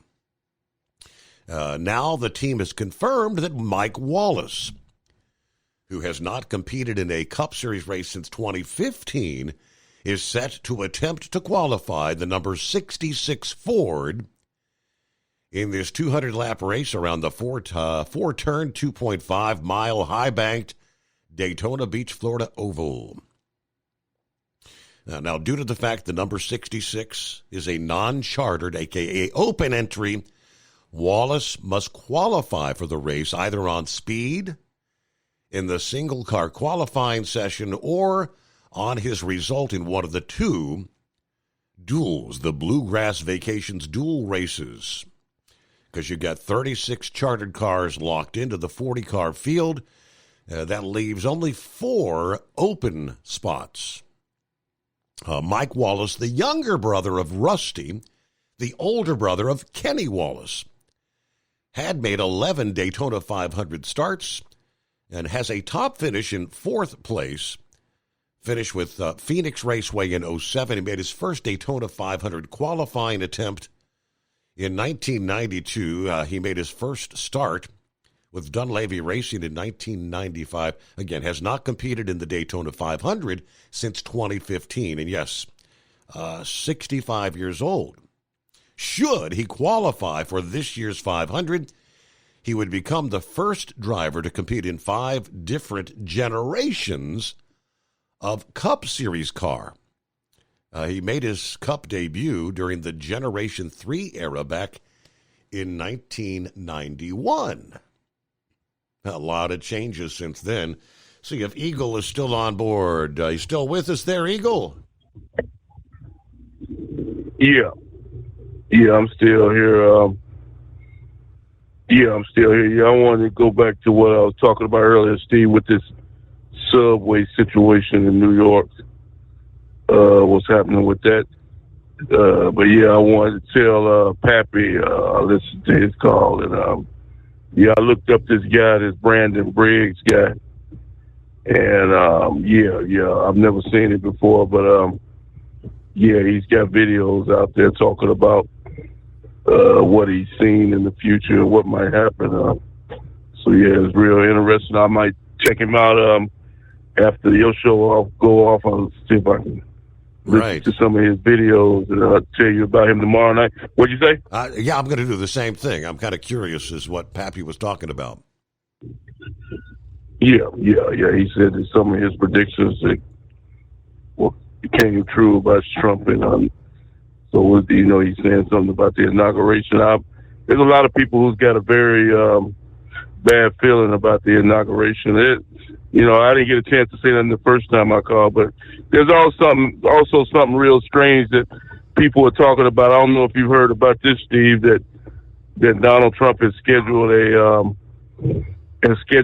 victory party, as he calls it, on January the 19th, the day before the inauguration. A lot of people are speculating on what that could be. There's a lot of different things people are saying. So I don't know what that's all about. I haven't had a chance to look into it, but I have heard that there's supposed to be some kind of celebration on January the 19th. People are saying, why can't he do that on the 20th? So, there's all kind of questions about that, but I'm not concerned about that. We got to take it one day at a time. I'm concerned about tomorrow, January the 6th, because that's the first thing that's coming up. And then the next thing is the 10th. And then, like I told you before, Steve, after that, they'll figure out something else. It's like a revolving door with these people, these Democrats. It seems like they're not going to stop until Trump is out of contention to be in the White House. It doesn't seem like that's their ultimate goal. So it looks like it looks like that's when it's going to stop, if there's an answer to when these people just never quit. Unfortunately, this 4 years is going to be, we're going to have Trump if he gets in.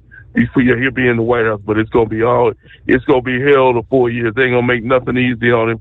Instead of trying to make things easy on him, that would make it easy on everybody, Steve. Help make America great again and put people back to work and, get the country back on track again. But unfortunately, when you got 50% of the people pulling against you, it just makes your job even harder. So it's a damn shame that like I said earlier, we live in a country where we all are Americans.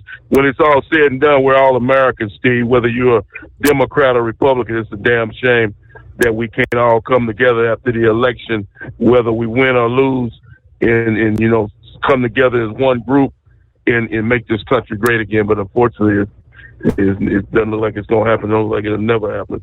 Now, let's get to the other situation I was telling you about with the subway cars. Like you said before, Steve, nobody wants to ride the subway.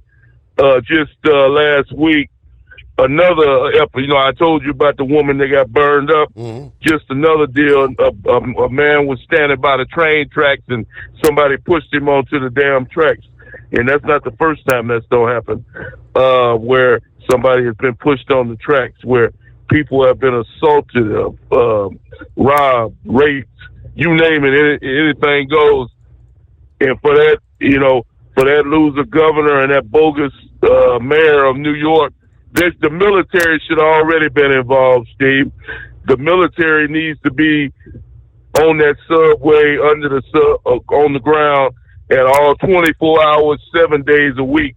The people of New York deserve to be able to commute back and forth to work or wherever they're going in safety. They shouldn't have to be worried about somebody assaulting them or shooting them or being pushed on the damn tracks while you're waiting on the train. This is ridiculous what's going on in New York. New York City ought to be embarrassed of themselves, of the way they've conducted themselves.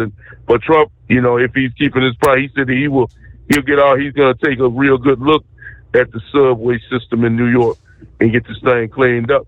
Because, like I say, I've never rode the subway. I've rode the subway in Chicago. They got a train in Chicago, but I don't think it goes underground, but it's similar to the one in New York.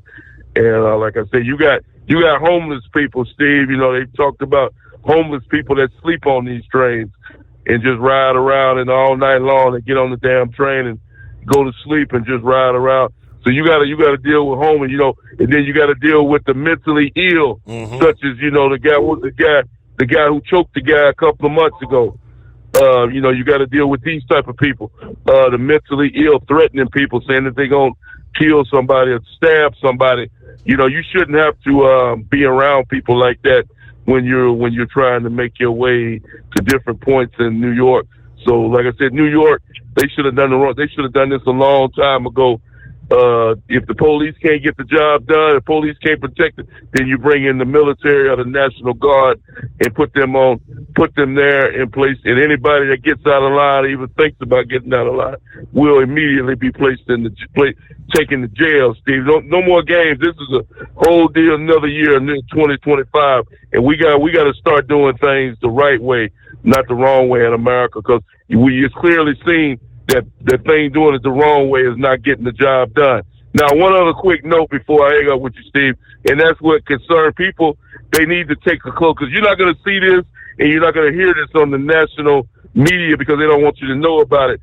But right now in China, Steve, they're having another outbreak of some type of mysterious virus or pneumonia, whatever the hell you want to call it.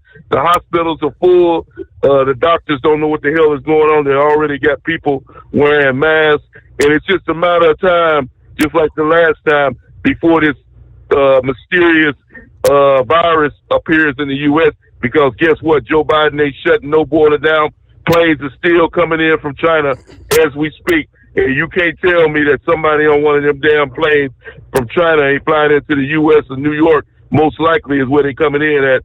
And when they get off that plane from China, you can't tell me that one of them individuals ain't got this mysterious virus. And all it takes is one person, Steve, in a big city like New York to make his way throughout the city and infect people, and then they infect their friends and family. And next thing you know, we got the same damn problem that they have in China. So we already know that Joe Biden is not going to do the right thing by shutting the border down. So all people can do right now is protect themselves and get prepared, because, like I said, there is another virus in China. And if you think I'm lying, just go on the internet, check it out, and you'll clearly see what's going on in China, and it's not good. And I thank you for taking my call this morning. All right, yeah. Some are questioning: is it a new virus? Is it similar to COVID? What is it? It's called HMPV. And China's not saying much about it, but they never do. No matter what they've got going on, they're very secretive. I'm not even going to try to pronounce human. I'm going to try it. Human metapneumovirus. HMPV. Much easier to remember that. Yeah, it's a common respiratory virus that causes lower and upper respiratory infections, kind of like a cold. It is a seasonal thing that usually occurs in the winter and early spring. It is not something new. It was first discovered back in 2001. Now, they do say some evidence suggests it's been pretty much widespread all the way back to maybe 1958. It falls in the pneumonia viridia family, along with RSV. Is it similar to COVID? Well, yes, coronavirus or COVID-19 is an infection caused by the SARS-CoV-2 virus. The HMPV virus and COVID are similar in some ways. Both cause respiratory disease in people of all ages, young children, older adults, weakened immune systems, likely at the most risk. Similar symptoms as well: cough, fever, nasal congestion, shortness of breath. Both viruses are most likely spread from an infected person to others from coughing, sneezing, close personal contact, also by touching objects or surfaces. So very similar, but again, it's not like it's something new. But it is 844-844-3388. If Daryl is still with us, we got you coming up right after this. As an independent trucker, you work hard to meet your goals. The Owner-Operator Independent Drivers Association has been helping small business truckers for over 50 years with benefits, services, information, and discounts. You work hard, but OOIDA works even harder to give you advantages that large fleets enjoy. And all of our programs support our representation on your behalf in Washington, D.C. Become a member at OOIDA.com, making a difference in the lives of truckers. Fuel filtration is a big deal. Poorly filtered diesel fuel can damage injection systems, reduce efficiency, and rob horsepower, among other things. By removing the water, air, and debris from fuel, fast fuel systems can triple the life of your injection system while restoring power, optimizing fuel economy, and more. Not sure what your truck needs? Give us a call at 636-433-5410 or learn more at fastride.com. At Hot Shot Secret, we share the science behind common diesel problems and their solutions. For example, Diesel fuel cetane levels. in many states, the cetane rating in diesel fuel is 42 to 45. Most diesel engines operate more efficiently with a cetane rating of 48 to 50. One treatment of Hot Shot Secret Diesel Extreme will raise your cetane 7 points, increase fuel economy, and improve cold starts. Due to a cleaner burn, there are less hydrocarbons and particulate matter in your exhaust. This reduces the blockage of your diesel particulate filter. Using Diesel Extreme generates 83% less DPF regeneration. The 6-in-1 Diesel Extreme formula also includes the most concentrated detergent on the market, lubricity enhancer, water demulsifier, rust and corrosion inhibitors, and a fuel stabilizer. Hot Shot Secret Diesel Extreme is available nationwide at truck stops, Fine Farm and auto stores, and online at hotshotsecret.com. Hot Shot Secret, powered by science. Doc's Diesel is your one-stop online shop for diesel filter maintenance. Genuine quality, third-party tested filters for Cummins, PowerStroke, Duramax, and EcoDiesel trucks. Doc's cuts out the middleman and those pesky markups you often find from OMEs, dealerships, and parts stores. We make ordering easy with filter kits, subscriptions, and even dealer sign-ups if you have a fleet. Purchase your filters at www.docsdiesel.com and receive 10% off when you use code SUMMERS10. Doc's Diesel, your one-stop shop for diesel maintenance. And now, back to the Steve Summers Overnight Drive, live from the Hot Shot Secret Studios.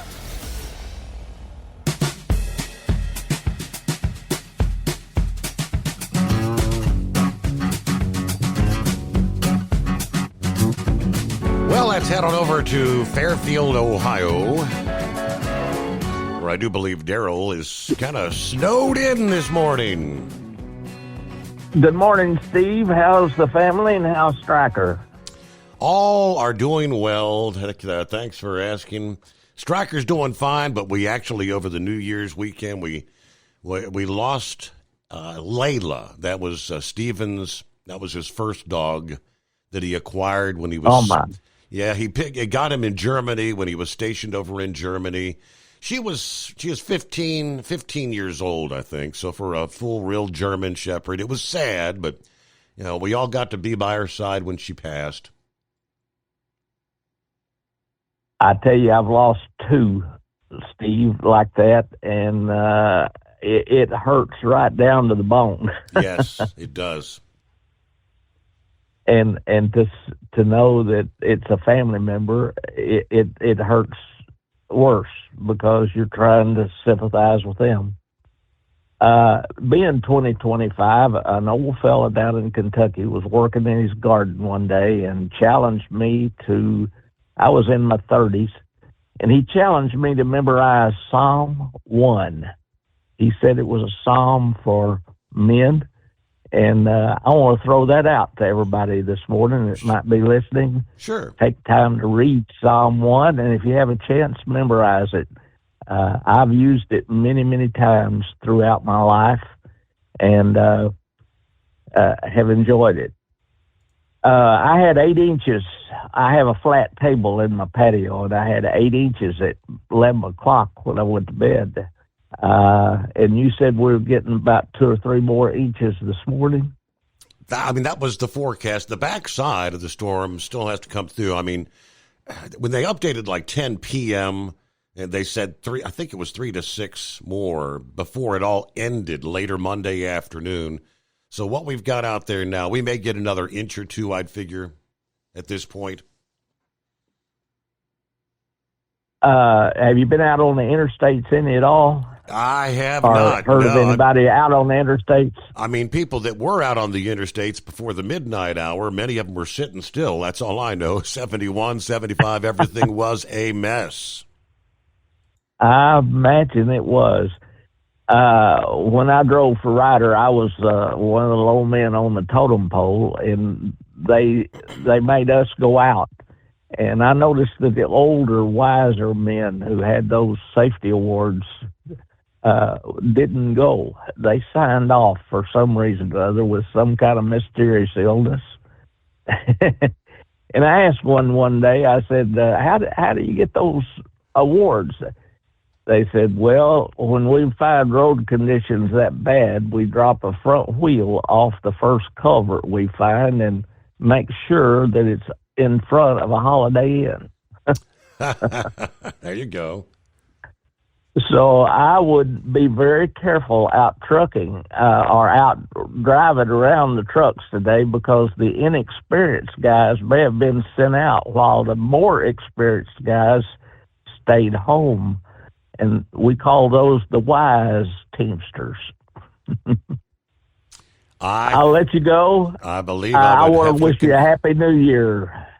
Well, thank you so much. Yeah, thank you there, Daryl. I've got the update for your area and our area, because you're kind of in the same vicinity. They updated about 1:30 this morning, and they said we're going to have the wraparound. They said at 1:30 a.m. They said, as the day progresses, another 2 to 4 inches on top of what we've seen at this point. So our warning goes to like midnight tonight. Well, my wife has a 12 o'clock doctor's appointment. I have one Tuesday and I have one Wednesday. And I thought, how in the world did I make those 3 appointments during this vortex? Yep, that's right. All right. Well, Daryl, be careful. Princess asked me if I was going to be going anywhere today. I said, probably not. I mean, for the most part, some people have to get up and go to work. I made sure to stock up on some extra supplies. Got me an extra couple packs of smokes, so I didn't have to go anywhere unless absolutely necessary.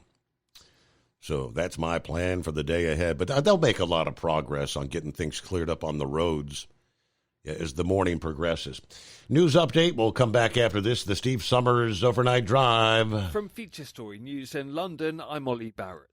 U.S. Secretary of State Antony Blinken says he hopes to see a ceasefire deal in Gaza signed within the next 2 weeks. Trent Murray reports from FSN Tel Aviv.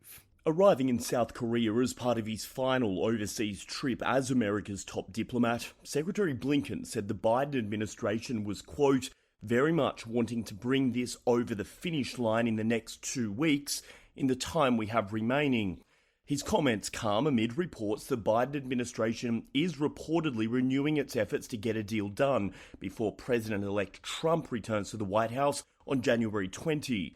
Ceasefire talks have been held in recent days in Doha, with Israeli media reporting cautious optimism that a deal could be close. Trent Murray, Tel Aviv. The UK government setting out plans to slash waiting times for NHS treatment.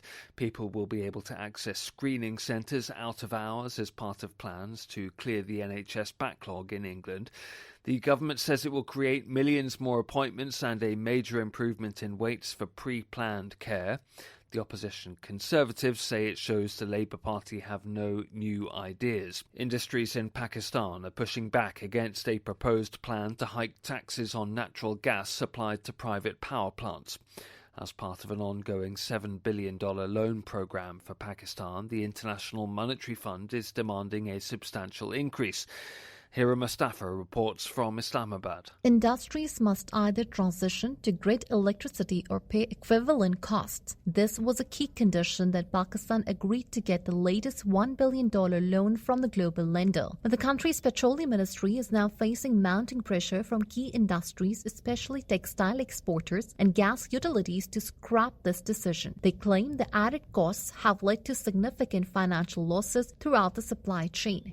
According to the finance ministry, Pakistani officials did try to persuade the IMF to modify this requirement. Hira Mustafa, Islamabad. 2 infants have tested positive for the human metapneumovirus, or HMPV, in India, in the country's first confirmed cases. The Health Ministry says they were identified during routine surveillance. Neha Punia reports from New Delhi. The 3-month-old has already been discharged from hospital, while the 8-month-old is still recovering. Both cases have been reported in the southern Indian city of Bengaluru. The infants and their families have no recent travel history, and the government has ruled out exposure from other regions or countries. India says there's no cause for alarm yet, but says it has increased laboratory capacity for HMPV testing. Hospitals have also been asked to strengthen isolation protocols for suspected cases. Neha Punia, New Delhi. From bureaus worldwide, this is FSN.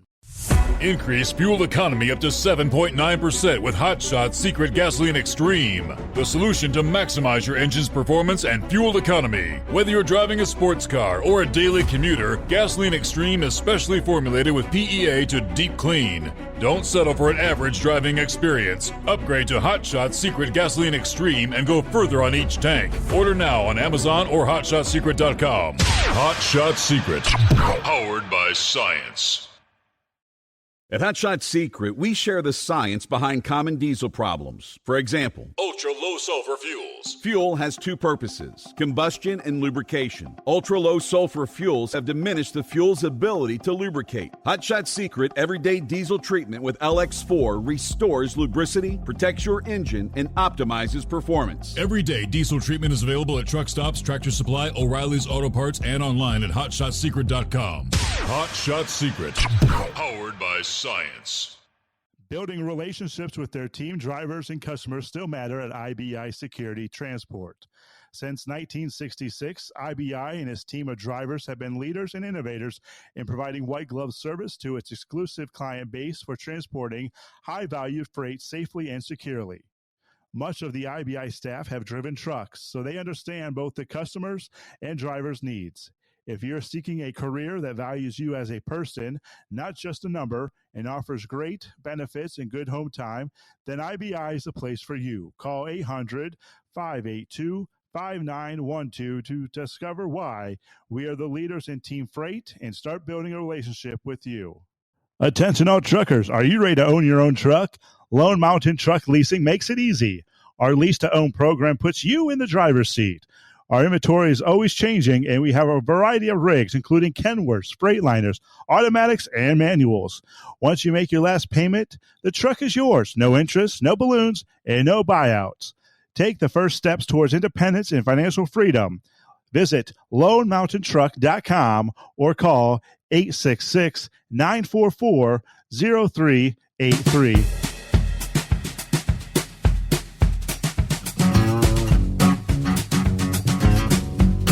We've got clear lines at 844-844-3388. Hello to Martin, who checked in a bit earlier, as well as Billy. Good morning, Steve, the overnight drive, folks. There's old 5-7, scratching his backside, yawning with a cup of coffee. Copy the mail. Happy New Year. Very good. You made it to another year there, 5-7. He said, I don't leave the property, but for provisions or doctor's appointments, I don't miss it. And I had the best low-stress job in a tractor I loved. But we ain't got no snow here in the low country. 5-7, we got plenty. If you'd like me to share some, I'll do my best to send it your way. Still, it's light snow now. That light snow is going to continue through much of the day. Meanwhile, as we look to the other coast, forecasters say a major wind event is on the way for portions of California this week. Yeah, the strong winds, a product of the greater weather setup, an area of high pressure over the Great Basin, and a developing storm in northwest Mexico creates the right conditions for some strong winds over Southern California coming your way Tuesday. This is otherwise known as Santa Ana winds. That will bring residents across Southern California stronger winds starting during the day Tuesday, then continuing through Wednesday evening. It sounds like this is going to be, as far as Santa Ana wind events, this is going to be a pretty decent, pretty strong event. Winds expected to peak 50 to 70 miles per hour. Across portions of Southern California, localized gusts up to 80. This would be the case for communities like Santa Clarita and Riverside, where you could see gusts of 100 miles per hour in the higher terrain in the mountains. As typically the case is, downtown LA is likely to escape the strongest winds. Could still be a bit breezy, gust maybe 30 miles per hour Tuesday night and Wednesday. But the strongest winds will be localized, but it's going to pack a punch when it comes to impacts. Yeah, winds of this magnitude will be capable of bringing damage to structures and trees. Firefighters are also warned. He also warned that transportation, especially on some of the major interstates, could be impacted. Crosswinds. Major airports in Southern California could experience delays. Combination of the gusty winds, low dew points, is an elevated fire risk right through midweek. Winds are expected to gradually subside Thursday as the storm moves away from Southern California.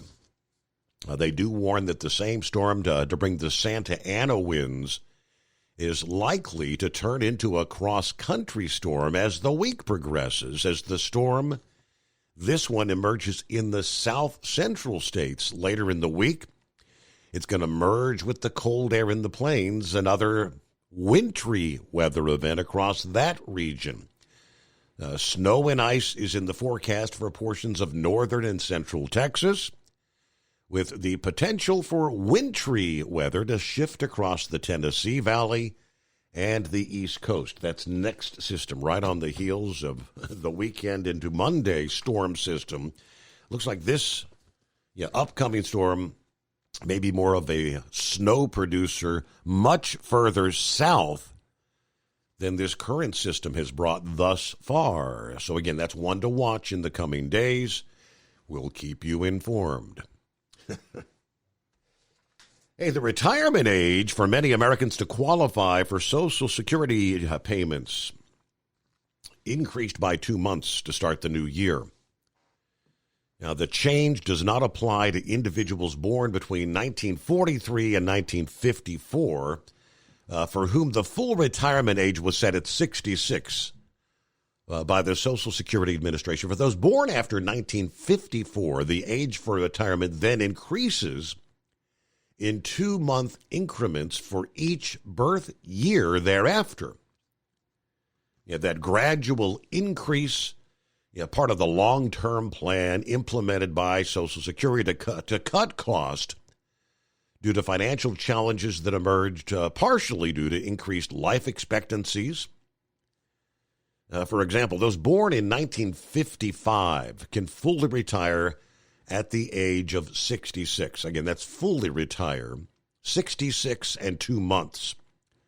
1956 births it's 66 and 4 months, the same for each year thereafter, until the retirement age reaches the maximum of 67 years for those born in 1960 and later. This year, 2025, those born in the first 4 months of 1958 reached their full retirement age of 66 and 8 months last year. Those born in the last 8 months of that year will reach full retirement age in 2025. Those born in 1959 reach full retirement age toward the end of this year under the same rules.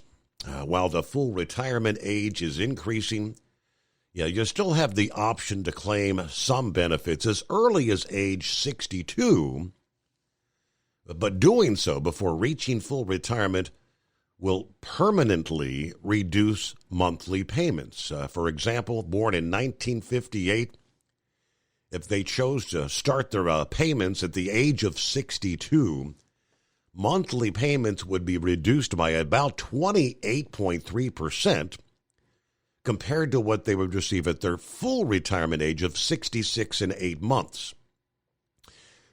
Conversely, those who delay claiming benefits beyond full retirement age actually will see an increase in their monthly payments. They add 8% per year to the benefit amount for each year an individual delays claiming up to the age 70. The big question, how long are we going to live, right? On the Social Security Administration's information page about retirement benefits, they kind of explained the decision of when to start receiving payment. It's all a personal one. Depends on a number of factors. What is your health? Of course, your financial situation, your retirement plans. They encourage all Americans take advantage of the resources available on their website to help make those decisions. Now, the change in full retirement age does not affect Medicare eligibility, which remains age 65. They advise individuals to sign up for Medicare 3 months before the 65th birthday, even if they do plan to delay their retirement payments via Social Security. So just some good information you could use. Kevin is on board. Washington, D.C. is under a winter storm snow emergency this January the 6th. January 6th, the day to certify the election. There's the big question mark. Will it happen? Kevin says he doesn't think it will. What's his name? McCarthy. Not McCarthy. Johnson. This past day, I think he was on the Monday Morning Futures, the re-elected House Speaker, said that pretty much Congress returned to D.C. on Friday. He told everybody, stay here over the weekend. Because, it's quite common, obviously, that they return to their home jurisdictions. They typically come back on Monday, anytime a new week begins. Most occasions don't really get anything done till Tuesday. But he said that the certification process will take place today. I'm with you, Kevin. I don't know. We'll wait and see. Because, yes, now they've got this snow. Is it level 1, level 2? You can still drive level 1 and 2. They just advise, use caution. Unnecessary travel not advised. When they hit like a level 3, that's when you're in the no unauthorized travel allowed. Only emergency travel. Otherwise, you'd be subject to arrest. And right now, there's a number of areas, especially I'm looking. There's 2 dozen counties in south central Ohio that are under level 3 emergencies. Roads are treacherous. So we'll see how that goes in D.C. today. Morning to Wheelchair Dave. Happy New Year. Well, Happy New Year to you too, Steve, and all the listeners and truck drivers out there. I thought old Brain Dead would catch us up on the current racing news. I guess. Now, I don't have that Flow Racing. You used to have it, but I don't think you have it no more. I do not, no. Apparently, there was a photo finish, one of them thousandths of 100 feet, whatever, a thousandths of 100 second for a photo finish with the old NASCAR guy, Kyle Larson and Christopher Bell, I guess, in that Tulsa shootout, that sprint car racing going on, in the wintertime out there. Yeah. Getting ready for the big... They had a big chili bowl or whatever it was. It's getting ready to come up. I think it's January 12th or something like that. But, I was just flashing through the news, and I saw an update on that race, Tulsa shootout there. I'm pretty sure it's in Oklahoma.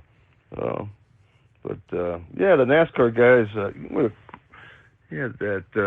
besides Bell and Larson, Casey Kane, and heck, I think even Tony Stewart used to branch off and race in it, or I think he just did the track.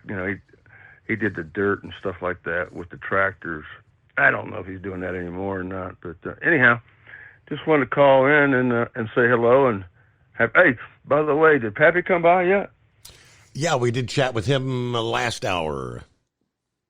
Did he stop over? No. We talked to him you were listening to you heard him on the air.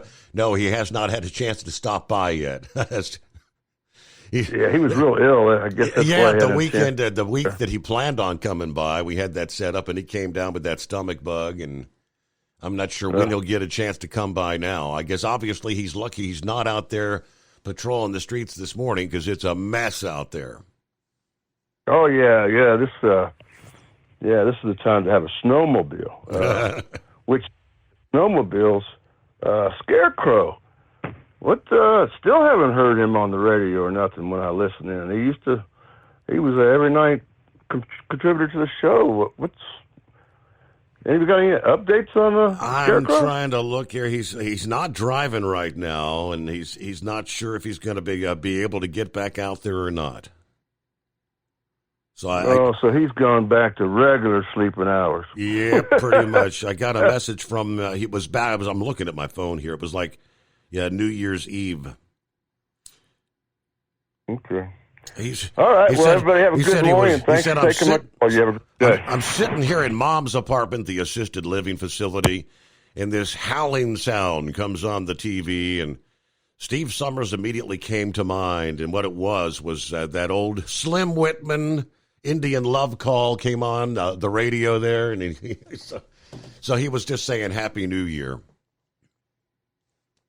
So there you go. That's old Scarecrow. Yeah, we'll let you know if he's able to get back out there on the roads once again. Hey, for those we talking about, make sure you're treating that diesel right now, especially as this week progresses. We've got 2 more Arctic air shots, and each progressive one is going to be colder and impacting, deep into the southern, south central, and southeastern USA. A lot of drivers that typically might not really be concerned about treating their diesel may need to think about that. Got some special deals going on out there. If you want to order online, which that's probably the easiest way to go, always at hotshotsecret.com. Listeners to the program can save 10% on all orders, whatever you use at hotshotsecret.com. Just use your coupon code OvernightDrive at checkout. Now, that's in addition to the 10% discount that's always available for military, that's active or veteran, first responders, and CDL holders. Now, if you're out there on the road and you ain't got time to place an order or wait for a delivery, you got to treat that fuel now. If you stop by your local Pilot Flying J location between now and, let's see, that doesn't actually start for another couple of weeks. I'm sorry, January 25th to February the 28th. What do we have going right now? You got the Hot Shot Secret Everyday Diesel Treatment at AutoZone locations, 20% off the 16-ounce squeeze bottle, the EDT, now through February the 15th. All right, it is 844-844-3388. So, Eagle brought up, or was it Pappy? Both of them, I think. The rally coming up, January the 19th. Most new presidents have their parties like right after the inauguration, right? President-elect Donald Trump will hold what they're calling a victory rally the day before he's sworn in, with potentially up to 20,000 close friends. The rally was announced for January the 19th. Capital One Arena in D.C., according to the sign-up sheet. The event will be a, quote, victory rally you'll never forget.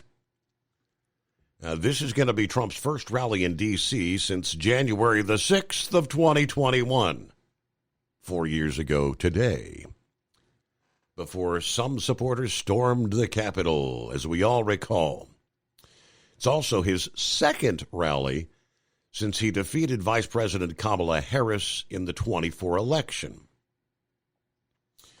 All right, here's what you need to know. The Make America Great Again Victory Rally. That'll be on a Sunday, January 19th, scheduled to begin at 3 o'clock Eastern Time. Doors will open at 11 a.m., according to the sign-up sheet from the inauguration website. Again, being held at the Capital One Arena there in D.C., the Capital One Arena, home to the NBA's Washington Wizards and the NHL's Washington Capitals, has a capacity of about 20,000 people. How do you get tickets? Go to the inauguration website. I mean, it says 2 free tickets per person available on a first-come, first-served basis, and you must confirm a text message to be registered. So you got to fill out the sign-up form online. Of course, that is, again, the day before Inauguration Day. President-elect Trump to be inaugurated the following day, Monday, January the 20th. Very interesting. All I know is Capitol Police say they're obviously gearing up for, that's a big event. The MAGA rally will be big the day prior to the inauguration on January 20th. Tightened security all around the D.C. area. Taxes for Truckers provides full-service accounting solutions for owner-operators. Taxes for Truckers is the driver's financial co-pilot. We help independent truckers keep their taxes, filings, and bookkeeping running smoothly so they can focus on the road ahead. Drivers who want their business to run as smooth as their truck choose to partner with Taxes for Truckers for their accounting and tax filing needs. Stop overpaying taxes. Call 888-TAX-4TRK to start paying less tax today. At Hot Shot Secret, we share the science behind common diesel problems. For example, ultra-low sulfur fuels. Fuel has 2 purposes, combustion and lubrication. Ultra-low sulfur fuels have diminished the fuel's ability to lubricate. Hot Shot Secret Everyday Diesel Treatment with LX4 restores lubricity, protects your engine, and optimizes performance. Everyday Diesel Treatment is available at truck stops, Tractor Supply, O'Reilly's Auto Parts, and online at HotShotSecret.com. Hot Shot Secret, powered by science. Building relationships with their team drivers and customers still matter at IBI Security Transport.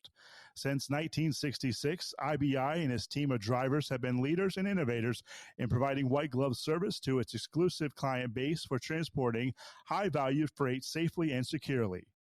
Much of the IBI staff have driven trucks, so they understand both the customers' and drivers' needs. If you're seeking a career that values you as a person, not just a number, and offers great benefits and good home time, then IBI is the place for you. Call 800-582-5912 to discover why we are the leaders in team freight and start building a relationship with you. At Hot Shot Secret, we share the science behind common diesel problems. For example, fuel additives. The purpose behind most fuel additives is to impact performance of your diesel or provide protection to your fuel system. Hot Shot Secret Everyday Diesel Treatment provides both performance enhancement and protection with 6 key components. This fully formulated premium fuel treatment includes the performance-enhancing cetane boost, injector cleaner, and LX4 lubrication, as well as protection against water with a demulsifier and rust inhibitor, plus a stabilizer that minimizes fuel filter clogs. Everyday Diesel Treatment delivers a 6-in-1 premium fuel treatment for every fill-up, every time. Everyday diesel treatment is available at truck stops, Tractor Supply, O'Reilly's Auto Parts, and online at HotShotSecret.com. Hot Shot Secret, powered by science.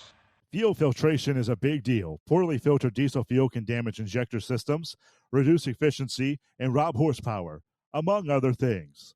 By removing the water, air, and debris from fuel, Fast Fuel Systems can triple the life of your injector systems while restoring power, optimizing fuel economy, and more. Not sure what your truck needs? Give us a call at 636-433-5410 or learn more at fastride.com.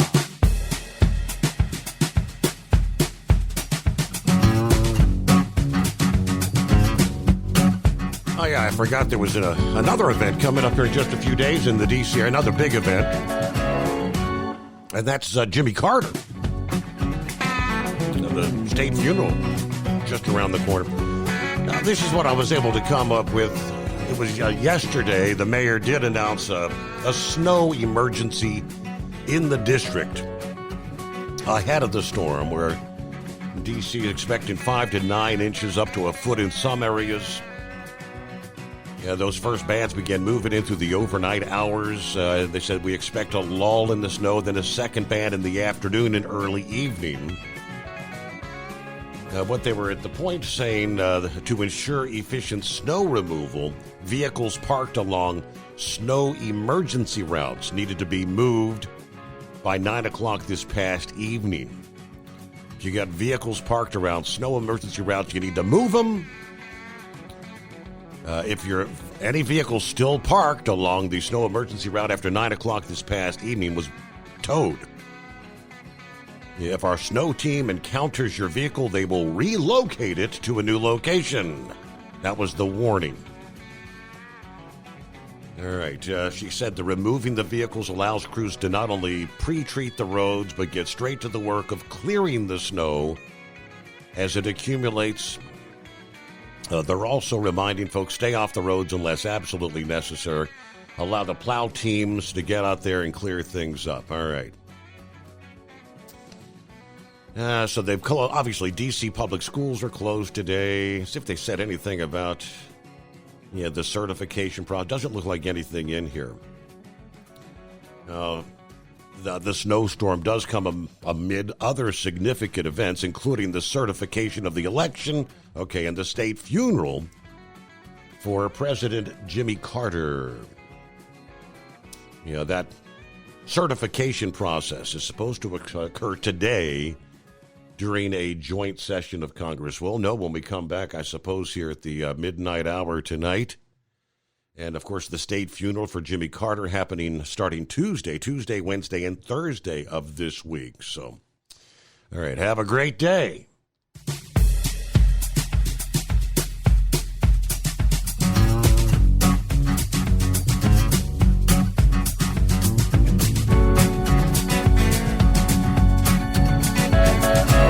You'll never guess the places that I've been.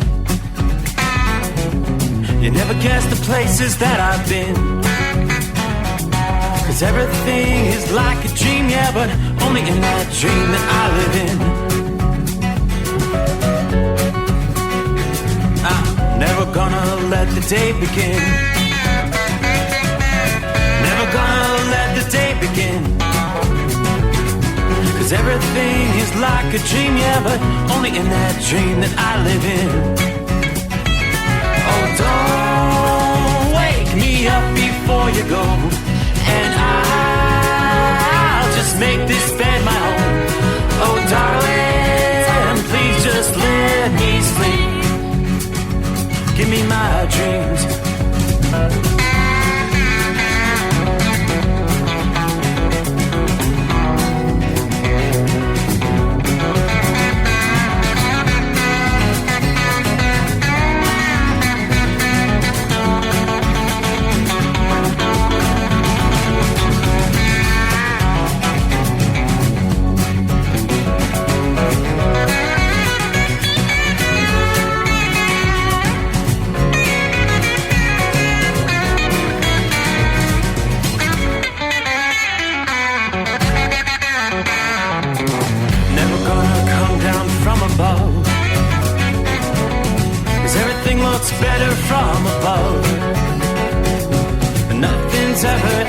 seems you're accepting that world that I dream of.